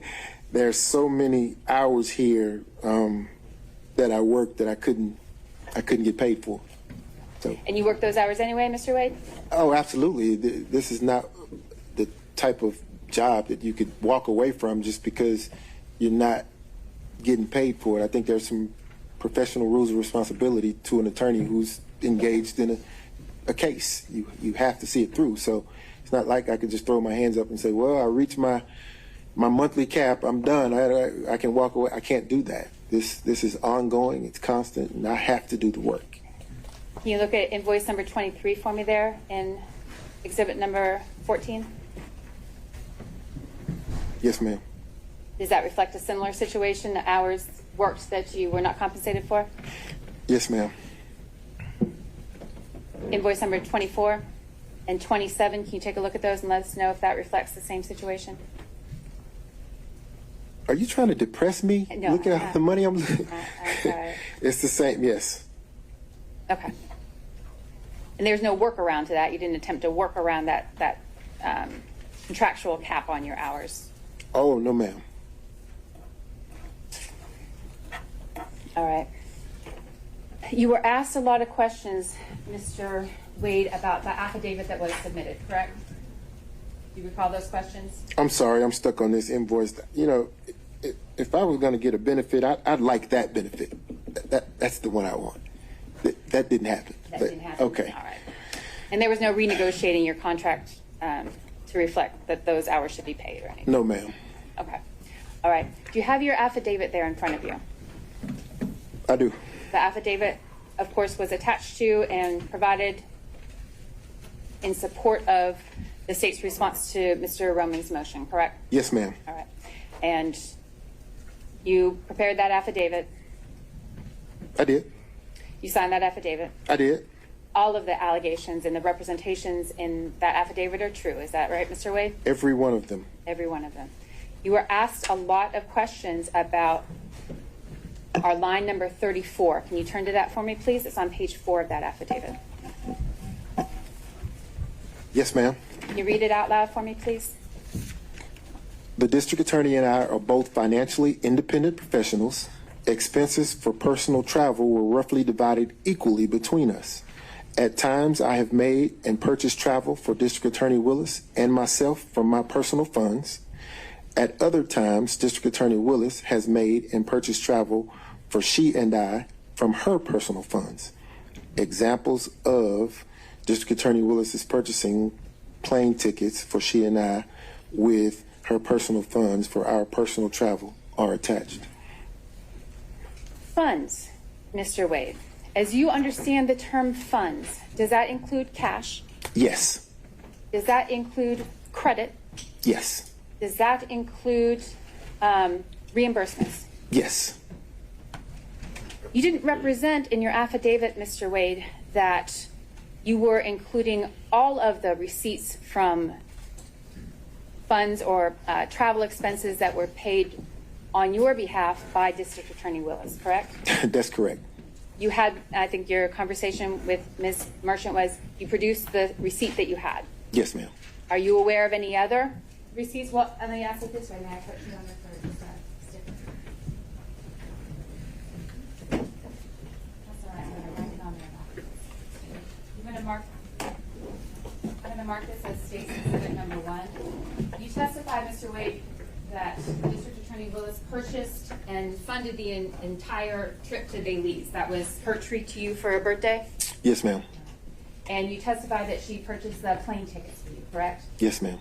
And while you may not have had the receipts on hand when you filled out the affidavit because they weren't in your possession, are you aware now that there are receipts and that it reflects that the district attorney... If this is going to go into evidence, we'd like to look at it first. I've got a copy. Do you remember, Mr. Wade, approximately how much, and that's again State's Exhibit number 1, may I personally understand? Do you remember how much the flight was for you, your flight to Belize?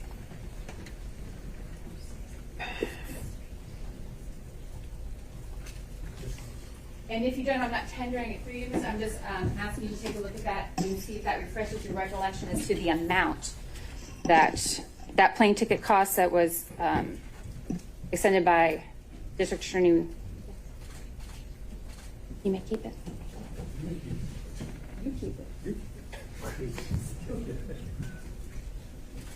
Does that refresh your recollection, Mr. Wade? It does, thank you.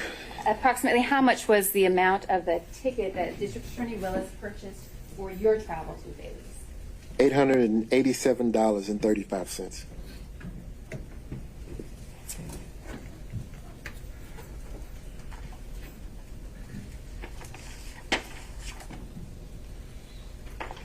And I'm not tendering it, Your Honor, but I will leave it with the court reporter for reference.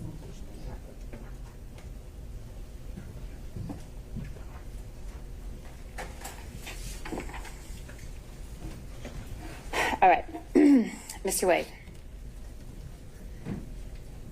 Your testimony here in court today and consistent with your affidavit was that the personal relationship, I think we've called it dating today as well, the personal or dating relationship between you and the district attorney began sometime in early 2022, March, I think was your testimony, is that right?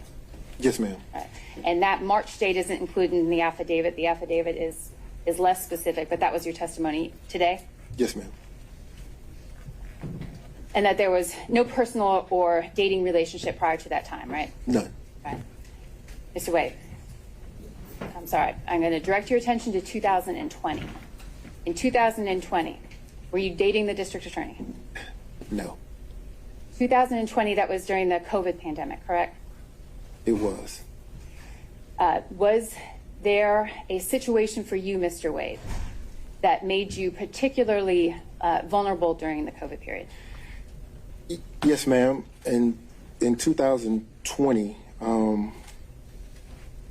and a portion of 21, I was battling cancer, and that prevented me from pretty much leaving environments that aren't sterile, and I had health on my mind. You were particularly cautious during that time? Yes, ma'am. Were you dating anyone in 2020?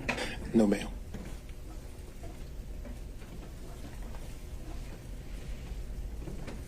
All right. Thank you, Mr. Wade. That's all I have. Ms. Merchant, recross on those points only. Yes, thank you. All right, Mr. Wade.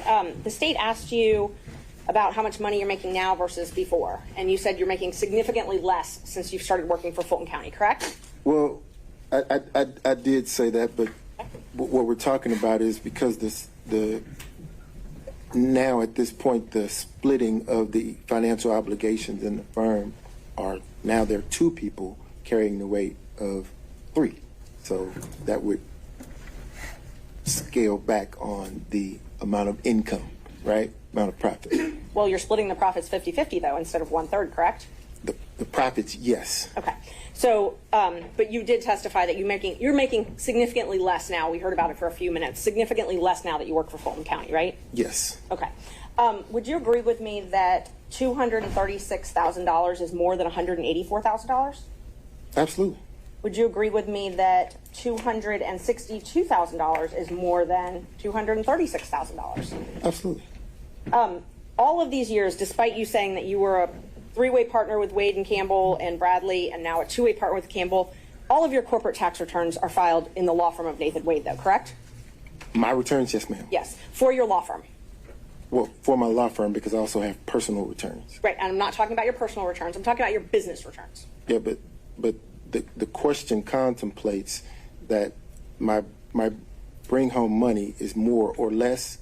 So I want to be clear that is reflected in my personal returns. I didn't ask you anything about bring home money, though. I'm not sure what you're talking about. What I'm talking about is your question was the portion of my testimony dealing with earning significantly less money. No. My question is I'll just break it down. During 2019, you filed your business returns. I'm not talking about your personal. Your business returns for the law firm of Nathan Wade only, correct? I filed personal and business. Yes, ma'am. And even though you said you were partners with Bradley and Campbell, later on, you filed your business returns not with them, but as a solo practitioner, correct? I see where you're going. There's a different return for that Wade, Bradley, Campbell entity. And I'm not asking about that. What I'm asking about is during the years 2019, 2020, 2021, and 2022, you filed a business return for the law firm of Nathan Wade. Yes, ma'am. And in 2019, you said that the law firm of Nathan Wade made $184,000, correct? No, I don't know.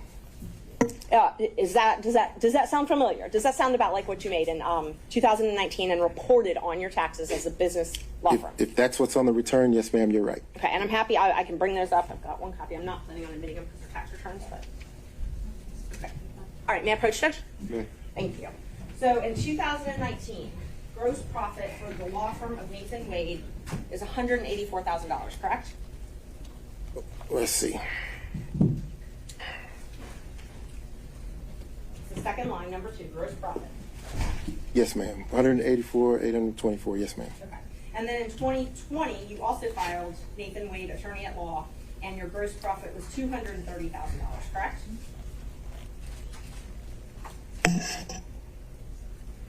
Yes, ma'am. And in 2021, you also filed as a solo Nathan Wade PC attorney at law, and your gross profit was $236,000, correct? Yes, ma'am. And then in 2022, you filed as a solo practitioner Nathan Wade, and your gross income was $262,000, correct? Yes, ma'am. Okay. I'm not going to end the business. You've got your social. But nowhere in these documents do you document that you received cash payments from Ms. Willis, correct? I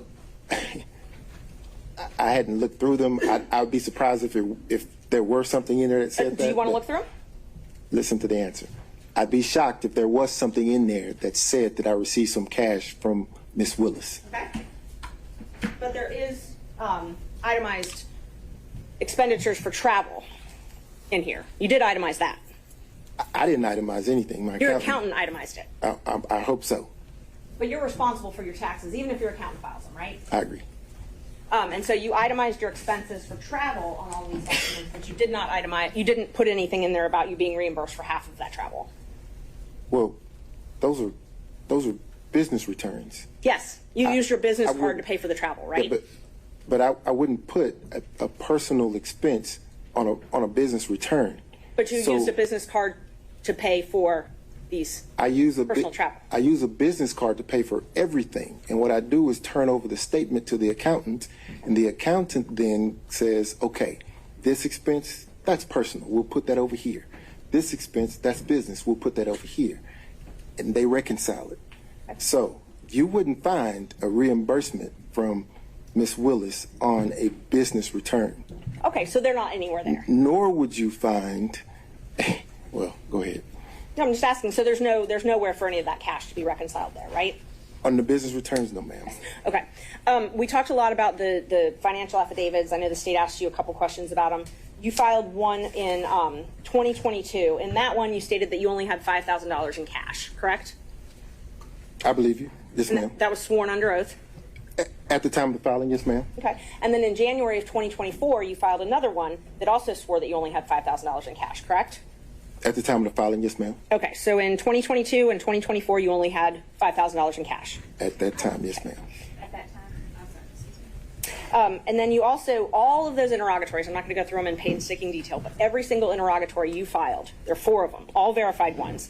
Every single one, you said you didn't have any cash stored in a safe, a safety deposit box, or any other location. Plaintiff rarely carries cash. If plaintiff does carry cash, it's a nominal amount, correct? That's correct. Okay. So we've got what? 2021, you said you don't have cash. 2023, you said you don't have cash. Again in 2023, you said you don't have cash. And then in 2024, you don't have cash, right? So you're assuming that I received the cash and I stored it. I received the cash and I saved it. Well, you didn't put it in the bank, right? What's wrong with receiving the cash, Ms. Merchant, and spending it? Nothing's wrong with it, but So you didn't then put it in the bank. that would contemplate why the response is what it is on the interrogatories. So you spent the cash. That's because before, when it was asked, you said you didn't want to disclose where the cash was. No. Privacy reasons. No, well, I said that if I were to store cash in my home, then why would I share that with the world, is what I said. I didn't say that I had some cash stored up in some place, because that's not the truth. And you've talked a lot about this, I split with a third, I split with half. From the check you received from Fulton County, July 15th, 2022. So all the way back for July 2022, not a single check that you've received from Fulton County has gone into a joint banking account. Every single check has gone into your own personal banking account, correct? All of them, with the exception of the checks that were going into the WBC firm, went into my business bank account, which is solely in my name. Right. Your WBC account that you're talking about, that account was closed, though, in June of 2022. Correct. Okay. So everything after June of 2022 was put in a Nathan Wade bank account, not a corporate bank account with partners. I think the question right before that only needed a yes or no. So no, ma'am. The checks were deposited into firm accounts, law firm accounts. Law firm of Nathan Wade PC. Yes, ma'am. As a solo practitioner. Yes, ma'am. Okay, so they were not deposited into accounts with Campbell or Bradley. No, ma'am, they were not. Thank you. However, there were checks written to Campbell and Bradley that will reflect the third. And we've tried to get those bank records, but you've objected to those, correct? You've tried to get what bank records? We subpoenaed bank records, and you've objected to all of those, right? Your Honor, I'm going to object to their relevance. It's relevant if he's saying he has all these records, but yet we've tried to get them, and he's trying to keep them from us, but he doesn't bring all of the records. And you can make an inference if there's law that says you can make an inference if some documents are within the party's control and they won't provide them, that there's an inference that they're not positive. Ms. Gross. Your Honor, there was no obligation for Mr. Wade to produce evidence that Ms. Merchant couldn't find an admissible way to produce. I believe it's irrelevant. We've covered the ground, and I object to any further questioning on this line. All right, I'll sustain that. Ms. Merchant, let's find some new ground here. Okay, thank you. Are you willing to waive your privilege with Mr. Bradley so that he can testify? I am not willing to waive attorney-client privilege. Okay, thank you. Only on the questions, the health questions that were asked on.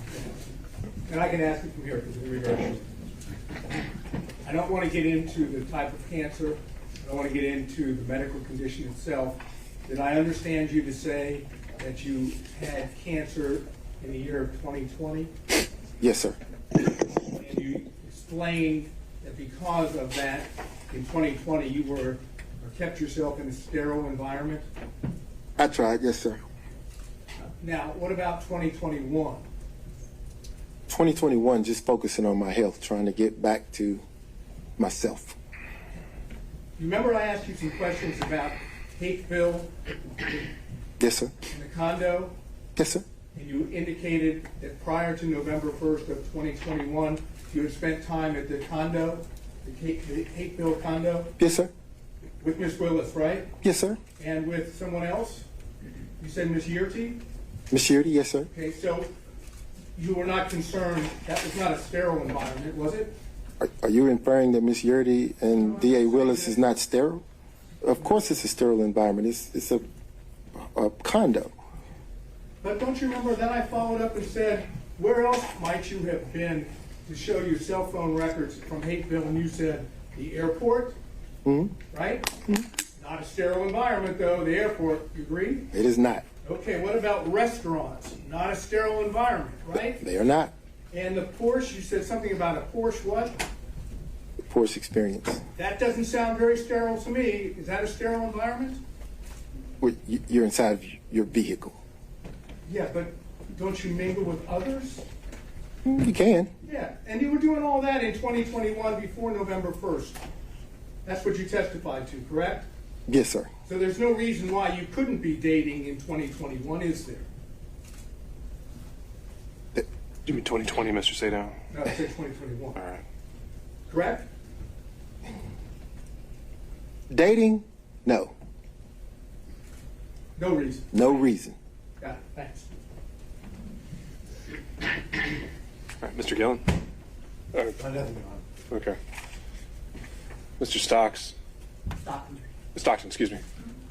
Just real briefly, you said you started dating in early 2022, and you also used the term personal relationship. And there was no dating and no personal relationship prior to early 22. Is that correct? Help me understand. I want to make sure I answer you. So let's be clear. 2022 was the start of any intimate sexual relationship with the district attorney. Okay, and that's what I was wanting to Okay. make clear. In your affidavit, you used the term personal relationship. Got it. Today, you've used the term dating. And your testimony today is that that includes the term basically physical or sexual or intimate relationship. Is that correct? Yes, sir. And there was nothing, according to your testimony, there was none of that prior to early 20. That is correct. That's all I've got, Judge. All right, not seeing anyone else. Ms. Cross, any redirect? All right, Ms. Merchant, can this witness be excused?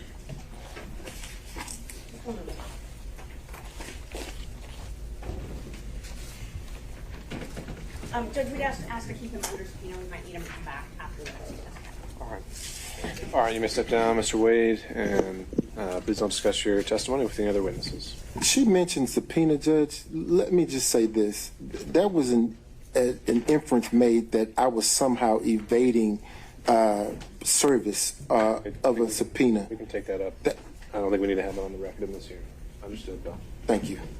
All right, Ms. Merchant, any other witnesses? Yes, we would call Fani Willis. All right, Ms. Cross. Your Honor, I am going to object and remove to the motion to quash the district attorneys. There's been now lots of testimony from Mr. Wade. I don't believe that there can be a showing for the need for the district attorney to testify as well. For all of the reasons that were cited in the state's motion to quash initially, it's a tremendously high burden to call opposing counsel. I don't believe it's been met, particularly given the cumulative nature that would be the subject of the personal details that Mr. Wade's not testified to. All right, Ms. Merchant, what do you think you can establish and have through the testimony of Ms. Willis? And let me stop there. Conflict in the evidence, Judge. Now that how Mr. Wade has testified, there's a conflict in multiple different issues. I'll just go through all the different issues. The first one is the reimbursement issue. The cash, that opened the door in and of itself to Ms. Willis testifying. Well, what's the conflict there?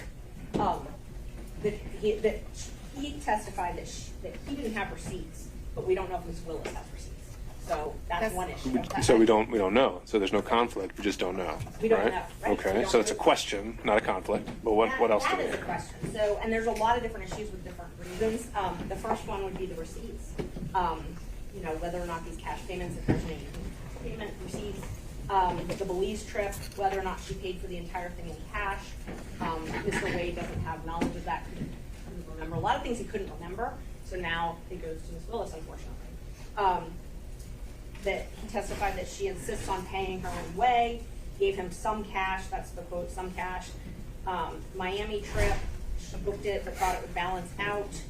A couple other trips that we didn't get any information about, Tennessee, Alabama, Georgia, all of those could be financial benefits. We don't know. He didn't know.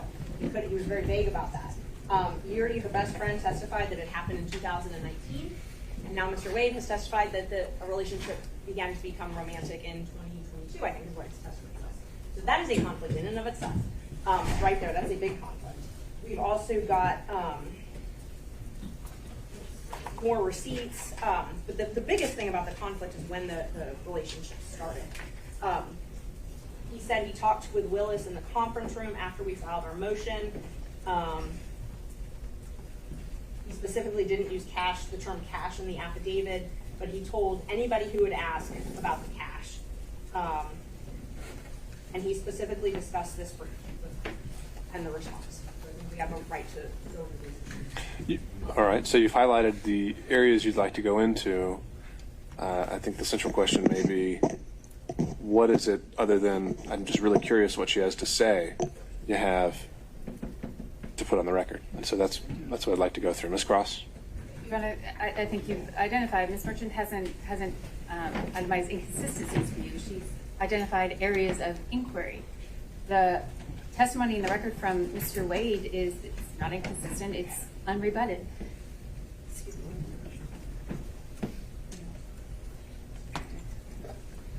me. And so that I don't believe, given the testimony of Mr. Wade and the extent of the questioning of him, that there is any reason at this point to go into the district attorney herself.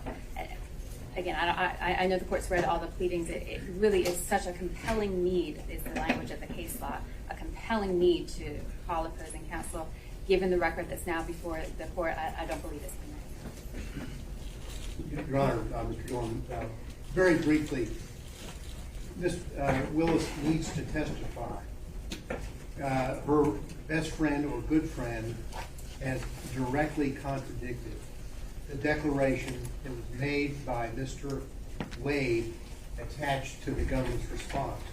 And it wasn't just the declaration of Mr. Wade, it was filed by the district attorney by and through her assistants here. She owns that. And so that affidavit is owned by her, and there are deep concerns that that affidavit is false, and that Ms. Willis knew it was false, and that she needs to come in here if she wants to tell us about the cash. First time we've heard about the cash, oh yeah, we got cash. Don't have any deposit slips, don't have any record of it. Maybe Ms. Willis can say, here, all my records where I paid $10,000 in cash back to Mr. Wade. We need to know that. Also, Ms. Willis's financial disclosure. Let's not forget that. We're talking about two people who went to extraordinary lengths to hide their relationship, to hide the nature of their relationship. Extraordinary. The district attorney needs to take the stand, and she needs to tell this court and this courtroom why she filed financial disclosures in 2022 identifying prohibitive sources, which Mr. Wade clearly is a prohibitive source. Did you get gifts and benefits? Now we've seen all this. We've seen the trips. We've seen all of the things that total up to around $10,000 in cash. Yet for the financial declaration for 2021, which was filed in April of 2022, and the financial declaration for 2022, which was filed in April of 2023, there is no listing of any any gifts whatsoever over $100 from a prohibited source. It cries out for her testimony.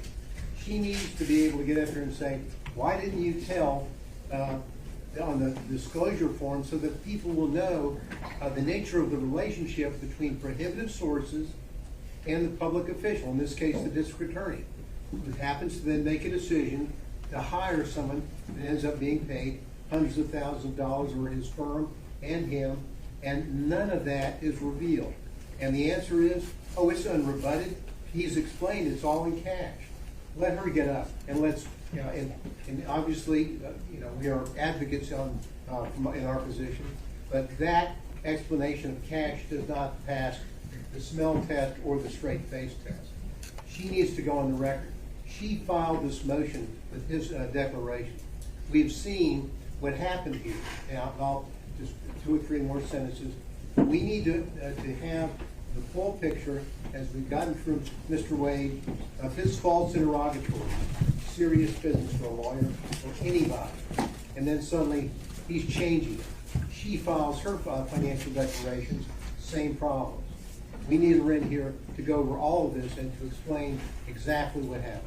So we would ask the court that the court allow Ms. Willis to be called and interrogated on these matters. And I would too, Your Honor. Just a moment, Ms. Willis.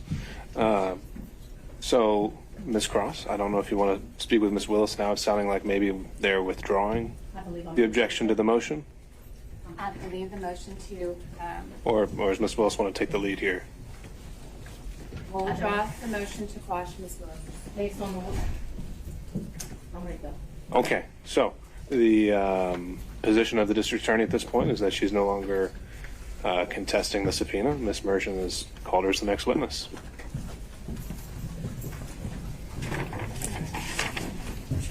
I would ask, I need 3 documents in front of me, and they're the 3 filings of Ms. Merchant. 3 filings.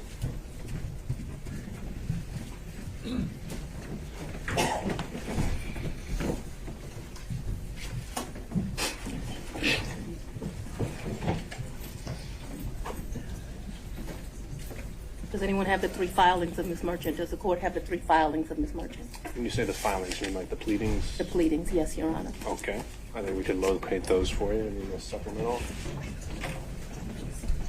I want the one filed on January the 8th, the one filed immediately after we filed ours, and the final one. If you want to take a break to get them, I can make a copy. I think we have one. You know, the only copy I have is going to have my notes on it. So if we don't have a clean copy, We have a 5-minute break, Your Honor. Let's I'll get take the documents. all right. I'll sit here and wait for him.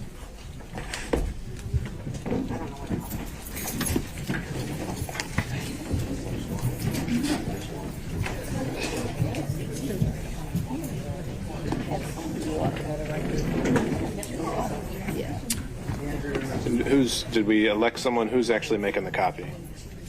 You got it? Okay. Ms. Cross is doing it. Is there? I can.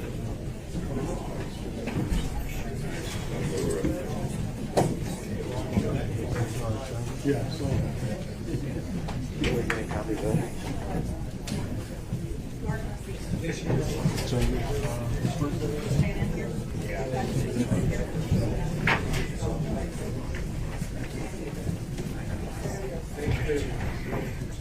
Give a tissue.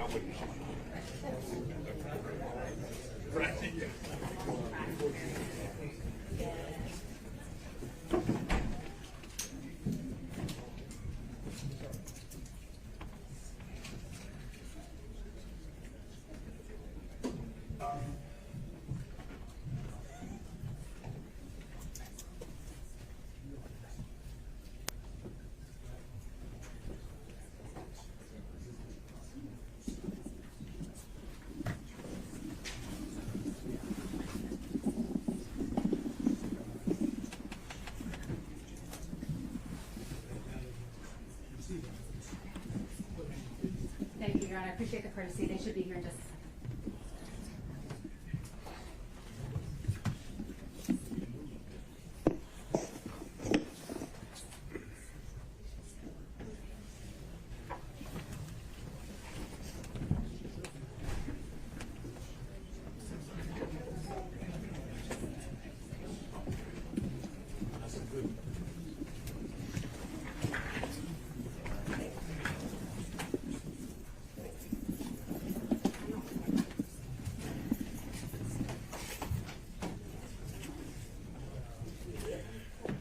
All right, Mr. Cross, if you can bring everyone in.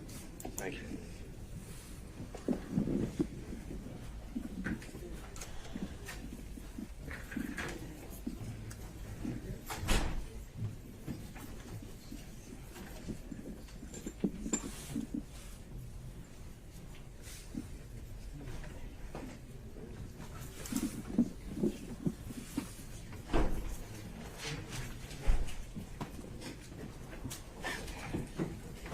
Do you swear me, Your Honor?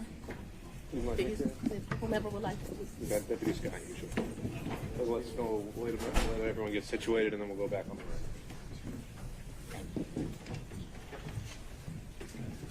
Sir, you have like tissue in here?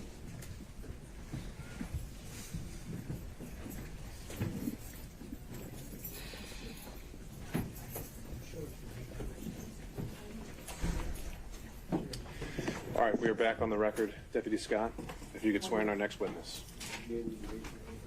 I would, and I do apologize. Anna, do me a favor. Put them on my face, hold me the glasses. After you swear me, don't put my face. If it's swear, you can go ahead and swear me, so I don't hold it before.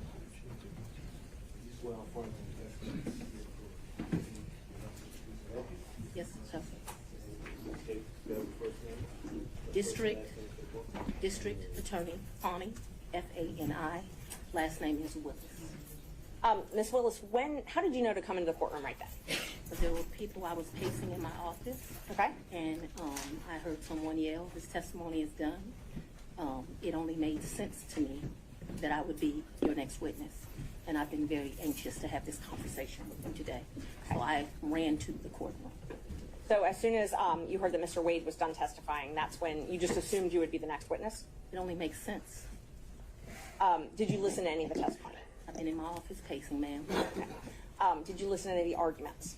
I did hear the arguments this morning. It's ridiculous to me that you lied on Monday, and yet here we still are. And I did listen to that argument. All right, so that was it, just the argument, no testimony. Right, I listened to the argument this morning where Adam Abadi, I thought, did an excellent job pointing out how dishonest you were with the court on Monday. And I'm actually surprised that the hearing continued. But since it did, here I am. Great. So let's just talk about what you did in preparation for today. Did you meet with Mr. Wade at all? Once the motion was filed, did you meet with Mr. Wade and talk to him about the motion that I filed to disqualify you? On this first January motion? Yes. I don't know if you could say talked about. I probably had some choice words about some of the things that you said that were dishonest within this motion. So I don't know that it was a conversation. As you know, Mr. Wade is a Southern gentleman. Me, not so much. Okay, but my question was, did you have a conversation with him? I didn't have a substantive conversation. You did not? I read this motion, skimmed it more so, and I've probably said some choice things to him about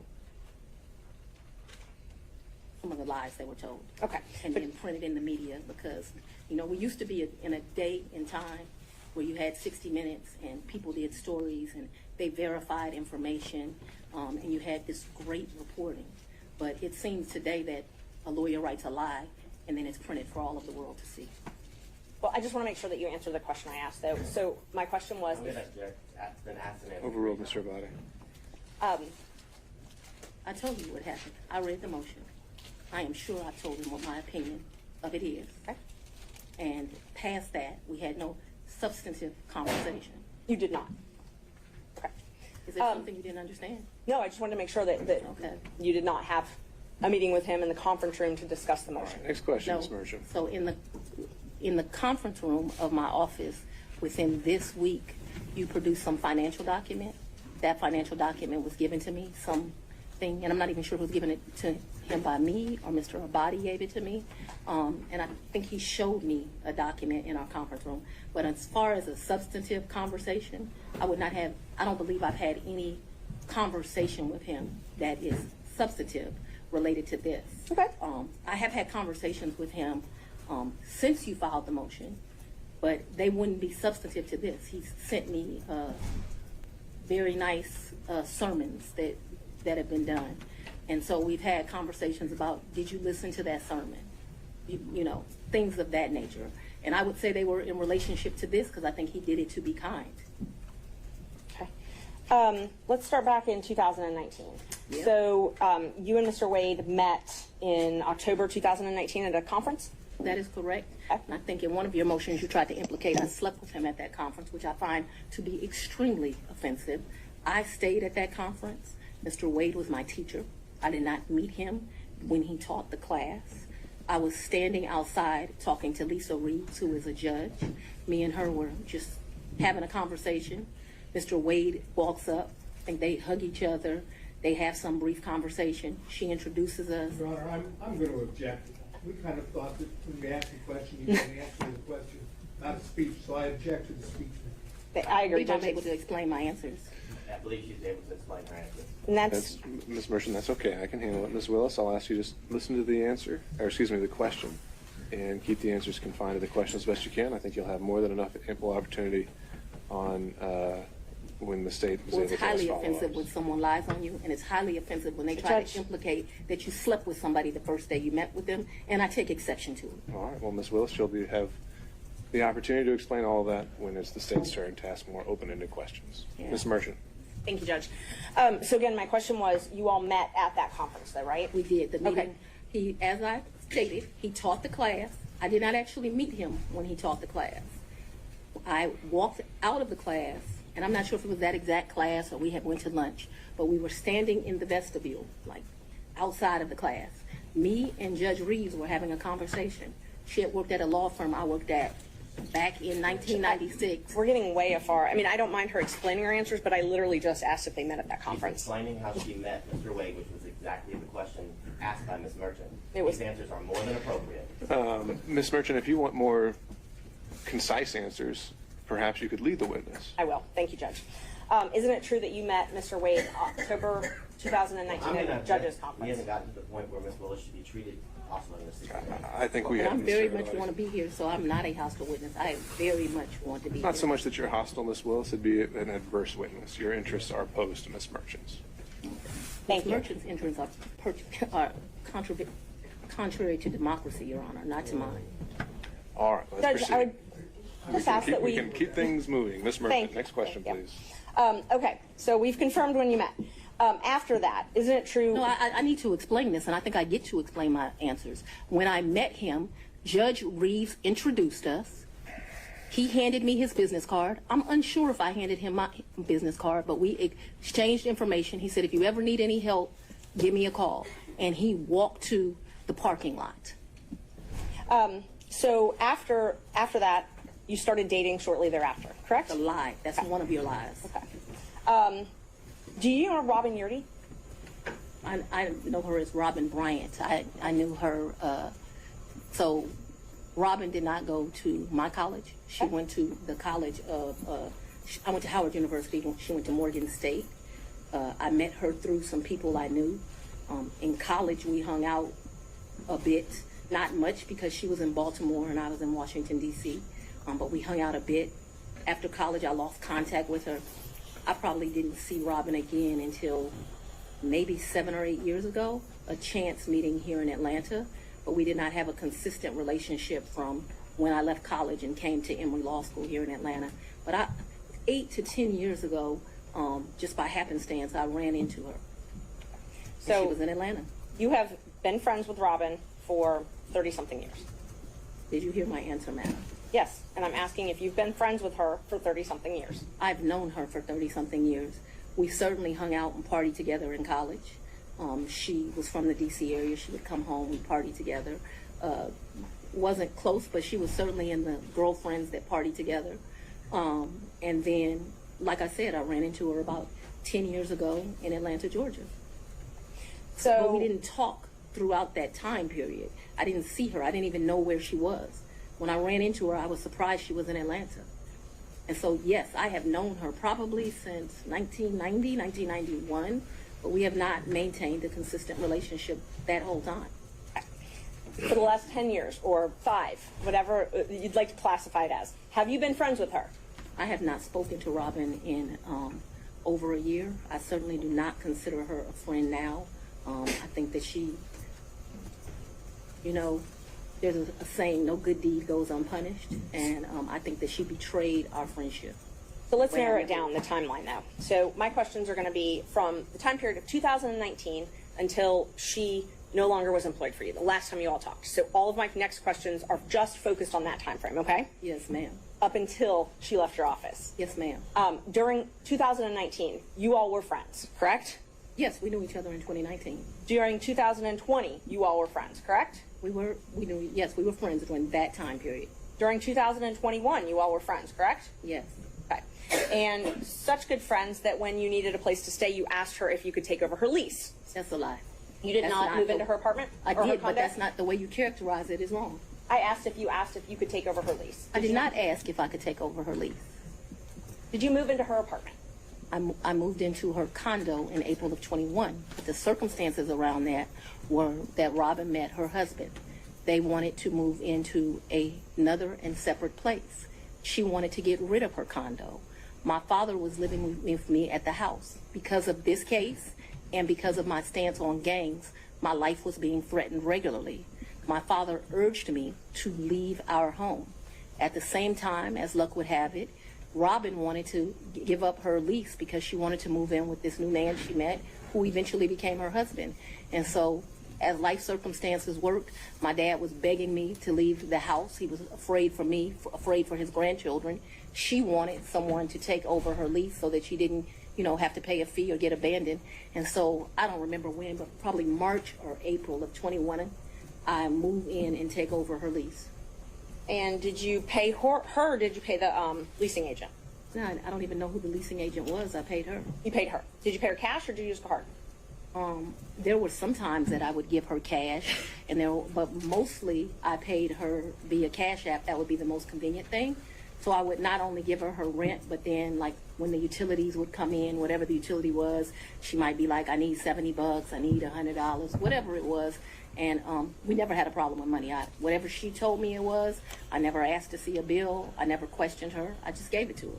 What percentage would you say you paid cash versus Cash App? Oh, the vast majority was Cash App. I don't know what percentage. I'm not going to guess that.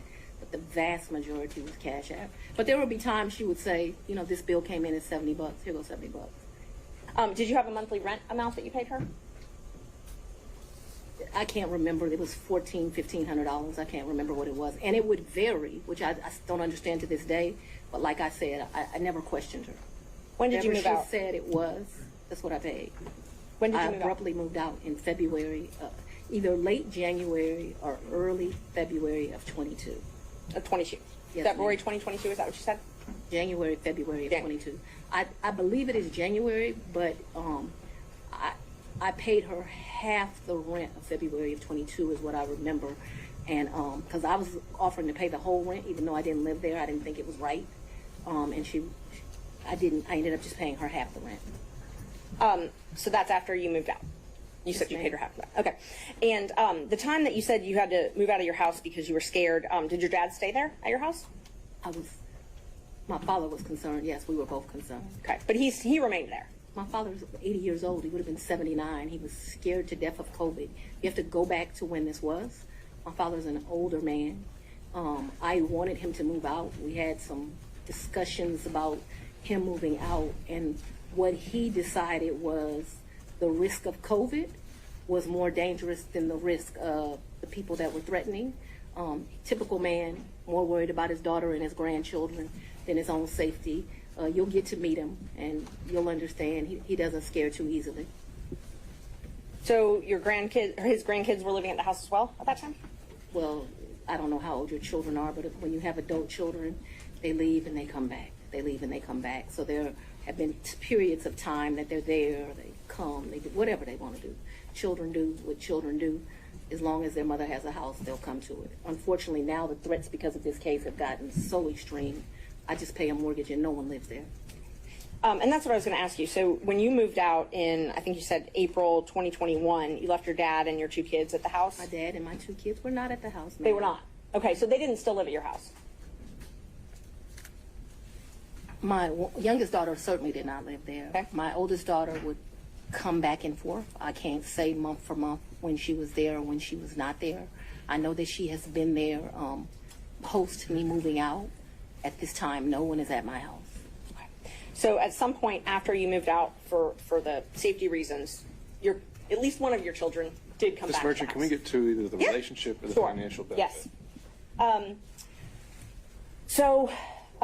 Let's see, we were back at 2021. So you were still friends with Miss Yeartie then. Were you also friends with Mr. Bradley?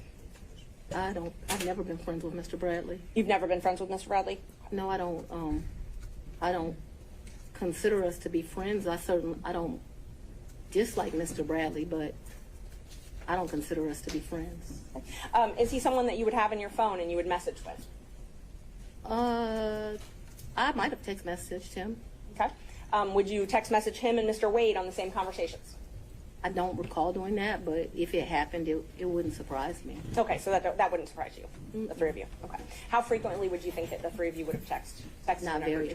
I wouldn't think very often, but you're asking me to recall. I don't even know what time period you're asking me to recall, but I'm not going to speak to that because I just really don't know the answer to that. And so I don't want to speculate as to how often that would happen. But it's not out of my practice to text 2 people on one text message. So if you told me that happened and showed it to me, it wouldn't surprise me, although I have no recollection of it. But there would be some record of it in your phone, or the phone records would have some record of those texts. Perhaps. Talk about, you said that sometimes you paid Miss Yeartie cash. I'm sorry. When you went on vacation with Mr. Wade, let's just go one by one. Let's start with the first one. What's the first time you went on vacation with Mr. Wade? I think the first time we went on vacation was around April of 22, and it's a vacation is a stretch, but I'm trying to be comprehensive. I recall April of 22. His birthday is March the 18th, so that would have been his 49th birthday. I took him to Tennessee for the day. I think we went to a museum. I think we might have stayed the night. I'm not sure, but I mean, Tennessee's kind of hard to call a vacation, but I just am trying to be inclusive. And like I said, I know it wasn't more than a day. You didn't spend the night? I think that we did. That's what I'm telling you. I think that there's a possibility that we stayed that night in April of 22. Who paid for the hotel? I think I did. It was his birthday. And would you have used a credit card? Probably, maybe a debit.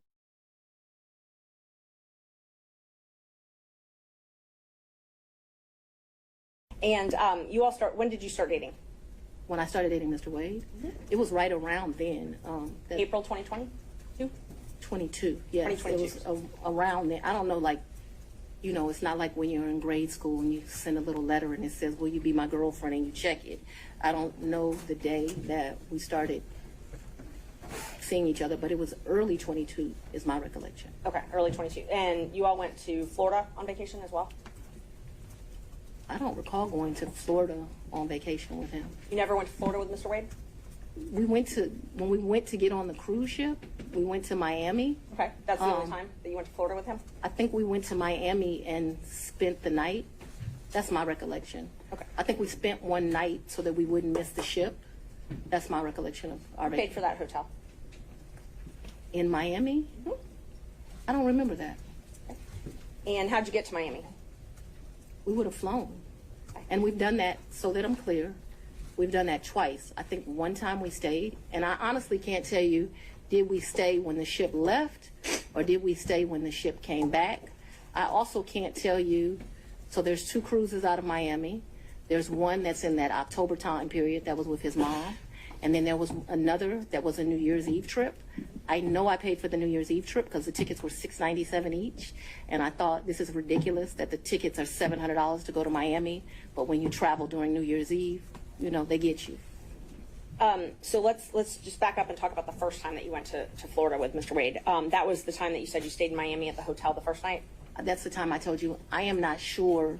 So I'm not sure of 2 things. So I want to make sure that my testimony is clear. I'm not sure if we stayed in Miami on the October trip. I'm not sure if we stayed in Miami on the December trip. I just can't remember that. And I also don't remember, so that the record is clear, I don't remember if the necessity was as we got on the ship or we got off the ship. But I do remember there was a night spent in Miami because either whatever. I don't remember. But I think that there was a night spent in Miami. That cruise is the one that you took in October, right? Ma'am, if you have something to refresh my recollection, I'm intentionally trying to not be difficult with you, but I don't want to make up something. Right. I know that on one of those 2 trips, we stayed in Miami. I am not sure right now. You're asking me about. Oh, I'm sorry, you misunderstood. I was not asking you which night you stayed in Miami. I'm asking if you took a cruise in October 2022 with Mr. Wade. Yes, and his mom. And his mother. That's what I was asking. Yes. Is that the first time you met his mother? Yes. It was on that cruise, and that was Royal Caribbean, I believe? I honestly don't remember what ship. I know we've taken 2 cruises. I don't know what the ships were. But he paid for the flight and the cruise on Royal Caribbean that time. So yes, he paid. He is the original one that does it. He has something called, Mr. Wade is a world traveler. I'm not as versed as him. He's been to 6 of the 7 continents. And so he has both a personal travel agent and he also has a cruise travel agent. I don't know anything about either of those kind of travel agents. So he is the one that would book the travel, but we need to be clear when we're talking about just because he booked it doesn't mean, like, I don't consider him having taken me anyplace. Let me just be honest. The only one that's ever taken somebody someplace is for his 50th birthday. I consider that I took him to Belize. And I took him to Belize because, I don't want to discuss his personal business, but I'm happy Mr. Wade is still here with us. And I did 50 big, very big. So still on that October Royal Caribbean cruise, even though he had a travel agent. I'm sorry? If you do me a favor, I don't know what cruise ship, what time. So if you'll help me and say October cruise with Mama or the New Year's Eve trip with his sisters, I'll be able to, we can communicate. I just don't know what ship.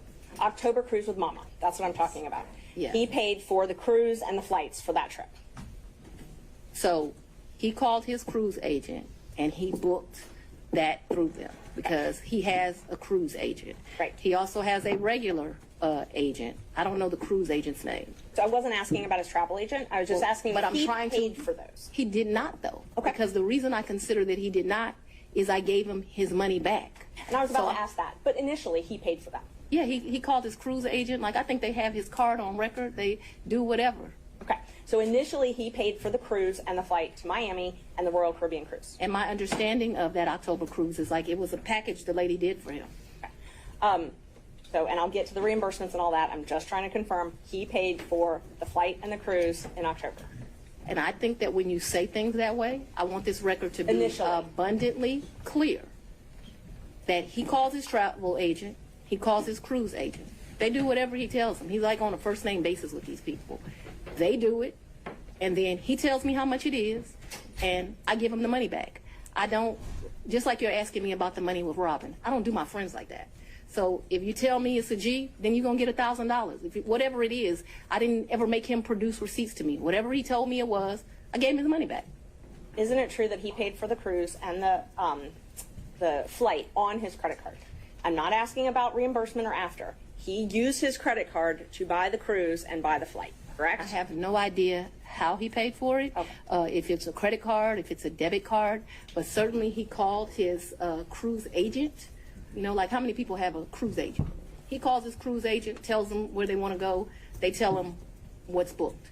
And you have to remember, he paid for That initial was me, him, and his mother. And then after that cruise, you all flew to Aruba and spent a couple days in a hotel there, correct? Right, and his mother was not happy He that we left her initially behind. paid for that. He initially paid for that. For Aruba, yes, ma'am. So let's talk about both of those. I know he initially paid for it. Did you pay him back? For the cruise and for Aruba, yeah, I gave him his money before we ever went on that trip. You gave him cash before you ever went on the trip? Mm-hmm. Okay. And so when you got cash to pay him back on these trips, would you go to the ATM? No, lady. You would not go to the ATM? No. Okay. So Fulton County pays you direct deposit, I assume? Yes, Fulton County and the state of Georgia both pay me direct deposits. Okay. So the cash that you would pay him, you wouldn't get it out of the bank? I have money in my house. You have money in your house. So it was just money that was there? When you meet my father, he's going to tell you as a woman, you should always have, which I don't have, so let's don't tell him that. You should have at least 6 months in cash at your house at all times. Now, I don't know why this old black man feels like that, but he does. When we were growing up, my daddy had 3 safes in the house. So my father's bought me a lockbox, and I always keep cash in the house. Now, I don't do it to the degree that my father would do it, so he would probably be ashamed with me, but I always have cash at the house. That has been, I don't know, all my life. If you're a woman and you go on a date with a man, you better have $200 in your pocket. So if that man acts up, you can go where you want to go. So I keep cash in my house, and I don't keep cash as good in my purse like I used to, because I don't go on many dates. But when you go on a date, you should have cash in your pocket. So my question was, where did that cash originally come from, if it didn't come out of the bank? Cash is fungible. I've had cash for years in my house. So for me to tell you the source of when it comes from, when you go to Publix and you buy something, you get $50, you throw it in there. It's been my whole life. When I took out a large amount of money on my first campaign, I kept some of the cash of that. Like, to tell you I just have cash in my house, I don't have as much today as I would normally have, but I'm building back up now. So you just put money in. It's a very good practice. I would advise it to all women. So you can't identify when you came into this cash or where the cash came from? I didn't say I couldn't identify it. No, nobody gives me anything. I am sure that the source of the money is always the work, sweat, and tears of me. What you asked me for is, when did the money go in there? What I am trying to tell you is, so I got divorced in 2005 from my husband. No, it's important. You said, where did the money come from? And I need to tell you where the money came from. And so for many, many years, I have kept money in my house. That money in my worst days has probably only been $500 or $1,000. At my best days, I probably had $15,000 in my house at cash. At all times, there's going to be cash in my house or wherever I'm laying my head. The money that you paid Mr. Wade, the cash, in October of 2022, you do not know where that money came from? I do know where it came from. It came from my sweat and tears. You know which job it came from. Did it come from Fulton County or did it come from a private job? It came from, what are you talking about? So it could have come from a private job because before I was DA, I was in private practice. So I earned money during that time period that's probably in there. You don't know could have, what do you mean I don't know where it came from? I understand the situation. We can move on. Okay, thanks. Same with Aruba. You don't know where that cash came from either, right? Ma'am, you are mischaracterizing my testimony greatly. I'm not going to allow you to mischaracterize my testimony. I know that I keep money in my house. The amounts of money I gave Mr. Wade, it was never that serious. I don't think I've ever handed him more than $2,500 in a reimbursement. So we're not talking about $20,000 in cash. I don't have $20,000 in cash right now. The most I ever gave him, I know I gave him $2,500 when we went to Belize because we went to one hotel and then we went to a second hotel. That $2,500 I actually gave him while we were still in Belize. I know that the Aruba trip, the one that you described with his mom, I think I gave him about $2,000 for that trip for like total. His mom went to Aruba with you? The Aruba trip. So I consider that to be one trip. So we got off of a cruise ship and then we went to Aruba, which is why I cannot remember is that the time that we had to stay in Miami to wait for the flight for Aruba. So I consider that one trip, but we didn't like come back to Atlanta and leave. We We flew down to Miami. We got on a cruise ship. We spent a couple of days with his mama. We came back to Miami. When we came back to Miami, either that day or the next day, we flew to Aruba. We spent a few days in Aruba and we came back. That was really one trip. Even though we went 2 places, it was one trip. So let's talk about the California trip. Napa. Is that when you were moving your daughter out to California? When you all went, or did you have 2 trips to California? My daughter doesn't live in California. Did she ever live in California? I'm not discussing to you the location of my child. So how many times did you go with Mr. Wade to California? Once. And you all stayed in Napa Valley and he paid for the plane tickets and the hotel? He paid for the plane tickets and the hotel. And what did you pay for on that trip? I gave him much less cash that time, probably $400 or $500, and then I paid for a bunch of stuff. I think we did 2 different wine tours that you do, which are pretty expensive. I think I bought him, he likes wine. I don't really like wine, to be honest with you. I like Grey Goose. I bought him a bottle of wine while we were there, and the sippings that you do. I can't remember how many, like 4 or 5 different places you go. I remember we went to this place that they do pairings. That was the most expensive thing that I think that we did while we were there. So they would pair, champagne, chocolate, and caviar. It was a 3, and it was like 3 different things: Sweden, Russia, someplace else. I'll make that up, but that was the most expensive thing we did that trip, and I paid for that. You pay cash for us doing that? Mm-hmm. Yeah, I think that trip did not cost me a lot of money. I might have took like $750 in cash on me because we weren't gone very long. I'd only asked if you paid in cash. I don't even know the amounts. When I travel, I always take cash. And is the cash that you keep in your house, or do you keep it at the condo that you were living in? So at that point, it wouldn't be at my house, and I'm sorry if I was not clear. The money would be wherever I laid my head. So I wouldn't leave the money at the house. So if I was unclear, no. Money's going to be where I stay. How much did you pay for your trip to Panama? To where? Panama, I believe. I didn't go to Panama. I may have the location wrong. I never went to Panama. So Mr. Wade went to Panama with his frat brother. Oh, he went to Panama with his frat brothers. So tell me about, let's see. So I want to make sure I've got them. I've got Belize. You already covered Belize. You covered the... So let me tell you our real trips. In October, we went on the cruise with his mom. We got back from the cruise with his mom and we went to Aruba. I consider that one trip. Second trip, New Year's Eve, we went on a cruise to the Bahamas. That's the second trip. I want to make sure I get this right. Third trip, 100% on me. I think he might have spent $200 on that entire trip. We went to Belize. That was my trip. That was, his 50th. And then Napa Valley, we went around May. I don't know the dates, but it seems to me like it was close to Mother's Day. And those are the only trips? So that the record is complete, I can remember one time driving to, where were we? South Carolina, and we met my sister for lunch with her man. When was that? I don't know, but we didn't stay the night there. But I guess people would consider that a trip if you drive somewhere and you come back. That was insane because it was like 5 hours to drive. We ate lunch and we drove right back.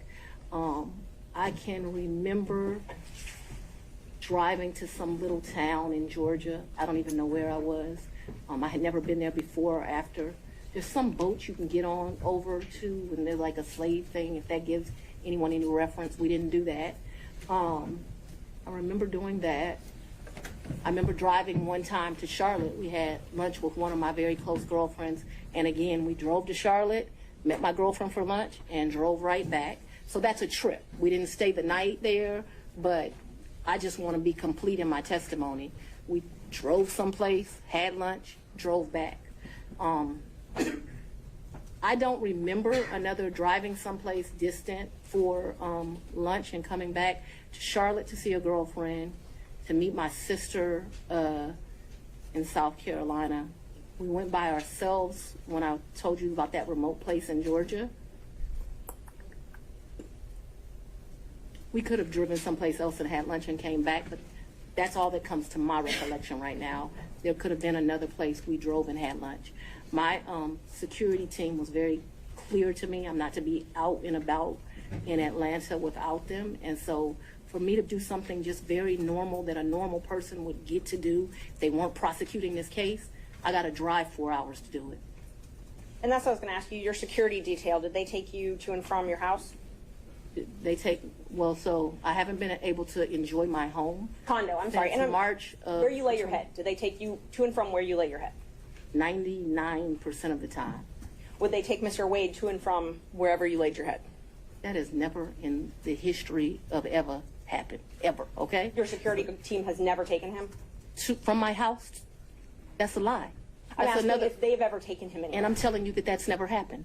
So your security team has never taken Mr. Wade My anywhere? security team has never taken Mr. Wade from any place where I have lived and brought him here. Never. Not once. Not ever. Have they ever taken the two of you together? To where? Anywhere. Well, we've left this building and gone to lunch, but I go to lunch so rarely that that is a very rare occasion. I am sure, and let me be clear, it wouldn't just be Mr. Wade. So I'm sure my security team has taken me to lunch.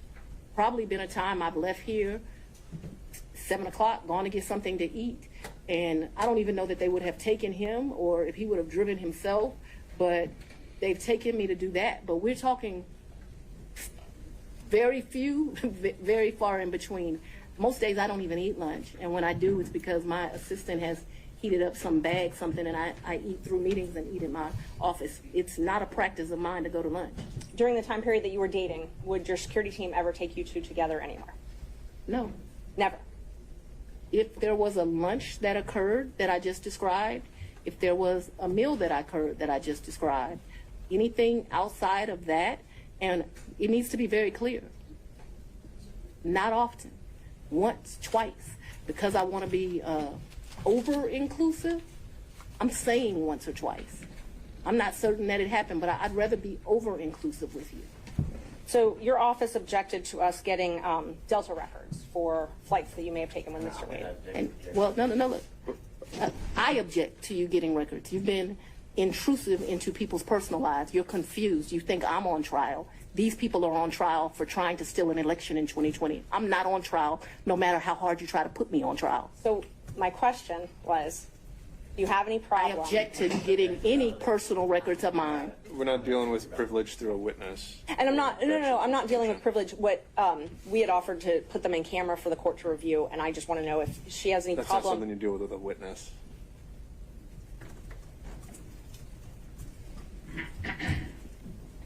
Okay, you have to file as part of your job something called an income and financial disclosure report, correct? That's correct. And you filed your first one, so you filed 2 to date, is that right? Is it 2 or 3? I probably would have filed 21, 22, and maybe I haven't filed 23 yet, because isn't it due like June of the next year? April, I believe. So you filed, let's see, you filed your first one, it looks like April 15th, 2022, and your second one, April 17th, 2023. Does that sound familiar? That I don't remember the dates, but you're an officer of the court. I'm gonna hope you're telling the truth now. May I approach the witness? You may. Thank you. I already gave the state a copy, exhibits 20 and 21, if you take a look at those. They're all part of the certified records. Can somebody bring me some? Yeah. These guys are getting a little old.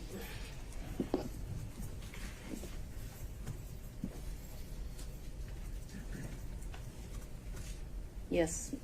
Okay. Yes, so ma'am. Those are the ones that you filed. This looks like me for sure. Yes, ma'am. Yes, ma'am. Judge, we'd move to admit 20 and 21. I think you need to delineate which one's which 20 one's which. is 2021, so it accounts for the time period, Your Honor, January the 1st, 21 through December the 31st, 2021. That is Defendant's Exhibit 20. Defendant's Exhibit 2021, it accounts for the time period January the 1st, 2022 through December the 1st of 2022. All right. Any objection to Exhibits 20 and 21? Nope. Sorry. From other counsel? Admitted without objection. Yeah. When did your personal relationship with Mr. Wade end? Our personal relationship ended in this year. So let's be very clear so that we don't mix words. I don't want to mix words in here. Mr. Wade is my friend right now. Mr. Wade, I would say, has been my friend since 2020. I think he started out as like a mentor and a professional colleague. He became my friend and somebody that I really respected. I feel very indebted to Mr. Wade for taking on the task of this job. And he is certainly my friend and one of the people that I respect the most. So if you ask about a personal relationship, I consider myself to have a personal relationship right now, Mr. Wade. I consider myself to have a personal relationship with Anna Cross. I consider myself to have a personal relationship with Mr. Abadi.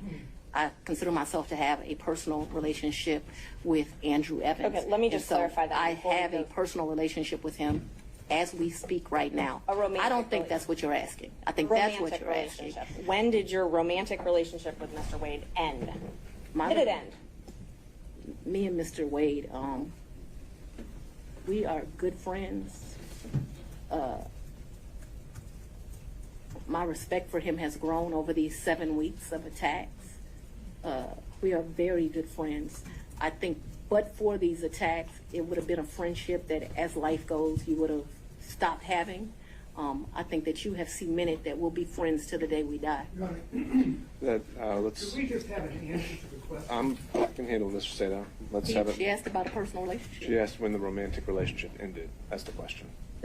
Sometime in, I'd say late summer of 2023. So I don't believe me and, this is what you're really asking about. This is the salaciousness of all of this, right? No, I'm just When asking you're about your re- romantic relationship. When you stopped dating. I think that me and Mr. Wade, so he's a man, he probably would say June or July. I would say we had a tough conversation in August. And so that men in relationships at the end of physical intimacy, women in relationships when that tough conversation takes place. And where, when did he come to, I guess the condo, I'm not sure what you called it, condo apartment, would he come and stay at that condo or visit you there? I'm sorry, visit you there. What condo, what apartment? I want to be clear. So not your house. I know you classified one as house and one as condo, so I'm trying to use those terms. So, but there's been more. See, what you don't understand is because of this case, I got to move, and so I Ms. need Merchant, to. if you could ask a more precise question. Yes, please give me the time period. that we're Mr. talking Wade visit you at the place you laid your head. When? Has he ever visited you at the place you laid your head? So let's be clear, because you lied in this. Let me tell you which one you lied in. Right here. I think you lied right here.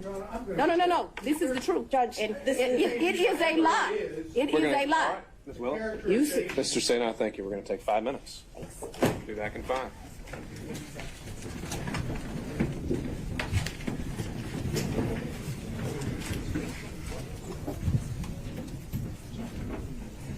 May I go to the bathroom?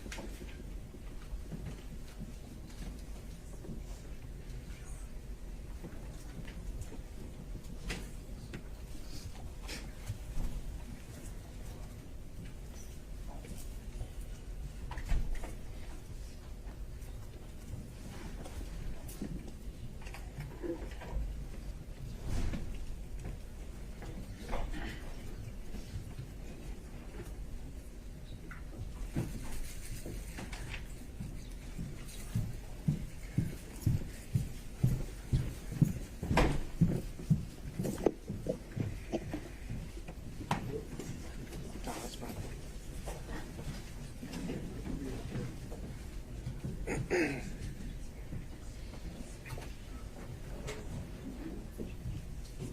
Judge?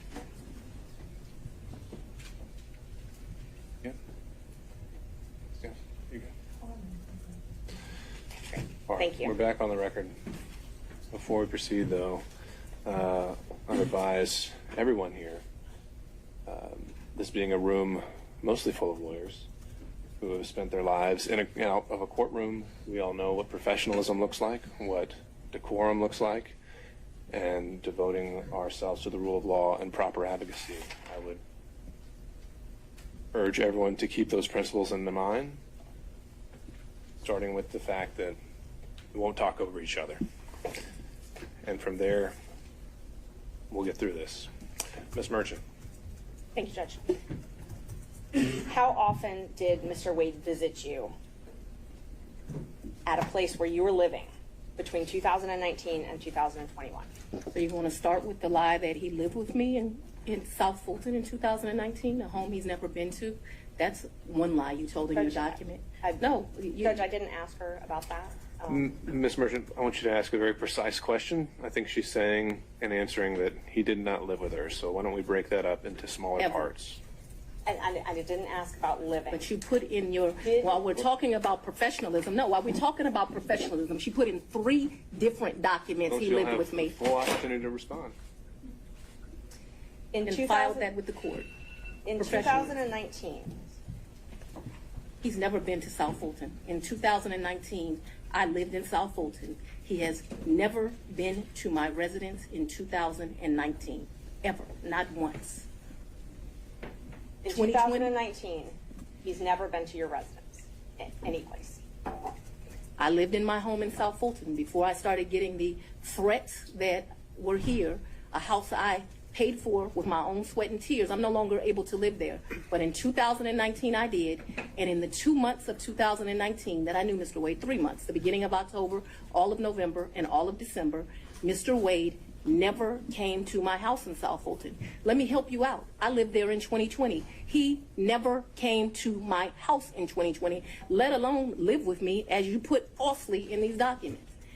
In the first 3 months of 2021, when I could still enjoy my home, Mr. Wade never came to South Fulton, and it is certainly a lie that he lived with me.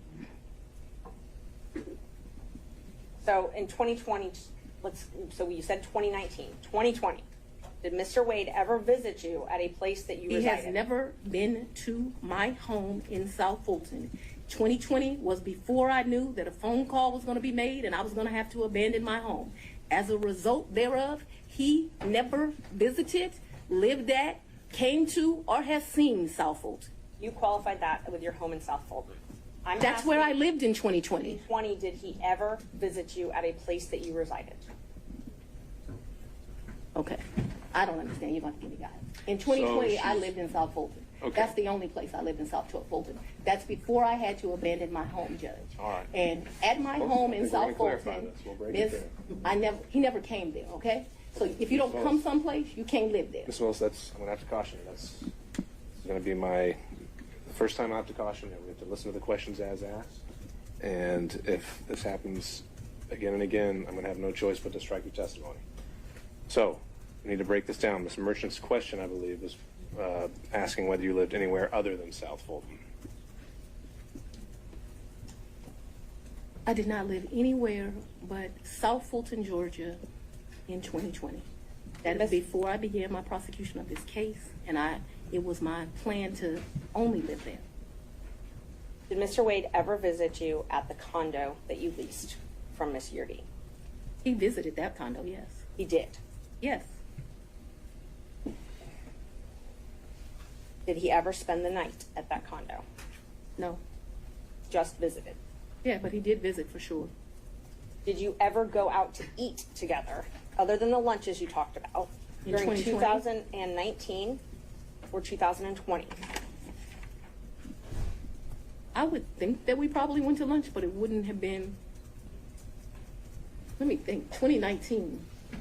I'm going to say, I don't know, I'm going to say we probably broke bread someplace in 2019. I don't remember it, but it seems like we would have broke bread sometime in 2019.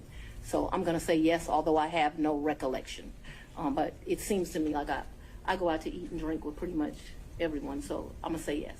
So outside of the vacations that we've already talked about, did you ever go out to dinner with Mr. Wade? I mentioned to you that I'm going to object as to what time period. Like, we're asking very vague questions. I thought we were treating the witness as hostile under 611. We're no longer doing that. So we're going to go back and forth. We need to be more specific with our questions if we're going to treat her as hostile. All right, Ms. Merchant, it's not so much. I think you can elect between leading and open-ended questions, but I think we are still wondering about, and I think we need to get back on track of focusing on the financial benefit or the relationship. And my next question about if you did go out to dinner, who paid when you went out to dinner? He paid, I paid. You both paid. Okay, so let me be real clear.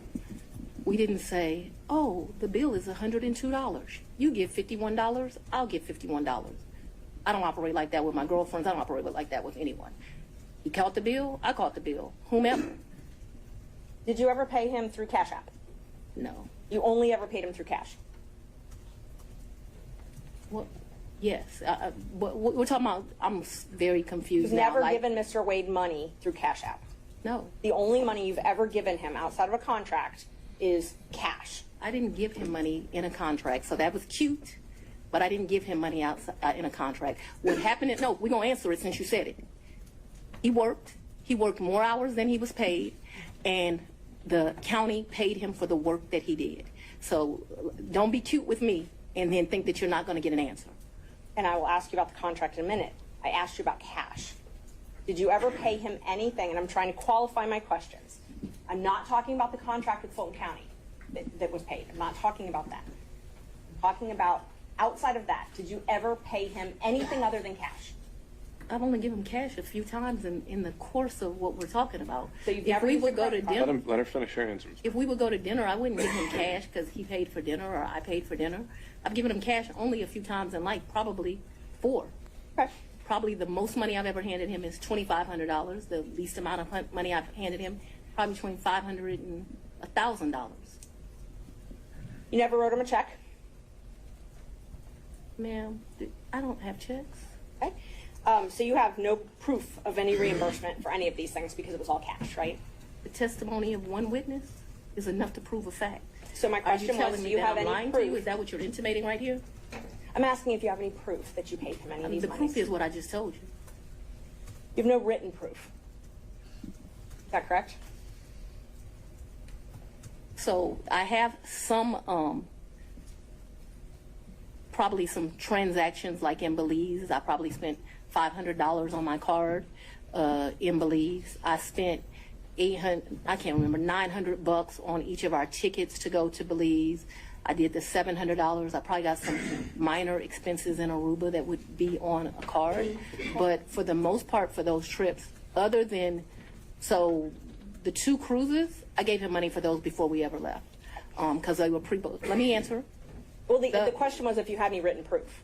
And so I've answered you that I've had written we proof. can move to the next question if you've answered if you had any written proof, and that was my question. I want to make sure that we're clear that for the 2 cruises, Judge, and that's I the asked if cruise she gave plus him written Aruba. proof. We're not going to talk over each other. Ms. Merchant, she answered your question, so we can ask the next question. Ms. Willis and Ms. Cross will have plenty of opportunities to let you clarify your answers when it's her turn. Thank you, Judge. Knowing your role as district attorney, you know that public funds are scrutinized and money is scrutinized and things like that. You understand. I'm sorry, go ahead. You understand you're under a microscope. You have reporting requirements, all of those types of things. You have no record other than your testimony of the money that you've given Mr. Wade. You've already asked that question. Let's keep going. When you took office, you had a tax lien of $4,600. Did you pay that with cash when you made that tax lien whole? I probably paid through however you pay. Okay. So, but you were saying that you had amounts of cash. You still had that lien in 2022 when you were dating Wade and going on these trips. So the cash that you gave him, that could have been used to pay the tax lien off? You gonna tell me how to pay my bills? I'm going to object. This is not relevant as it relates to why we're here today. Ms. Merchant, are you trying to establish that she was insolvent in some way? I definitely was trying to establish that she did not have these mass amounts of cash that she's talking about, yes. All right. Re-ask the question. You had a tax lien in 2022, $4,600. Did you say I did? And you did not use this cash that you had to reimburse Mr. Wade to pay that off, correct? No. Okay. I went shopping too and I didn't pay it off. And you talked about, you gave a lot of interviews to some authors of a book called Fani Willis, right? I would not characterize it as a lot. I probably have spoken to them No, I'm 2 or 3 times. My question is relevant as to. I think it's already come up that finances are discussed in the book. I'll overrule that. Thank you. Ms. Wilson, you can continue your answer. What came up with Mr. Wade as it relates to hearsay statements that he was asked about in relation to what Ms. Willis may or may not have said in relation to an author. So it's not relevant to the testimony that's occurring at this time. I think Ms. Merchant has said that inside the book, she also makes a statement as to her own finances, and that's at issue. So you gave interviews to the authors of this book, correct? Once or twice. Okay. And 3 times, just to be comprehensive. I don't know if it was 3 times, 2 or 3 times, I think. you were quoted in the book, and I will give you a chance to say if this is a misquote. You were quoted, when they asked you about if you wanted to run for office for DA, you were quoted, "I really don't want to be financially effed up again." Do you remember saying that? So what that refers to, My question first is if you remember saying that. I remember saying something similar to that, but I would like to be able to explain what that's in fine. reference to. That's not in reference to anything else. It was a huge sacrifice to be district attorney in Fulton County. Huge. I was doing just fine. I had a municipal court judgeship that was paying me $100-something thousand a year, and like you got to show up twice a week. Easiest thing I've ever done in life. I also had private clients that were paying me to represent them, so I was able to have a law practice and that. Raising 2 daughters by myself, there were times in life where things were hard, and so I was telling people, I don't really run for DA. I don't want to run for DA. I'm in a good position right now. I got this easy job that I enjoy, being the chief judge of the city of South Fulton. I'm making money at the law firm, and I'm not sure that I want to make this sacrifice. And why does it always have to be me? Eventually, I prayed.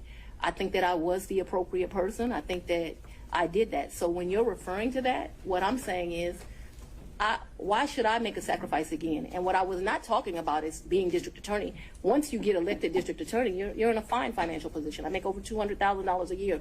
What I was talking about is I ran for judge.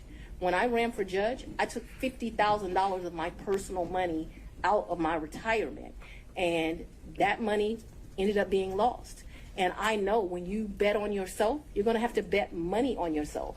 And so what I was talking about was not wanting to go through the personal financial expense of running for office. By no means did I think that I was going to be financially in a bad position once I won. Let's talk about what I was up against, because it's important to understand that comment. I had a district attorney who had been here for 24 years. People, no, it's very relevant as to what my mindset was about this. So I'm trying to answer your question. So what I was saying is Tailored solely to finance. Right, but it is about my finances. If I didn't, nobody put me in this seat. So I had already run for office once. I had spent $50,000 of my own money running, and it was vamoose, nothing. And so when I'm talking to those offers, I'm talking about the contemplation of the sacrifice of the run, not the sacrifice of once you become DA. The odds were against me. I was likely going to lose the election based on who I was running against. So that needs to be in the appropriate context. Isn't it true that the authors also wrote, and you can dispute this if you'd like, that you were broke after that race? The 2018 race? Yes. Yeah, that was a hard race. I wasn't broke like I didn't have any. So broke is relative to depending where you are, but that hurt to lose that $50,000. So I'm sure my mental mindset was like, I just gave $50,000 away. Right.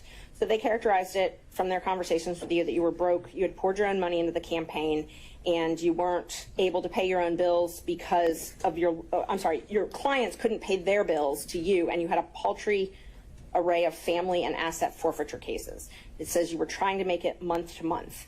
Is that an accurate depiction of your financial situation at that point? I would want to read that, but I don't remember clients not being able to pay their bills. Or may I approach, Judge? You can. You may. Page 13. I have not read this book.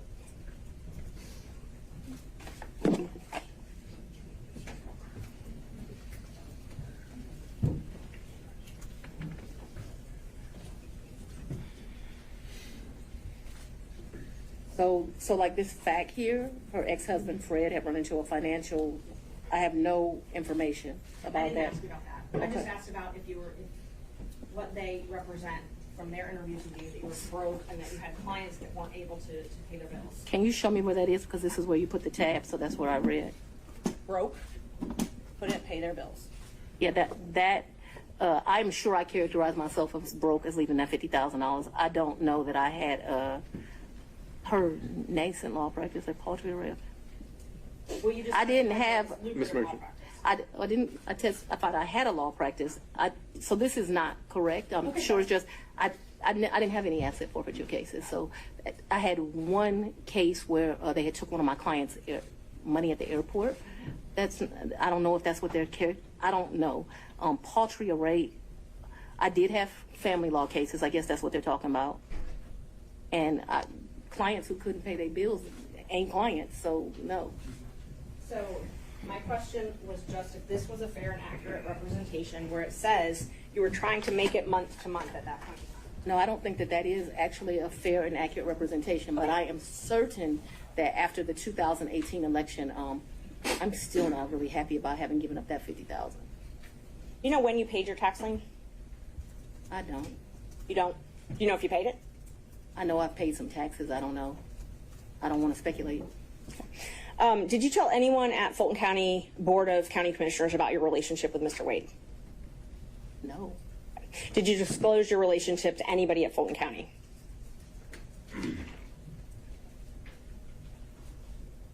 No, I don't think so. And as the Chief Law Enforcement Officer of Fulton County, I assume that you're familiar with the county code and ordinances? I've said we're not going to cover that in this hearing, Ms. Merchant. I'm sorry, Judge? We said we weren't going to cover the county regulations. Okay, and I won't. Let me ask you this then. So are you aware that you're required to disclose any relationship with someone that you contract with in Fulton County? I'm going to object to the court's prior ruling that you made this morning. Would this be different because it's a potential for impeachment? Yes. What did you ask me? Ms. Merchant, if you could re-ask the question. Okay. Are you aware that Fulton County requires you to disclose any relationship with someone that you're doing business with? I'm not aware, and I know often that things are confused with state constitutional officers in county, but I'm not aware. Okay. So it's your understanding that you don't have a duty to disclose the relationship? She's answered that question. Let's keep going.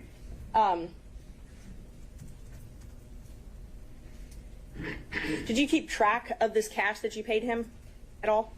What are you talking? I don't understand. Did you keep track? Did you keep a ledger? Did you keep track of it? So I've only given him cash, as I mentioned, 3 or 4 times. There's no ledger. This is friends handing money off to each other. So the answer is no, you didn't keep And I track. think you've already asked whether there was any written proof whatsoever, and she's Yes. answered that. Okay. So we've covered this. Let's move on.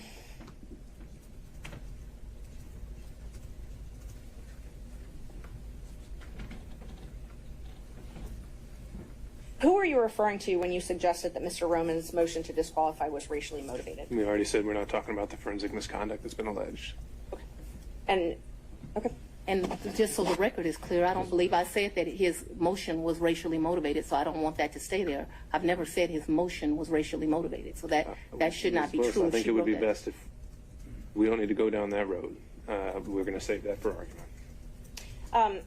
You once said that you would not engage with a personal relationship with anyone that worked for Fulton County. Is that correct? An employee? Anyone that worked for Fulton County. I think I said an employee. Okay.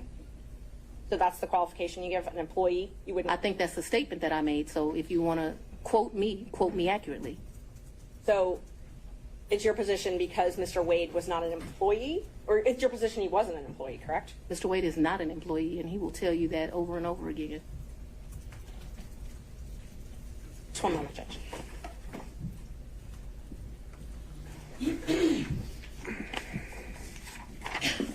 I'm sorry, the statement, just so I make sure I accurately quote you. What you said was you won't sleep with people who work under you. Do you not consider Mr. Wade working under you? I consider Mr. Wade to be an agent. Agent?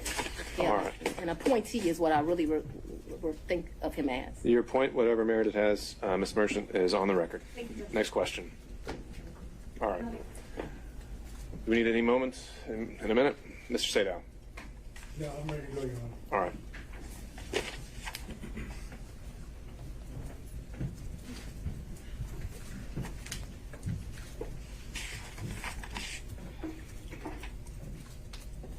I'm going to try to ask you questions that you can actually answer without having to explain, okay?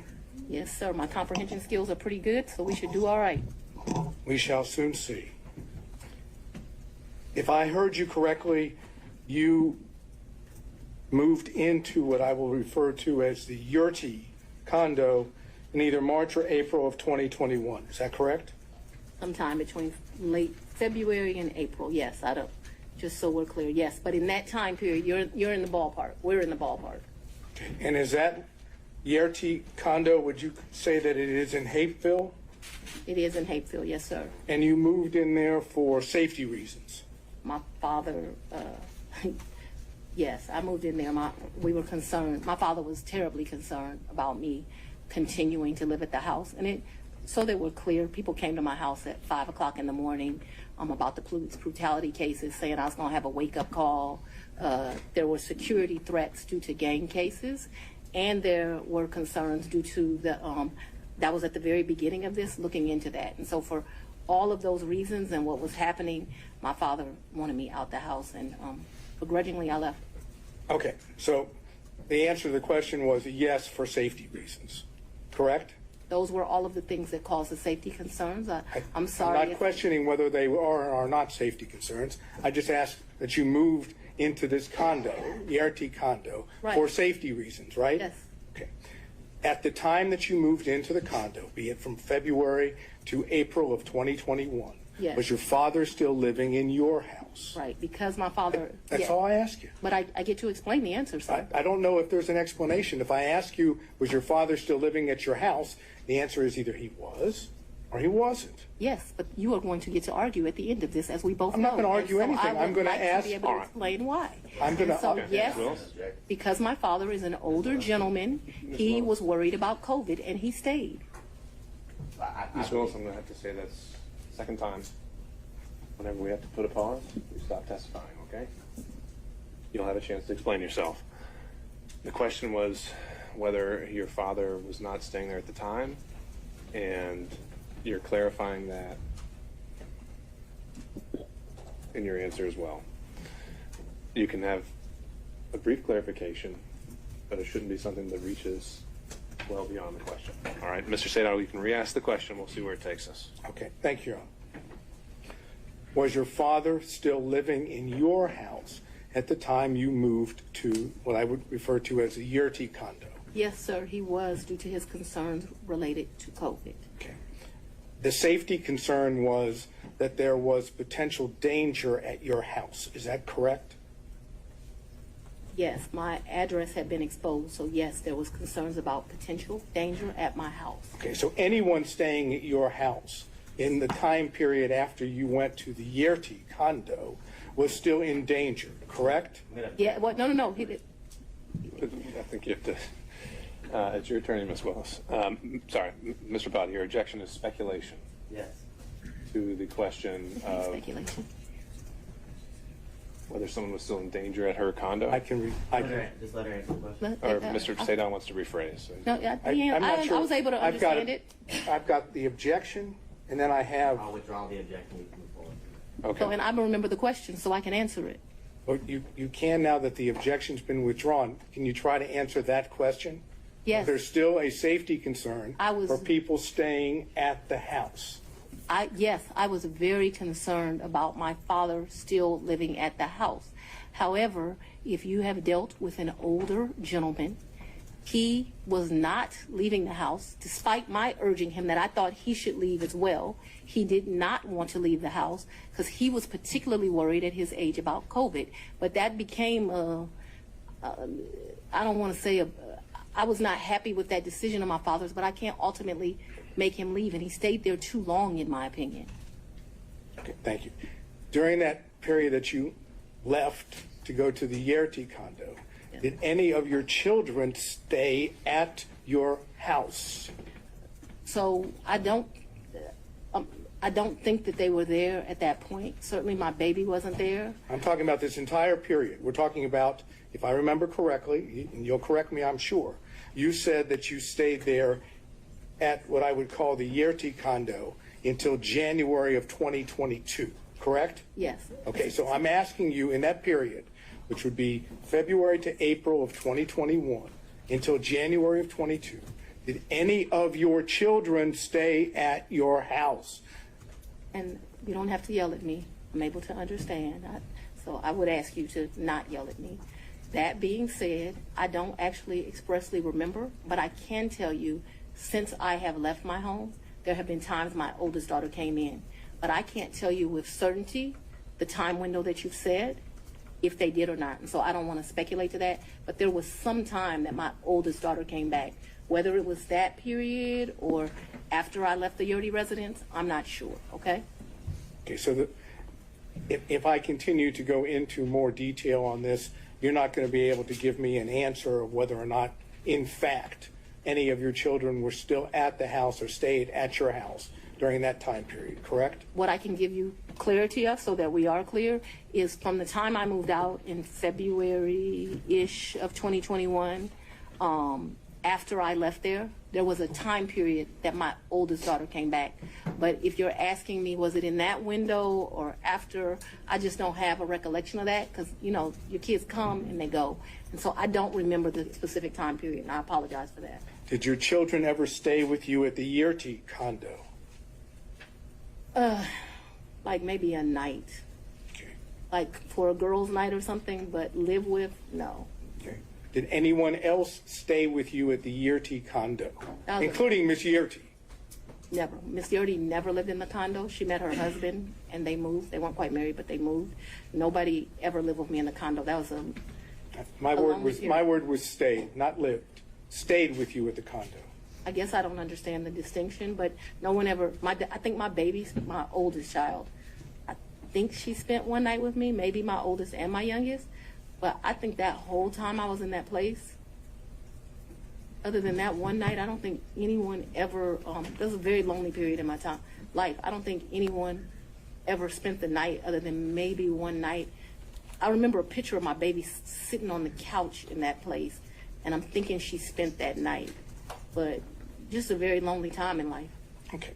We'll stay with the lonely theme just for a minute. Did Nathan Wade visit you at the Yeartie condo from the time you moved in until he was hired on November the 1st of 2021? So I moved out of that condo, but during that time period, yeah, I'm sure he came to visit. He came to visit. I can remember us going, I think the restaurant's Lickety Split. I can remember him picking me up, going to Lickety Split and ordering some food and coming and sitting at my table and eating. So I remember times that he visited me at that condo, yes. Okay, could you give us an approximation of how many times Mr. Wade visited you at the condo between the time you moved in and prior to November 1 of 2020? I don't think often, but I don't want to speculate. Can we say more than 5, more than 10? I'm going to tell you the problem I'm having here. Let's say more than 10, but I'm not sure that that's even accurate. He certainly has come and picked me up, gone to grab some food to eat. I don't remember him being in that condo a lot. Okay, that's I'm sorry. You want a number, and what I don't want to do. Giving me your current and best recollection is all I'm asking for. That's all I can give you, sir. How many times did any of the prosecution team, how many times did Anna Cross come to that condo between the time you moved in and November 1st of 2021? I don't think Anna's ever been to that condo. What about any other prosecutor that's involved in the prosecution of this case? I don't think any of them have. Just Mr. Wade? That's correct, sir. But it was a lonely time. Oh my God, that 2021, I have a lot of guilt about this time period in my life. Let me tell you why. But yes, it was a lonely time. Okay. I was very appreciative to the citizens for giving me this responsibility and this duty. But what I very, very quickly learned is that this is a very isolating job, and 2021 was a lonely time. I turned 50 in 2021. That's probably one of the worst birthdays I've ever had. I spent it alone. So I have a clear recollection of 2021 being lonely. Okay. Did Mr. Wade ever visit you at the condo, the time period I'm talking about, prior to November of 2021, when Ms. Yeartie was at the condo? So Miss Yeartie and me, we didn't share the condo at the same time. So the answer would be no. But we never stayed there together, so it's an impossibility. It's an impossibility. Yeah. Okay. Now, Miss Yeartie, because we need to get clarification on this.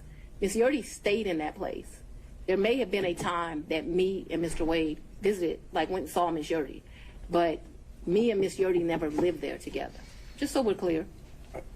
Well, maybe that was clear, but I'm going to have to try again. Okay. Was Miss Yeartie still living in the condo when you moved in? Not a day. Okay. So what I'm That was talking... another misrepresentation in this. We never lived together. I never lived with Miss Yeartie. My question, though, I'm trying to understand Okay. that after you moved in to the condo, Miss Yeartie she was out of the condo, right? She got a house. That's all I'm asking. She's not in the condo. We never stay, Miss Yeartie and I never stay a day together in the condo. All of her stuff was out of the condo, and all my stuff, some of my stuff, not all of it obviously, was moved into the condo. So we never stayed there together. No, sir. All right. So when I asked you about Mr. Wade visiting the condo when you were staying there, Yes. Miss Yeartie wasn't staying there, correct? That would be correct, yes. She wouldn't be at the condo, correct? No, she would not have been. It would be you and Mr. Wade alone at the condo, correct? Yes. That is, there weren't any other witnesses to Mr. Wade and you at the condo, correct? Yes. No security, none of your security detail. Would object. She said it was just her and Mr. Wade. You made your point, Mr. Sadow. Let's move on to the next one. Yes, Your Honor. Who in the prosecution team, prior to, I guess, the motion being filed by Defendant Roman, who in the prosecution team knew of your personal relationship, and now I'm talking romantic, with Mr. Wade? So, sir, I am extremely private. All I ask is who knew. It's not, the answer is no one knew, that's fine. No. I ask you who knew. Answer me just tell it you and then explain, Ms. Willis. I am very private. When I supervised Mr. Body and Mr. McAfee, they didn't know who I was dating, but I can assure you I was dating somebody. So that I kept something private, that's my private life, is not any mystery to anyone. It's like a woman doesn't have the right to keep her private life private. And I'm speaking on this because there have been all these intimations. You still haven't answered the question, Ms. Willis. I'm sorry, what was the question, Your Honor? Is there anyone else who knew about it? And then you can explain. I don't know. I don't think so. I certainly didn't go out telling my business to the world. Okay, so, the best of your recollection, you didn't inform anyone on the prosecution team that the individual that you had chosen to lead the prosecution team had a personal relationship with you. So is that correct? That's inaccurate. Your question is inaccurate. What? Because you stated that the person I chose, we had a personal relationship. So we had a friendship. We have all these distinguishing factors.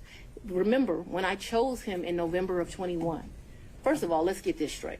Mr. Wade was not actually my first choice. That's no insult to him. Your Honor, No, it is you, because of the way you phrased the question. You said, when I chose him, I didn't inform people of a personal relationship. We have defined personal as romantic. It is an inaccurate way to state the question. Then I will certainly restate it so it is very accurate. Okay, and please do not yell at me. You hired Mr. Wade for the first time on November 1st of 2021, correct? November of 2021, yes, Okay. sir. Your testimony is, whether one accepts it or not, your testimony is that at the time you hired Mr. Wade, there had never been a romantic relationship with Mr. Wade before you hired him, correct? Yes, my testimony is that we were very good friends, but not. But we're talking about the sex, so let's just don't. Well, No, I'm not talking about, I'm saying romantic relationship doesn't necessarily have to be just sex. Well, It can I be don't- dating, it can be holding hands, it can be any of those things that one might call romantic. I'm asking you whether or not prior to November 1st of 2021, there was a romantic relationship with Mr. Wade. That's very simple. It's either a yes or a no. I don't consider my relationship with him to be romantic before that. I'm not a hand holder, so no. That's fine. Now, let's move beyond November 1st of 2021, excuse me. If I understand your testimony, there was no romantic relationship with Mr. Wade until early in 2022, whether it be January or February or March, early in 2022, correct? I would say sometime between February and April. Yes, sir. All right. Now I'm asking you about that time period when it became romantic. Yes. Okay? Thank you. Okay. You didn't see the need, if I understand, to tell any of the people on the prosecution team when you had established a romantic relationship with Mr. Wade that the lead prosecutor, that is the man that was basically giving orders to others, was dating or having a romantic relationship with you, correct? I'm going to object to relevance at this point, Your Honor. Mr. Sedano, relevance? Just to prove what we're attempting to show that there is an issue on the credibility about the relationship. The failure to have informed anyone on her team that she was having a romantic relationship with the lead prosecutor, I suggest gives rise to that inference. That's the relevance. The inference that that they were concealing this because it was not as it's been characterized to the court, and that in fact it started earlier than what they say. All right, overruled. Mr. Sedano. I just want to make sure that we're clear. From at least 2020, me and Mr. Wade were friends. At least that time period. Okay, I'm not talking about. So no. I want to be clear because my credibility is being evaluated here, right? We were friends. We hung out prior to November of 2021. In November of 2021, I hired him. I do not consider our relationship to have become romantic until early of 2022.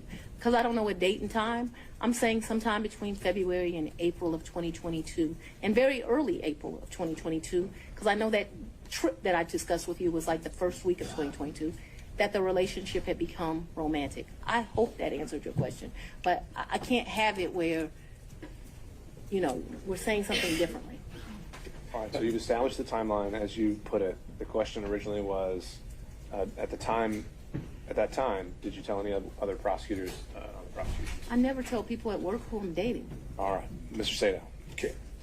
Did you take any trips to D.C. with Mr. Wade? Never. Did you take, okay, so do you have no, what I would call personal trips or business trips to D.C. with Mr. Wade? I never went to D.C. with Mr. Wade, personal, business, otherwise, never. Okay, so. I've never been in the District of Columbia with Mr. Wade, or Maryland, Virginia, the DMV as they call it. So as I understand it, to be clear, any trips that you would have taken to see D.C. That was a pretty clear answer. Huh? That was a pretty clear answer. She just said no. Twice. So do you have a variation or something new to bring up?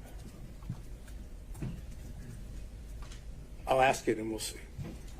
Did you take trips to D.C. that were non-business during the time period that this case or this matter was under investigation? I'm going to object as to relevance as it relates to the matter that we're here before Your Honor. Well, again, the question already asked is, take personal or business trips. She said. But that was with Mr. personal or Wade. business. That was with Mr. Wade. This I asked her alone whether she took. Okay. What's the relevance? And what would be the relevance of that? I'm trying to understand whether or not we have an ability to show a personal trip in which Mr. Wade is there at the same time. I understand her answer. Okay, I understand her answer, but we have documents, we have records that. Your Honor, I'm going to object to the documents, the things that Well, this could be something that's maybe not part of the record yet, but if he has I think there have been other things discussed in this case, and they have evidence that Mr. Wade may have been in D.C. at the same time. If you want to ask about that exact specific date, Mr. Sadon, you can do that. I would reference to the court that that was not asked of Mr. Wade. Anything about any trips to D.C. Sure. And so that's going to limit its merit and impact on credibility. So, Mr. Sadon, ask the question. I understand your testimony is you never took a trip to D.C. with Mr. Wade. That's correct. Personal or business? That's correct. Were you ever in D.C. at the same time as Mr. Wade? I was not. On personal or business? No, me and Mr. Wade have not been to D.C. at the same time. However, since Mr. Wade has been on this case, he's been to D.C. Since Mr. Wade has been on to this case, I've been to D.C. What has not happened is we have not been in the District of Columbia at the same time. Now, the only thing I'm not sure about with what you asked me is if I've been to D.C. personally, because I got a lot of personal friends in that area, but I know that I have been to D.C. I did an interview at Howard University. I went to D.C. for that. Seems like I've been to D.C. one other time. Oh, I went to D.C. for the Global Summit. Actually, yeah, those were 2 separate trips. My next question is based on her opening the door, and therefore I'll just ask it, and Your Honor can decide whether or not it's appropriate. When you went to D.C., did you go to the White House? I did not go to the White House. No. Well, apparently I'm going to get the answer anyhow. There you have it. Next question. Okay. You indicated your best recollection was that your relationship with Mr. Wade, the romantic relationship, ended, you left it in August of 2023. That sound right? That's the hard conversation. That's not the... We've covered this. Next question.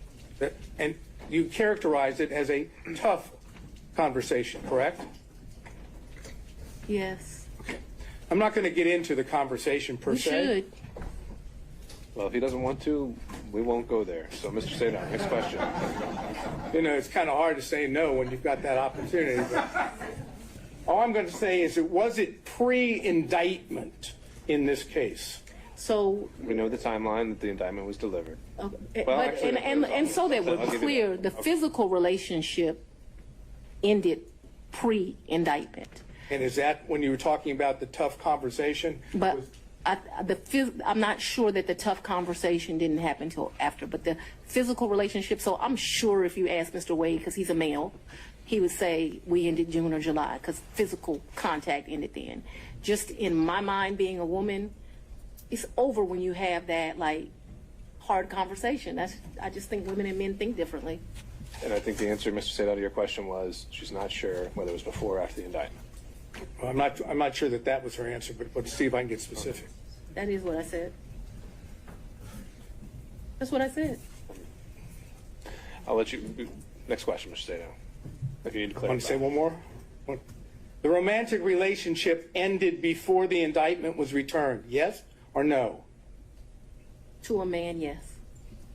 Well, to a man, yes. To you, no? She's explained this, Mr. Sadon. She's explained this. And did the forthcoming indictment have anything to do with that? Ooh. Or was it just a coincidence? Let's go on and have the conversation. I'm just asking you whether or not it was a coincidence. Had absolutely nothing to do with this. It's interesting that we're here about this money. Mr. Wade is used to women that, as he told me one time, the only thing a woman can do for him is make him a sandwich. We would have brutal arguments about the fact that I am your equal. I don't need anything from a man. A man is not a plan. A man is a companion.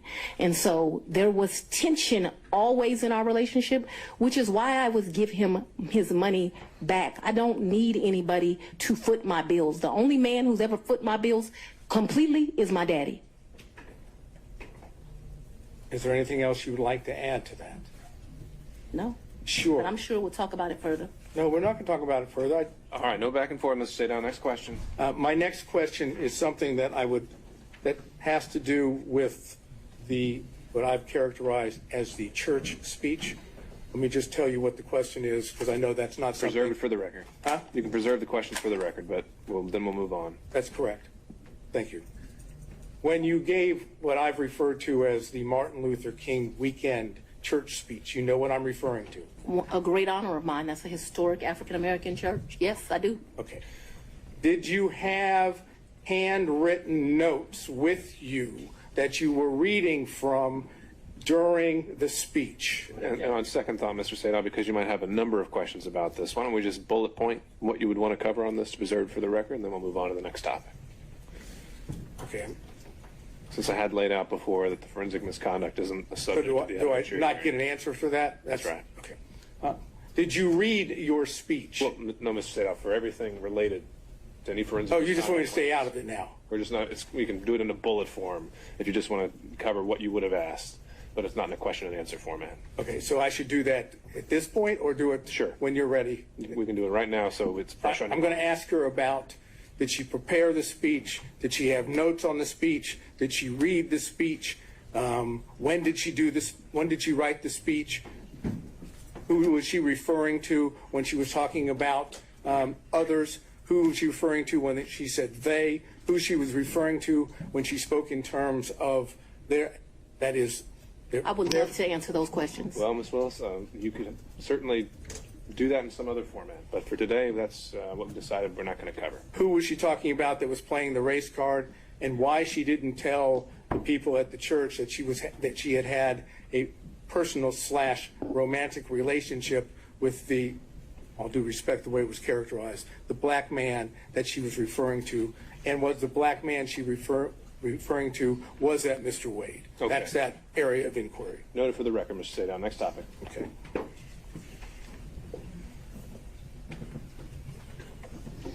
I realize that you've testified that you have no records that with regard to cash payments. Yes. Correct? Mm-hmm. Would your bank records reflect that you withdrew cash from your bank accounts during the time period of 2020, 2021, 2022, or 2023? I'm not asking you, I'm just asking whether they would reflect that you withdrew cash from any of your bank accounts. So the exact amounts? No, just that you did. Of course, I withdrew money throughout that time period, throughout my life. I've withdrawn money from the bank. Yes, of course. Talking about cash from, that is, that you go to a Cash, bank right. or you go to an ATM and you take cash out. Either that way, or you go to Publix and you overpay, or you go to another store and you overpay. So yes, both through that, yes, of course they would reflect that at times. Okay, and so those records, if we had them, would show that, correct? That throughout the course of my life, I took out money.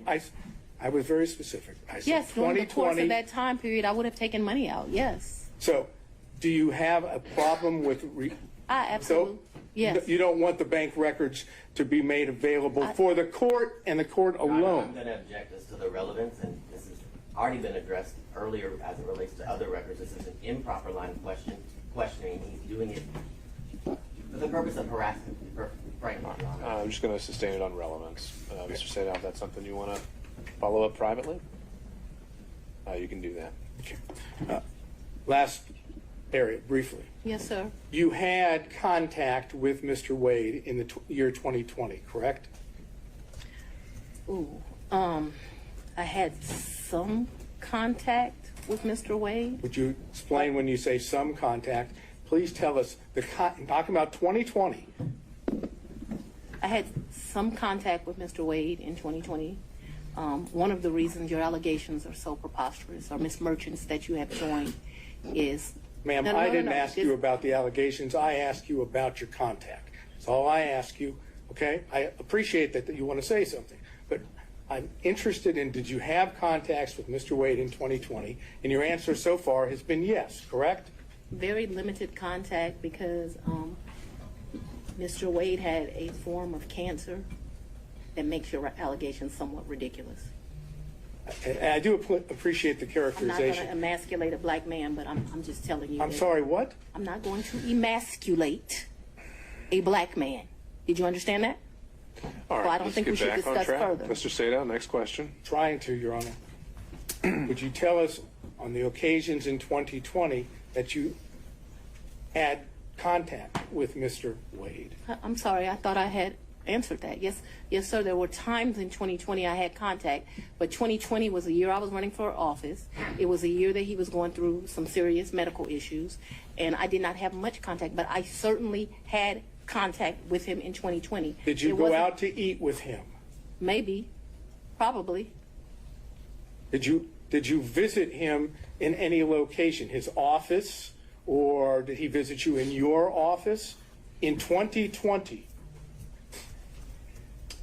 I am sure I'm sure, ooh, that's a very good question. I'm sure he came to 750 in 2020. 750 was my office. Okay. Not often, but maybe once or twice. Maybe I went to his office once or twice, but maybe once. And the purpose for going to his office would have been what? Maybe we would have went to Mellow Mushrooms for pizza, or maybe he would have come for lunch. I'm sure we went by each other's office though, but not often, not a lot. We both grinding, trying to make a living. I understand what you've said about the cancer, and I'm not going into that. But when you were going out with him to restaurants, or when he would come to your office, right? Those were not sterile environments, were they? Oh, very sterile, because it was. The restaurants were sterile environments? A lot of times we wouldn't eat there. We would pick up something and go in, but they were. I'm listening to you. You pick up and take it to where? Maybe eat at our office, but it did not happen much. That's what I'm trying to explain to you. And my office in 2020, nobody was coming in. I was stir crazy, so I would still go into my office. If you remember, when I started this, I said, I am not even sure if we came to each other's offices, but I am trying to be over cautious. So I think I can recall him at 750 a couple of times. I just think I can recall him at 750 once, but let's say twice. I have seen his office. I remember all the awards in the lobby, but I'm not sure in 2020 I went. I'm not even sure I went in 2020 at all. I just want to tell you yes, because I'm not sure. But I have a distinct recollection of him at 750. I actually don't have a distinct recollection of me at his office in 2020. But maybe I went to his office in 2020. Maybe. Did you have ongoing phone conversations during 2020 with Mr. Wade? Oh, yeah, I talked to, yes, absolutely. Yes. Yes, no question about that. No question, I talked to him on the phone in 2020. I understood, and this is, maybe I was confused. The Belize trip was for his 50th birthday. His 50th birthday, and that was in March. He turned 50 March 18th of 2023. If you look at the dates of the trip, I think we were there about 6 days. We stayed at 2 different locations. And you paid for it? 100%. He said, not only, I paid for the hotel, I paid for the flights, I had a birthday luncheon for him, I paid for massages, I paid for everything. And would those payments be reflected on your credit card? I paid for the cash. You paid them in cash? Cabs. I was telling you all the different things. I'm asking you whether or not those payments would be reflected on credit card bills of yours. So there was about $500 that I think is reflected on a debit card. What my recollection is, I took about $4 in cash with me to that. 400 or 4,000? 4,000. But I remember I handed him $2,500, and then the rest was just the money we spent. I probably gave $300 or $400 to this guy who was a taxi driver. He would drive us every day around the 2 or 3 days we went. Took him to eat like it was my trip money. And you had, to be clear, to end this up, the 4,000 that you've just told us. But I didn't give it all to him. Remember, I only gave the $2,500 to him. I didn't ask you that. I was going to ask you that 4,000 is part of your, my words, cash hoard that you had collected over time. Cash what? Hoard, H-O-R-D-E. Oh, I thought you said something different, sir. No, I'm afraid I wouldn't say that. Any circumstances to you or in All right, back on track. The hoard, cash hoard debt. I would not classify it in that way, but I have money at my house. Yes, sir. And the money, when you had money at your house? I'm speaking too loosely. I had money wherever I was staying. So I was not referring to my house in 750. I'm saying I had money wherever I was laying my head. Yes, sir. That was my fault that I wasn't clear. So when you were at what we said the Yeartie condo during the time period we've always discussed, that's where you would keep your cash. When I stayed there, yes. Okay, that's all I have. Thank you. All right, I want to see if we can get through a few more defense counsel if possible before breaking for today. Mr. Stockton.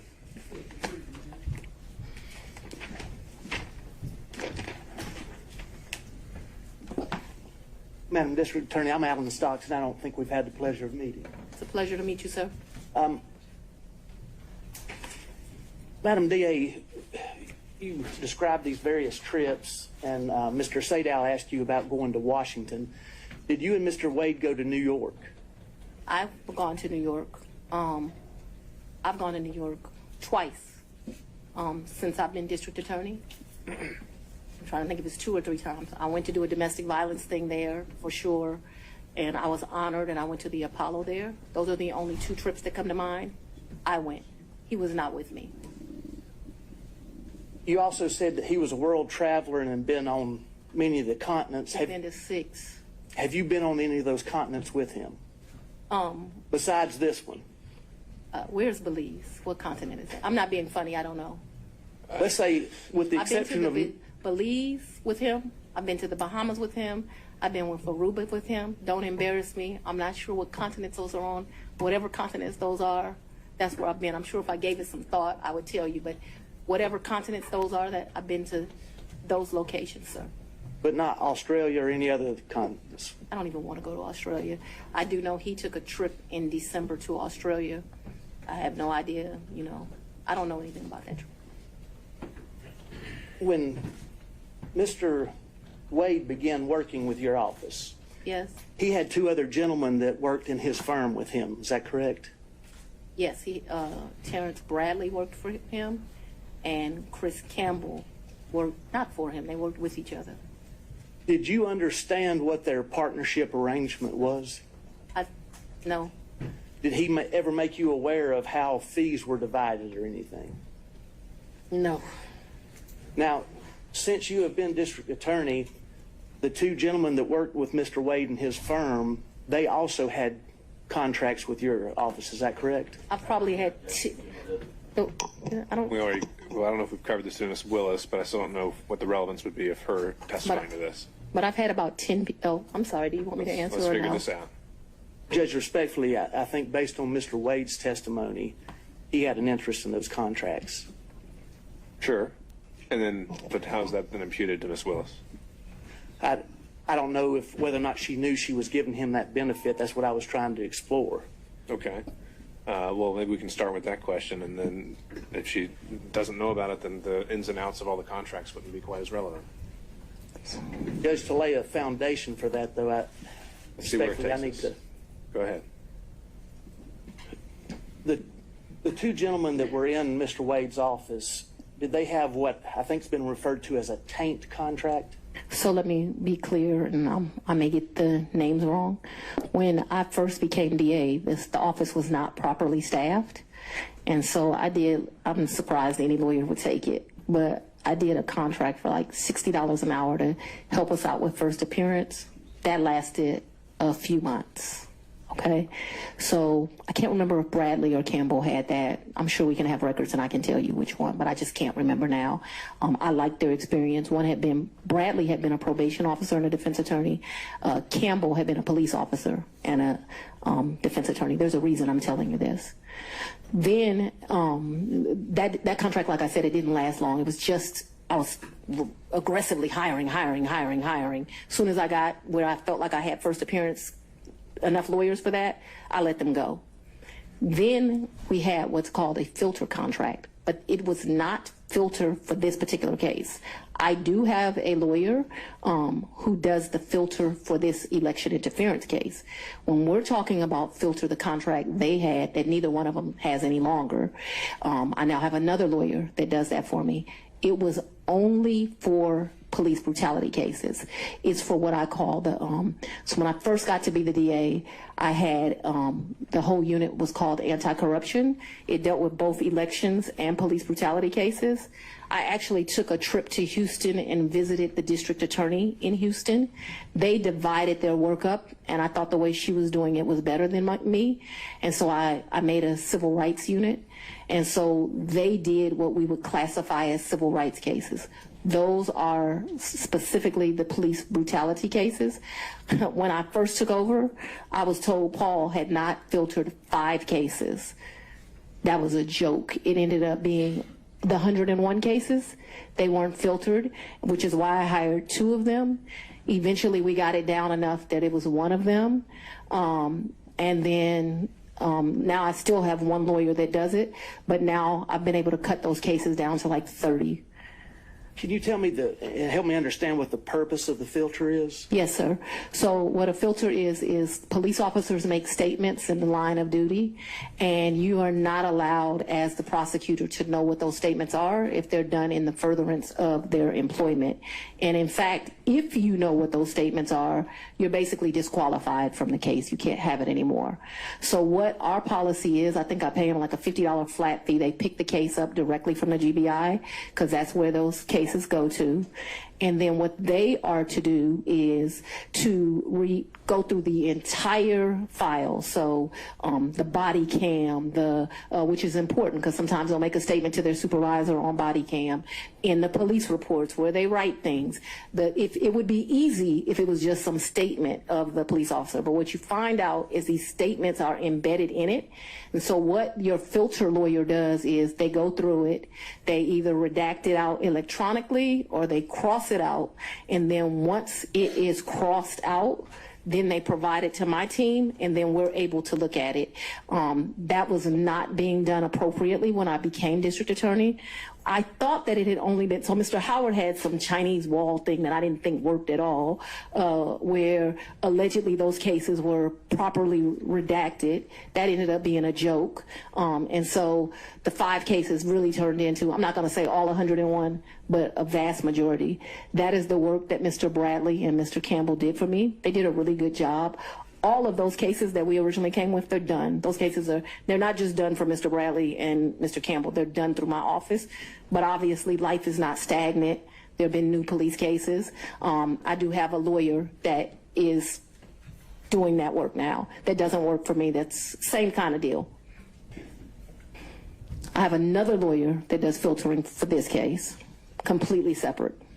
So in the same private office, you had a filter contract, then you had somebody else handling first appearances and so forth, and then you had a special prosecutor. Is that correct? I'm just not. Ultimately, the answer to your question is yes, but I'm not sure that they did it at the same time. The first appearance contract was either $60 or $90. I don't know really how I convinced them to be able to take that, but I think because it was for such a short amount of time. And then I think I pay my filter lawyers, which I still don't know how I get away with, about $150 an hour. And I want you to understand, the AG pays special prosecutors $1,000 an hour. So I'm a tough negotiator. Paul was paying people up to $375 an hour. I won't pay anyone more than $250 is my max. I have a lot of lawyers a lot for what I have that work at $250, and I cap them every month. You can't go past a certain amount of hours. Would you agree that if Mr. Wade and the 2 other gentlemen that were in his firm were splitting fees in equal thirds, would you agree that he would benefit from the tank contract and also from the other first appearance contract? I would agree he would make money. Yeah, so to make money is a benefit. Judge, that's all I got. Mr. Durham, if you're still with us on Zoom. No questions, Your Honor. Mr. McDougald. I do have a couple, Your Honor, but it's a little awkward from back here. If you want me to... Yeah, why don't you go ahead and make your way up.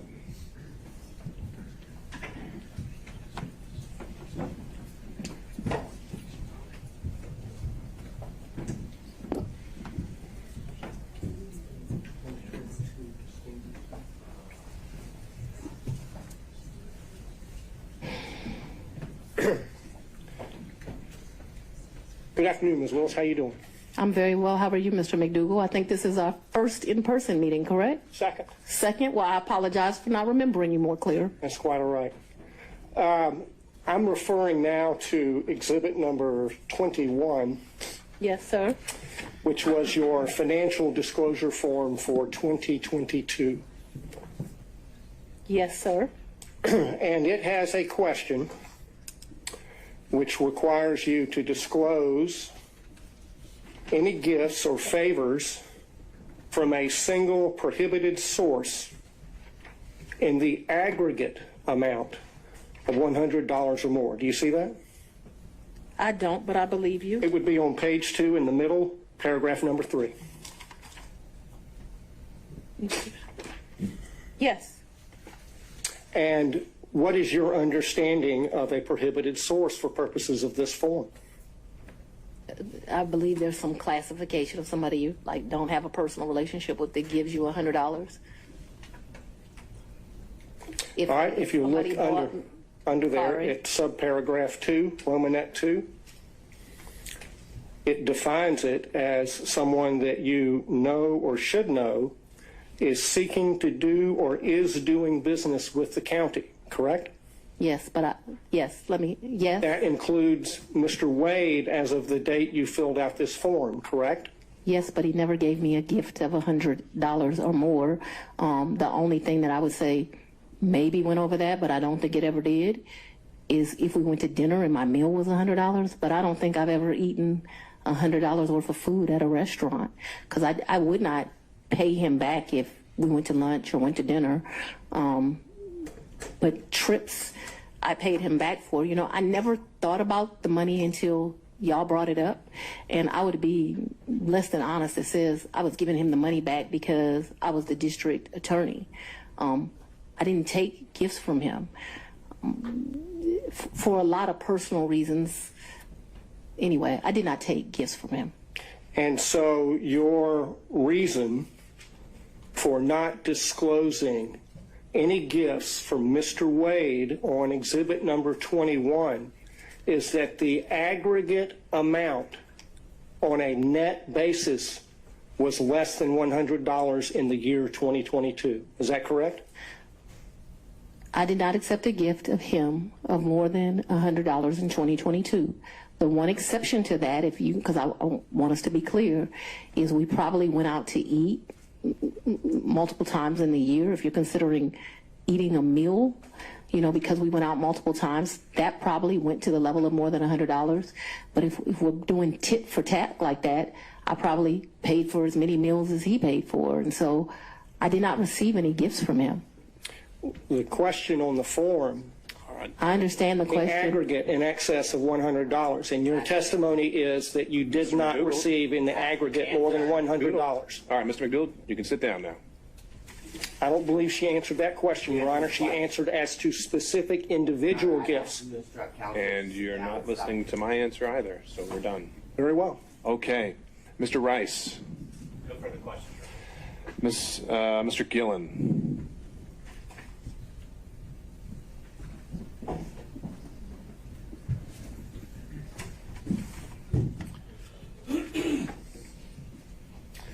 Good afternoon. Good afternoon, sir. A few questions here. I want to, you saw the book here, Find Me the Votes. That was shown to you, correct? Yes, sir. Your Honor, I would like to just tender this as an exhibit, number 22. Is that your copy? It is. All right. What exhibit is that going to be? 22. All right. I'm making the is that evidentiary contribution here to this. Now, well, I guess you're tendering it. Is it with position of the state? I'm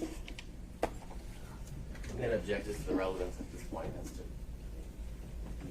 There's no relevance at this point. Mr. Gillen, are you using this to confront her with prior statements? Yes, Your Honor. Okay. And statements that she made concerning her financial situation and laying the foundation for that, and that she gave these interviews to the authors. And so this would document that, and we ask her, get this in the record, ask her questions about it.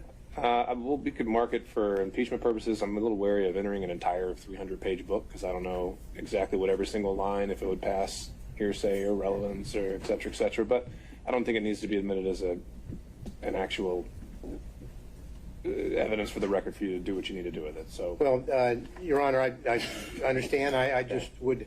It's marked as again, Exhibit 22, and we'll move from there. Thank you, Your Honor. Now, you were asked a little bit about this book before, correct? I think Mrs. Merchant. Ms. Merchant did. Asked me some questions, yes. And you gave about 6 interviews to the authors of this book in the sit down? No, sir. You didn't? No. Was it? She answered how many interviews she gave, in her opinion. How many, in your opinion, do you believe you gave, and how long did they last? 2 to 3, maybe 20, 30 minutes. So your testimony is at most, you think that you gave maybe an hour to an hour and a half's interview to the authors of this book? Oh, you mean in total? In total, yeah. Maybe, yeah. Anywhere between, definitely not more than 2-ish hours. Okay. But you also were telling, when they were, the title of the book, of course, is A Hard-Charging Georgia Prosecutor, a Rogue President, and the Plot to Steal American Election. You've seen that. Why is the title of the book relevant, sir? And I had no. And then I'm going to ask her whether or not that was the theme that they gave her when they talked with her. What the thing gave her? What do you mean by that? Well, because they were sat down and they told her why they were there to interview her. And why does that matter? Well, I think it matters because it shows what they want her to give her version of what her life story is. This is almost a life story of her. So that's why it's relevant. But if the court thinks it's not, then no. It could be relevant to your issue of the forensic misconduct that has been alleged, and maybe some of the motives at play when it comes to forensic misconduct. But I'm not seeing, again, what we're here for today was the relationship and/or any financial elements of it. Correct. Well, I think it clearly relevant to the forensic misconduct, also relevant to the personal interest in terms of the finances. I didn't make 10 cents off that book. Pardon me? I didn't make 10 cents off that book. Didn't ask whether you made any money. Okay, I just didn't ask whether you made any money. Do you have any other statements that she hadn't already been confronted with by Ms. Merchant? Well, other than I want to focus on when you were telling them about your financial straits and you're living kind of month to month, that is what your financial status was back in 2018 after your election. Mr. Gallon, we covered that at length, and you're at the end of the line. I'm sorry about that, but we've got to find new ground. Well, let me move on to my point here. So the point is that what you're telling us is that you were in financial straits, but really that your testimony today is you had a cash hoard of maybe up to $10,000 in cash where you laid your head at night so that you would dip out and there would be no record of it, correct? That's not what I'm telling you, sir. That's not at all what I'm telling you. What I'm telling you is that throughout the course of my life, I have always kept cash in my house. That cash has ranged from times, my father would probably be ashamed of this because he would say it should be more, but that cash at times has ranged from $500 to maybe $9,000, and he would be like, that is not what I told you to do. I've always had that amount of money. What I've told you is that when I travel, you do better negotiating when you travel. If you have cash, you go to get the cab. They say, oh, we're going to charge you $300 for the day. Well, I got American cash. Will you take it for $150? And so it's my practice to take money when I travel. We're not talking about a whole lot of money. We're going to the Bahamas. $1,500 in cash is in my pocket, or at the most $2,500. Belize was actually probably the most money I've ever taken. And it was taken because it was a big deal. My 50th birthday sucked. His 50th birthday, it sucked. It was terrible. No. Your Honor, and I'd so like to get back to some questions here. I'm trying to answer it. I think it would help if we So let's move to the specific yes or no's here. Have you told us today that you would keep a cash hoard in your residence up to about $9,000? Yes or no? And throughout the course of my adult life. And so let's even be more specific than that. Probably from the time... Your Honor, I'm only asking for yes or no. rather than But speech. we have already covered this, so I But need yeah, to but get I'm to that trying point. to. I know you're laying the foundation, but it's already been laid. So The filibuster is here. I'm trying to move through the filibuster. Yeah, but we're not talking about a lot of, and so it could be 2,000, it could be 1,500, it could be 7,500. It just depends on what you're doing at that time. What I'm telling you is when I traveled, I took cash. I find that when you travel, especially to foreign countries, the American dollar does well, and it's good to have cash. You can negotiate with the taxi driver, with the jet skis, and it's not a lot of money we're talking about. Your Honor, okay, we understood, need Ms. to, Willis. we need Let's to get cut off the. Let's get to a question, Mr. Gill. And so you have cash in your house, but you had a lien, a tax lien on your property. Is that right? I don't believe I had a tax lien on my property. You have a tax lien on your property. You gotta talk up louder, Mr. Hunt. Okay, we already covered that, Mr. Gillen. I need new ground here. I'm asking the question of, I'm trying to figure out how someone can have a tax lien. Then ask that question.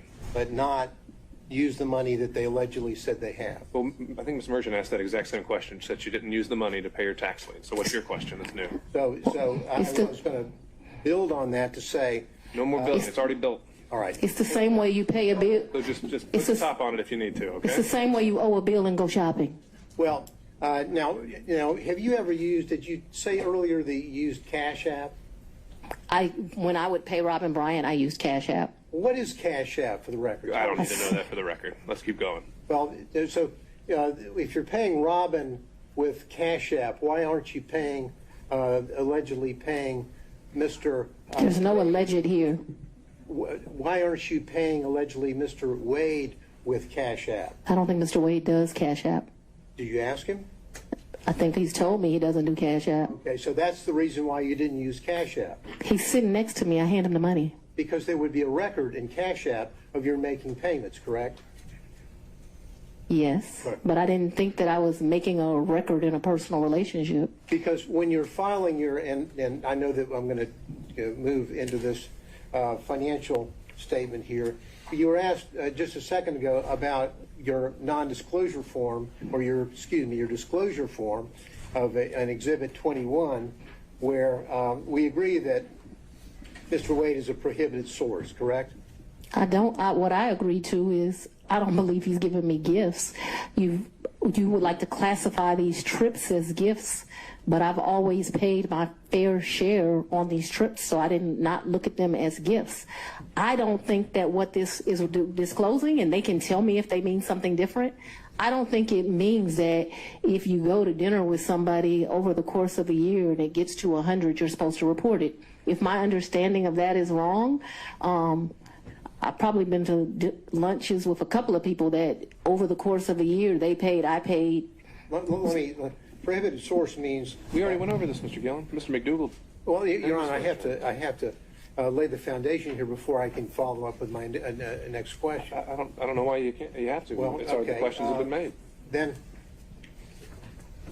your 2022 disclosure form did not list any of the thousands and thousands of dollars that Mr. Wade paid for on trips that you were on. Isn't that correct? That's because Mr. Wade was paid that money back, or he was paid due to the fact that I bought the plane ticket or I paid for the hotel. There were never money that he gave me.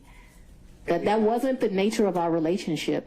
You know, there's so many men, and Mr. Wade is one of them, where the nature of the relationship is they're just paying a woman. The nature of our relationship is companionship and friendship. Despite the way people would like to paint certain women, it's just not true. Final question.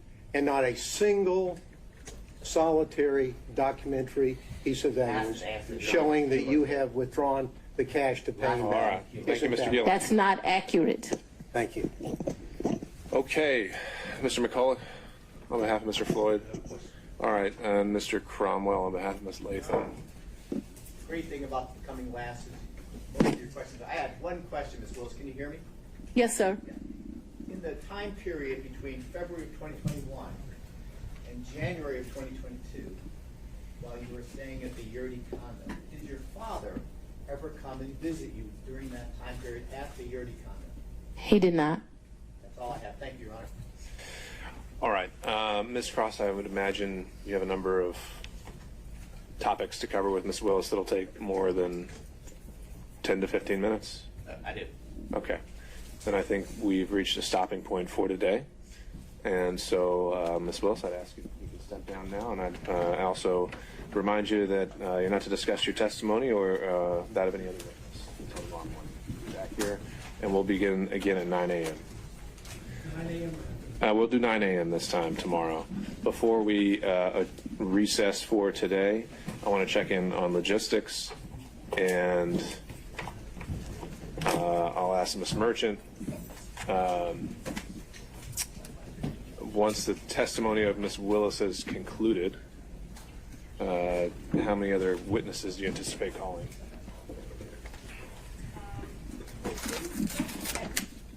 And then we subpoenaed Delta records, but the state objected. We can handle that now. Ms. Willis, you can step down. You're done for the day. You want me to leave the courtroom? Or you can sit at the council table. We don't need you in the witness box.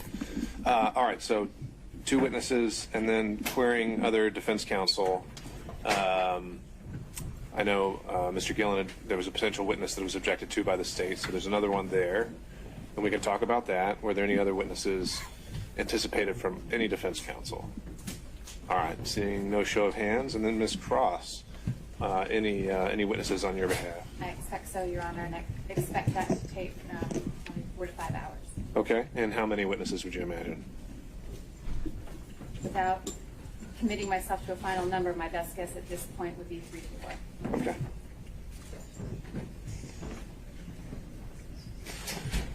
All right. Do we know who? I mean, I gave them our witnesses. I know we're supposed to give witnesses from evidentiary hearing. I'm guessing that one is John Floyd, but I don't know anybody else. All right. No, I understand, Ms. Merchant. However, I don't think at this point there's any statutory requirement. We have the standing order that for expert witnesses, and if state doesn't want to extend that courtesy, then I think you're stuck with it. All right. I'm certainly happy to represent that Mr. Floyd will be a witness, that the other witnesses will be impeaching of Ms. Yeartie. Okay. All right. Let's take up these last couple issues here before we break. Then the issue of the Delta Airlines records. The motion to quash was filed by the state on behalf of Mr. Willis, I believe. I didn't file a motion, Your Honor. Oh, excuse me. But my representation was that I just got notice of them, I think it was yesterday. Okay. And so now that I've had the review of them, I object to the general fishing expeditions. I've introduced a new record today that was from Delta. To my knowledge, that there's going to be no further new production in the Delta records. I don't want to burden the court with anything. If the court wants to take a look at it and see if there's anything different than that, I don't have an objection. I don't like the idea that we're just looking for anything. I don't want to put an obligation on the court, but I'm happy to agree to an in-camera if that's the court's interest. And so, Ms. Merchant, I take it. All right. So, Ms. Merchant, I take it the purpose of this subpoena. I'm going to need you to step out. Step out, ma'am. The purpose is to show travel. Right. Is it because you suspect there are other travel records, or just you think there might be something else in there? It's, well, one is to prove some of the travel records that they traveled together.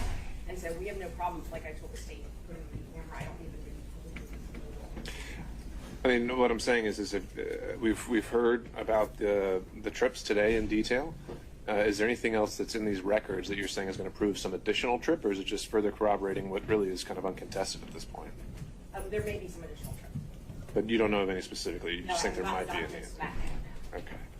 All right. Well, then let's continue with that. Then, if you want to send them or instruct Delta to send them to us in chambers, we'll take a look. And I think essentially, if there's, you can tell us, Ms. Merchant, what you think we should be looking for and what you think is relevant, and we'll do that. Okay. All right. And then when it comes to Mr. Schaefer's witness, there was an issue raised about this kind of being a summary versus an expert witness, and so I reviewed the motions, and I think there was essentially essentially kind of the summary document that Mr. Gillen's witness would, the sole purpose of this witness to introduce. Was there something about, I don't know whether it's from Mr. Abati or Ms. Cross, was there something about this attachment substantively that you think is inaccurate, or is it literally just a summary document? I can't tell, because the documents to support it were on a thumb drive, and there's tens of thousands of those documents, and so I don't know whether that is accurate or not. I can point to some characterizations on it that I would quibble with. Sure. I think the result is wrong, but I just can't agree to include the documents or someone testifying from the documents that I just can't verify. It may well be that there isn't anything ultimately, but I can't represent that, and I can't agree. The document itself isn't authored or identified as being authored by any particular person. Okay, give me a second while I pull it back up. So what I was provided by Mr. Gillen is a 3-page document. It starts with a timeline, usually dates, events, and sources, and it ends with an Excel sheet with some more figures. And Mr. Gillen, what do you have to say on this? What we would tend to call Bill Sawinski as a summary witness, not expert, not giving expert testimony. And what we've done is that we have, and we got the bulk of sort of what was in the download we got last week as a chamber team. So what we have here is the source information over here. If we look at that, Your Honor, that's largely, all of this information essentially is material that is material of Mr. Wade's. This isn't something that's some different company or bank account. And largely what it is a situation where, as it now stands, most of these source documents are already in evidence. And so, whether it's 1006 or frankly a demonstrative aid under 611. Well, that's what I was about to say. Why couldn't this just be used as a demonstrative? What would the state's objection be then if Mr. Gillen was just to say in closing, hey, I put all these records together and here's my demonstrative? I don't think I have an objection to that. I might quibble with some characterization in some language. Sure. But to call it a summary and to represent that the records is an accurate reflection of the records, I just can't agree to, because there are so many records that were disclosed on Wednesday, and I just don't know. Well, except, Your Honor, if you look at the sources, I mean, literally, we're describing things that were introduced today. They've seen all this. And the documents that we have sourced really came from Mr. Wade in his divorce case. So it's not like they're surprised. So we would ask that the witness be allowed to testify and just put it in the record and put the summary charts in the record and have them admitted, and that way off we go. This isn't a situation where we have a jury and they're overwhelmed with whether or not there is some kind of factual misunderstanding here. They could look through this probably at lunch and determine whether the source is accurate or not. The second sheet, Fulton County payments, this came from them. So to say that they can't determine or decipher whether the documents they gave to us is accurate doesn't seem to carry the water. This isn't a situation where we have tens of thousands of new and different documents from different corporations, different banks, and then suddenly we've put it on. We've done our best. We got these things last week. I've gone through them all, and we've called it down to what we think is a very concise summary chart for the court's consideration. All right. So, Ms. Cross, what I would ask is, it sounds like most of the morning is likely going to be taken up with the remainder of Ms. Willis's testimony, as well as any additional witnesses from Ms. Merchant. And so perhaps we can use that time between then and then the lunch break to take a look and see if these sources are inaccurately cited. I mean, the characterization isn't something that's going to be determinative. I don't think I'm bound by whatever he describes as the event. But if this is just, I really don't see much of a substantive distinction between a demonstrative and a witness. But if he wants to put it up through a witness, and it's not something that you need to rebut with expert testimony of some kind, then I really don't see this as being much ado about nothing. I'm sure you can understand why I couldn't agree. Sure. No, that's fine. Without having gone but I don't know if it's something that we need to bar outright. until you've had a chance to look at it if you see some incredible inaccuracy in it or something like that. All right, anything else from the state? No, Your Honor. Anything else from defense counsel? Let me go in order. Mr. Sadow. One quick question. I understand the court had the bullet points where I was going to go. Do we need to put into the record the speech itself in the transcript, or is the court taking notice from what we've already filed? I think it's extensively quoted in all of the pleadings. If you feel that's something that we need to have officially recognized, I think certainly we can do that. I don't know if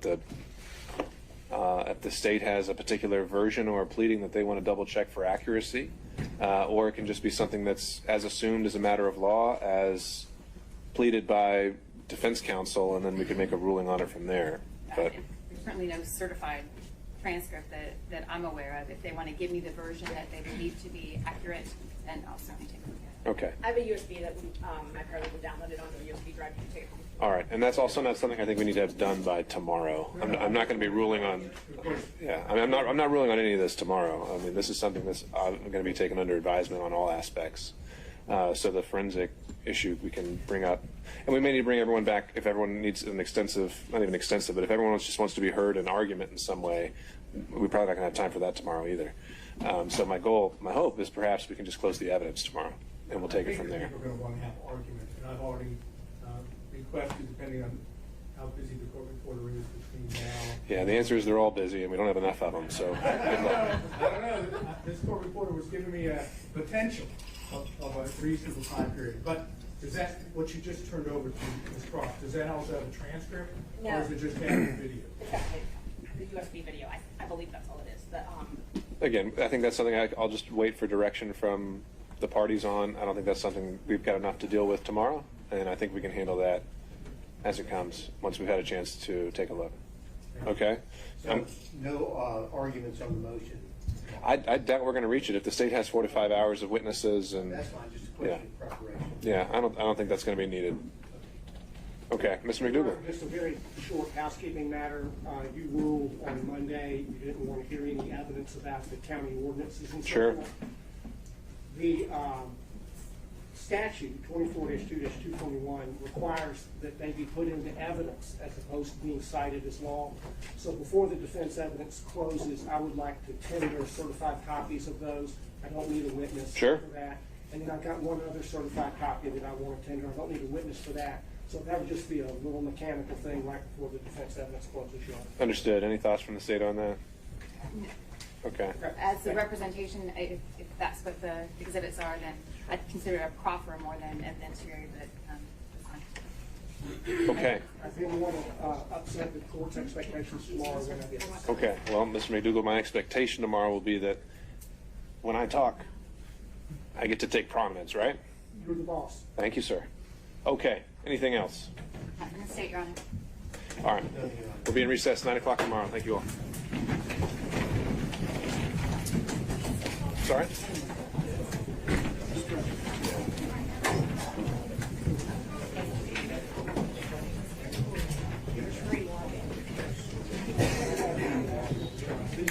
Copies I would give you tomorrow.